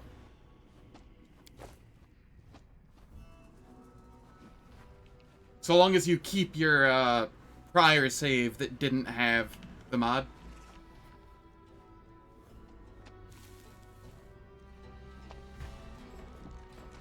Yeah, just sometimes mods don't apply unless you have it from the start of the run.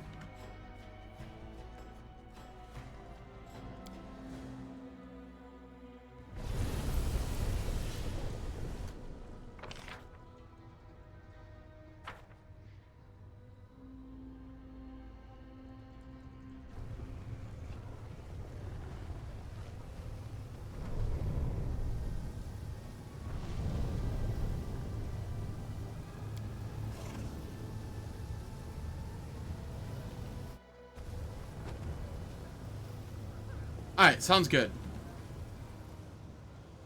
Hope it works for you.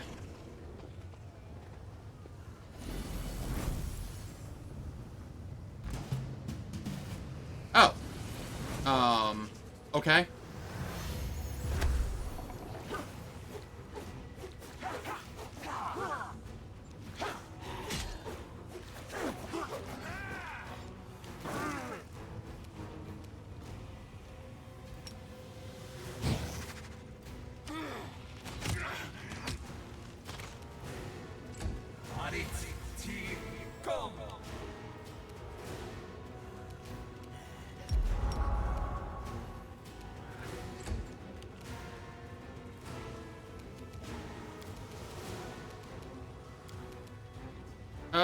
Do you have any heals?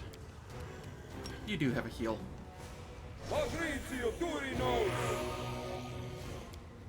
That did not get rid of the insanity.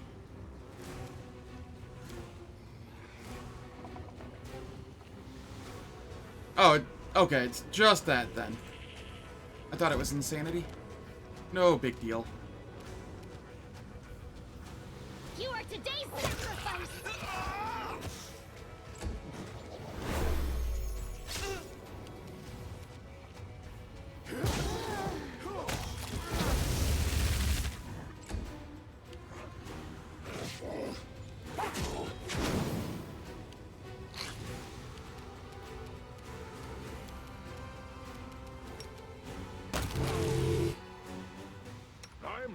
an adventure? I don't know. It's been so long since I've played. And I never technically finished. If you're wondering how I got the stuff, there's saves for completing, or having completed it, available in the official Discord.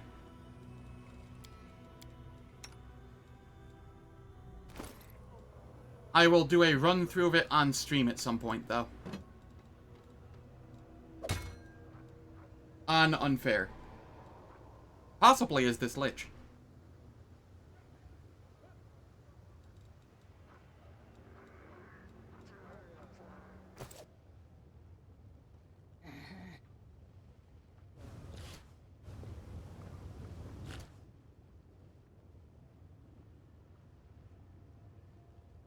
Yeah, no, that's fair.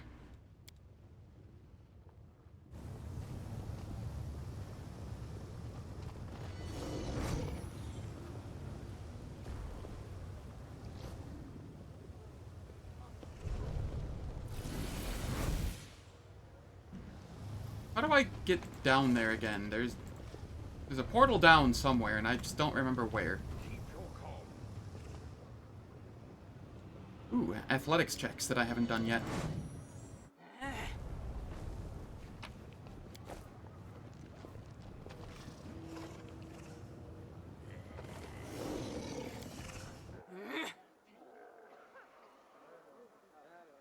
This just goes to the upper district, right?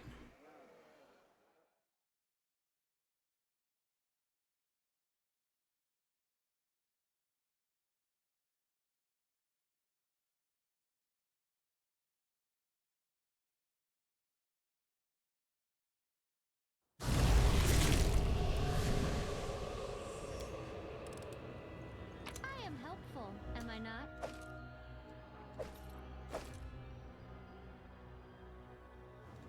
The goddess protects us.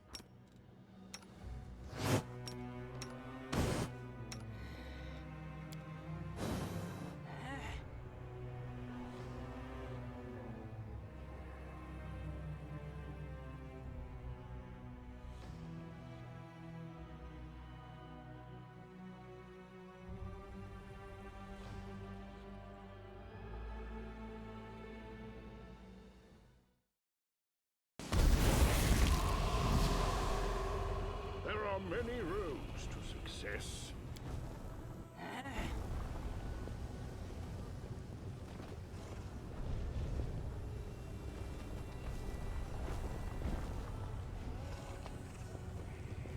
Oh, I'm on the wrong platform. That's what's going on here.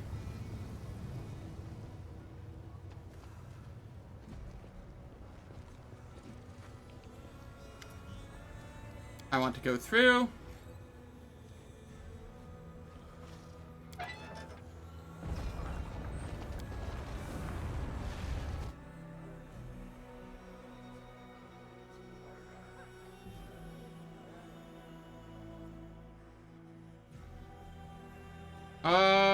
Probably? I don't know, I grabbed it forever ago. It should be pinned.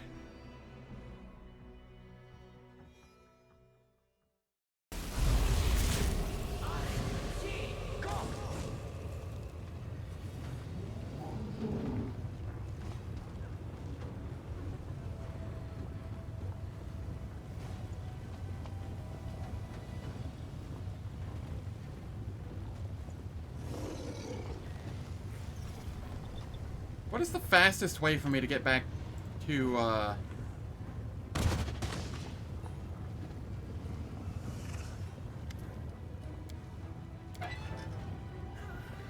want to get back to camp, and I'm, like, hard struggling to figure out how to get back there, because I don't know. Screw it, I'll just go into the 10,000 Delights.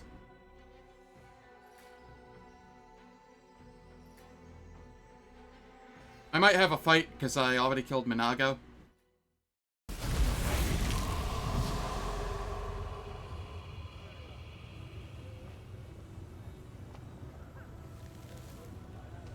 I will guide.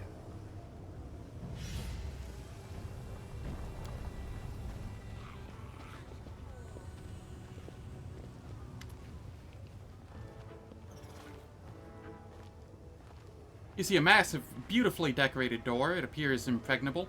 At eye level, an elegant inscription reads, 10,000 delights. In smaller letters, another inscription reads, a gift from Valexia the Wonderful to Trevaro the Beautiful.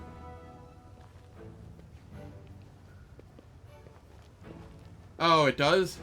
Yeah, that does sound annoying. Try to open the door. Welcome to the 10,000 Delights, dear guest. The Madame has ordered me not to impede your journey. Go through the door.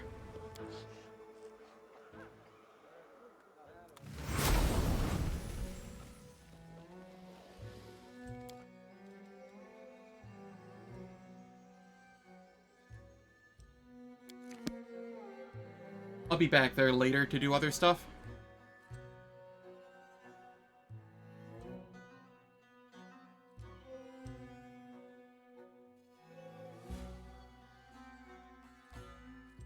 For now, I want to continue the quest I was on.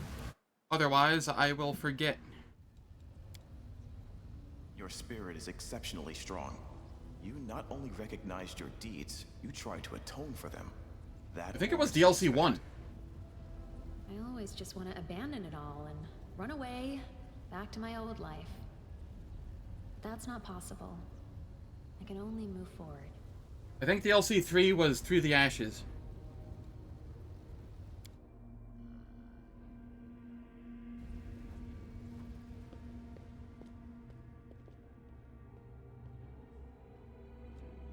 Focus on the goal.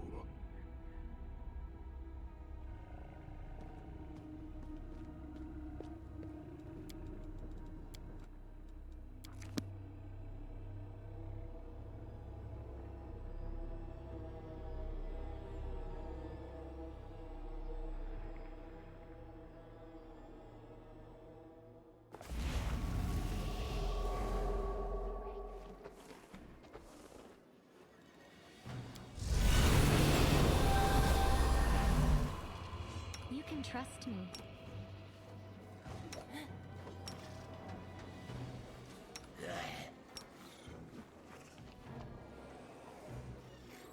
Rules are made The world to be has broken. suffered enough.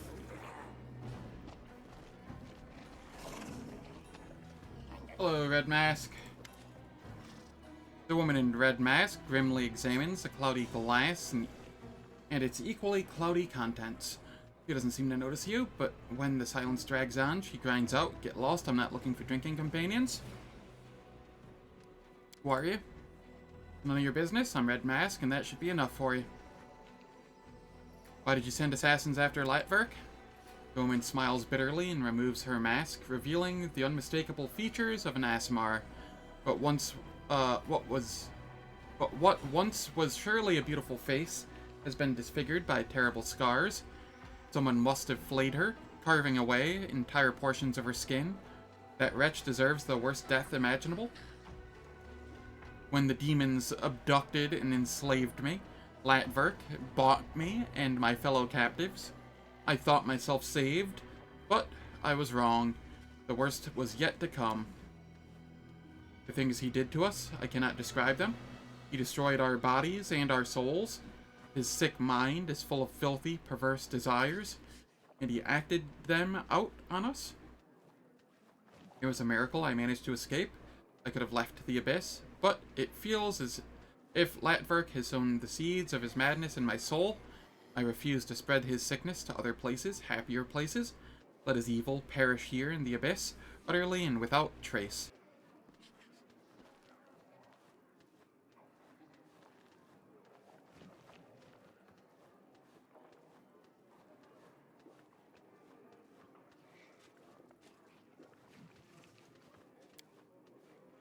The hand's voice trembles with barely concealed anger. She does not lie. Her heart aches with a desire for retribution.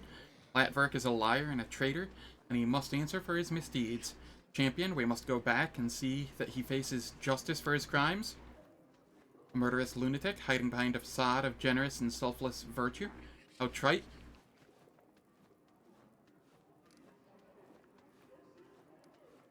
Latverk deserves a fitting punishment. I will help you.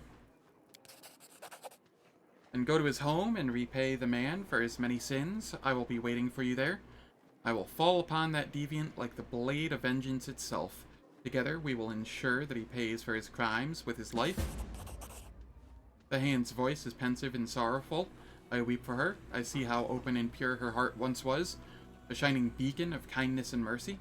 But the pain and torments that befell her, made her cruel. Anger burns within her, and she no longer knows what's good and what's not. I cannot and will not judge her. I mourn the innocence that has been lost.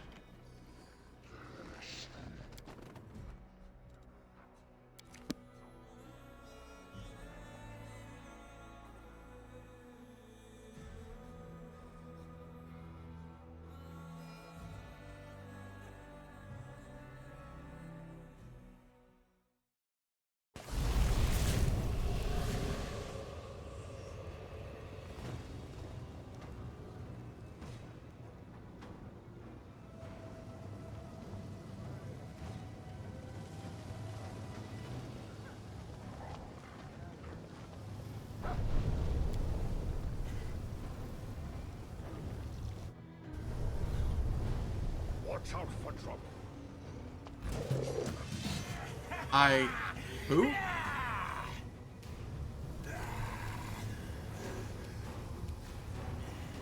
Okay, I guess.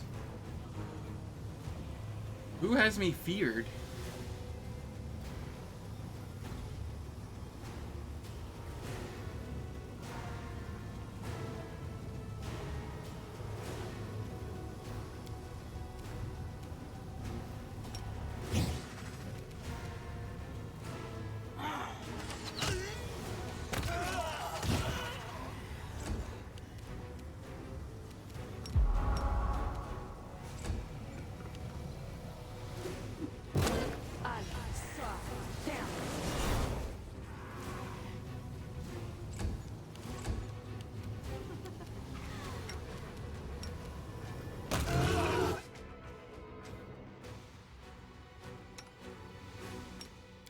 I don't know why people are deciding to attack me now.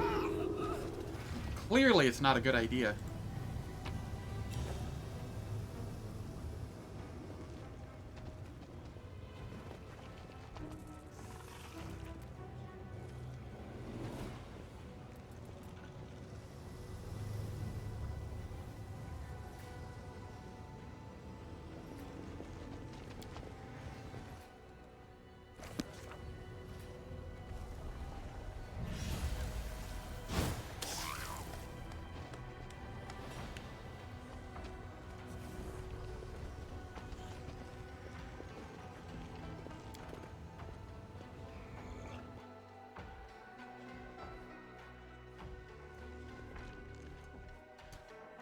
Knowledge is the key to victory. I welcome your company.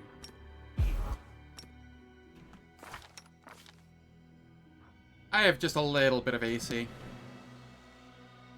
I know everything about you and your highly unusual tastes. Not my fault. I did not want this weakness, but it gnaws at me from the inside.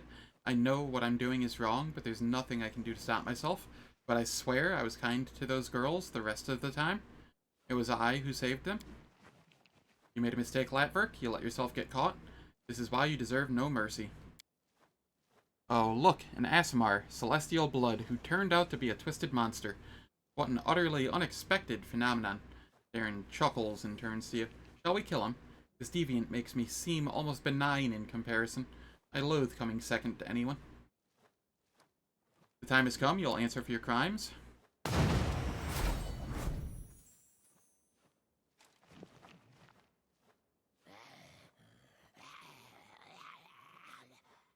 With a show of impeccable timing, Red Mask drops from the rafters, looking like the remorseless spirit of vengeance incarnate.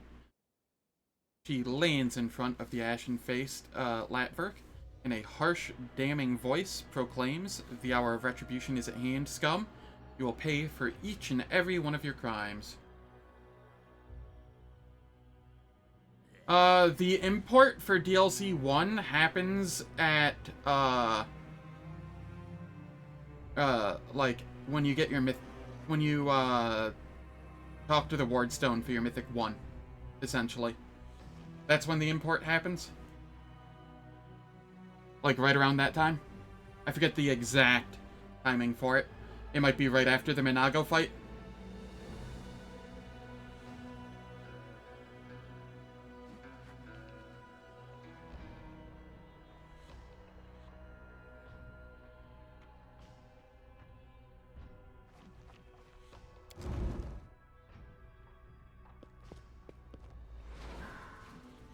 May evil never go unpunished.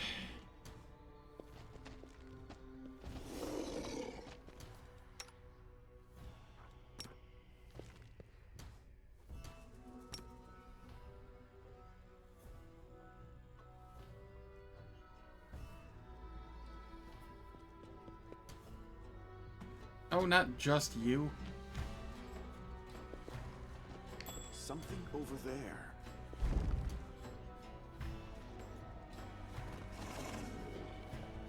My little birds protect me from this vermin. They've come to enslave you once again.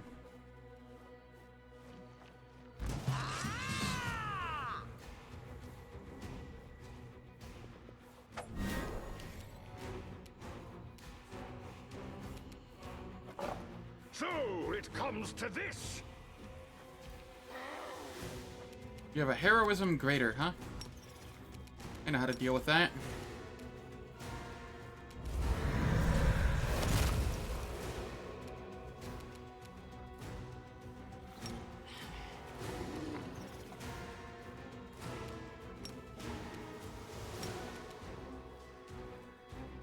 If I kill him, do the other Asmar become non-hostile?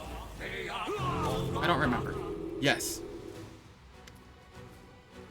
The Asmar screams desperately, smearing tears and blood across his aristocratic face. I'm begging you, spare me. This disgusting trait, this addiction, it makes me hate myself. I was weak, but I swear I will no longer allow my weakness to harm anyone else. Bring me to justice if you wish, but spare me from your vengeance.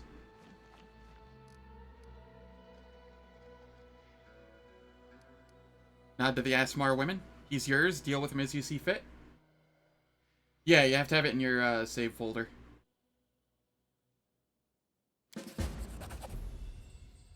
Latverk casts a frightened glance at the captives, eyeing him with a predatory intent. What? But they are my little birds. I love them. I've been taking care of them. They would never harm me.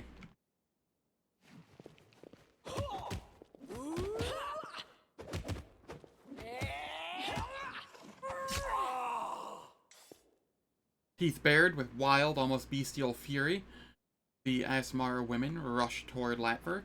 They have no weapons. They tear into him with teeth and nails until the madman's agonized screeches give way to choked, gurgling whimpers. Without further ado, the Avenger bends over Latverk. When she stands again, she's holding the bloody strip of skin that used to be the Asmar's face. The woman takes off her mask and smiles with satisfaction. He took away my beauty. Now I've taken his. Red mask stretches Latverk's face over her own, fixing it in place with a handful of barbed hooks. She drives into her own flesh. Rivulets of blood run down the woman's neck, giving her a grotesque and terrifying appearance.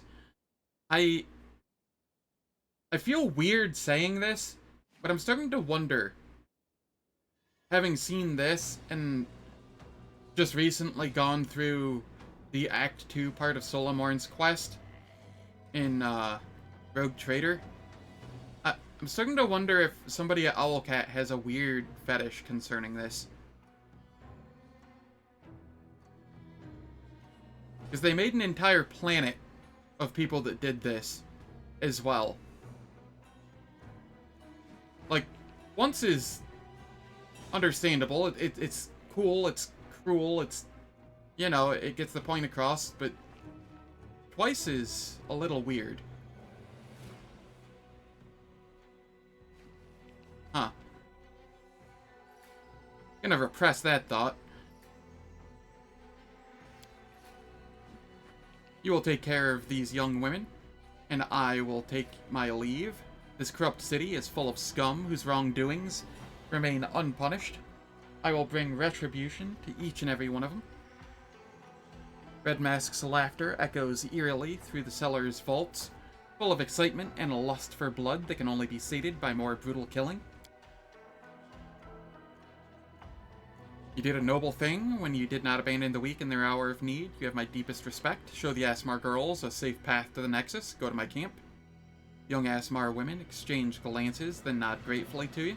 Huddled together in a tight group, they set out in search of the promised shelter. They carry themselves with an air of grim determination. We'll look after one another and find a way out of this terrible place.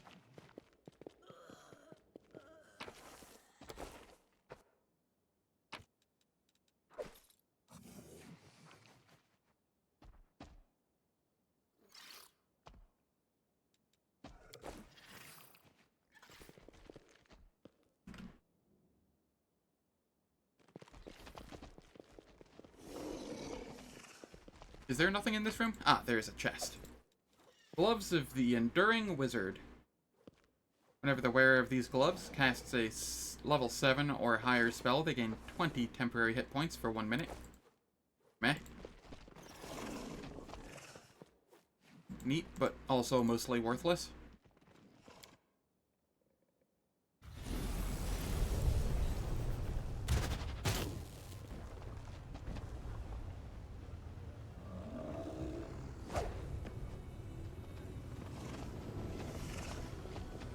Alright, so I really wanted to stream a lot more today. Get, like, at least most of the way done with Act 4. But my stomach is just absolutely rebelling today. So I'm going to have to call the stream far earlier than I wanted to. Thank you all for stopping by. Very much appreciate it. If you enjoyed what you saw, please hit that follow button. And I will catch you tomorrow, where hopefully I get through at least the vast majority of the rest of the city. Take care, and have a wonderful day.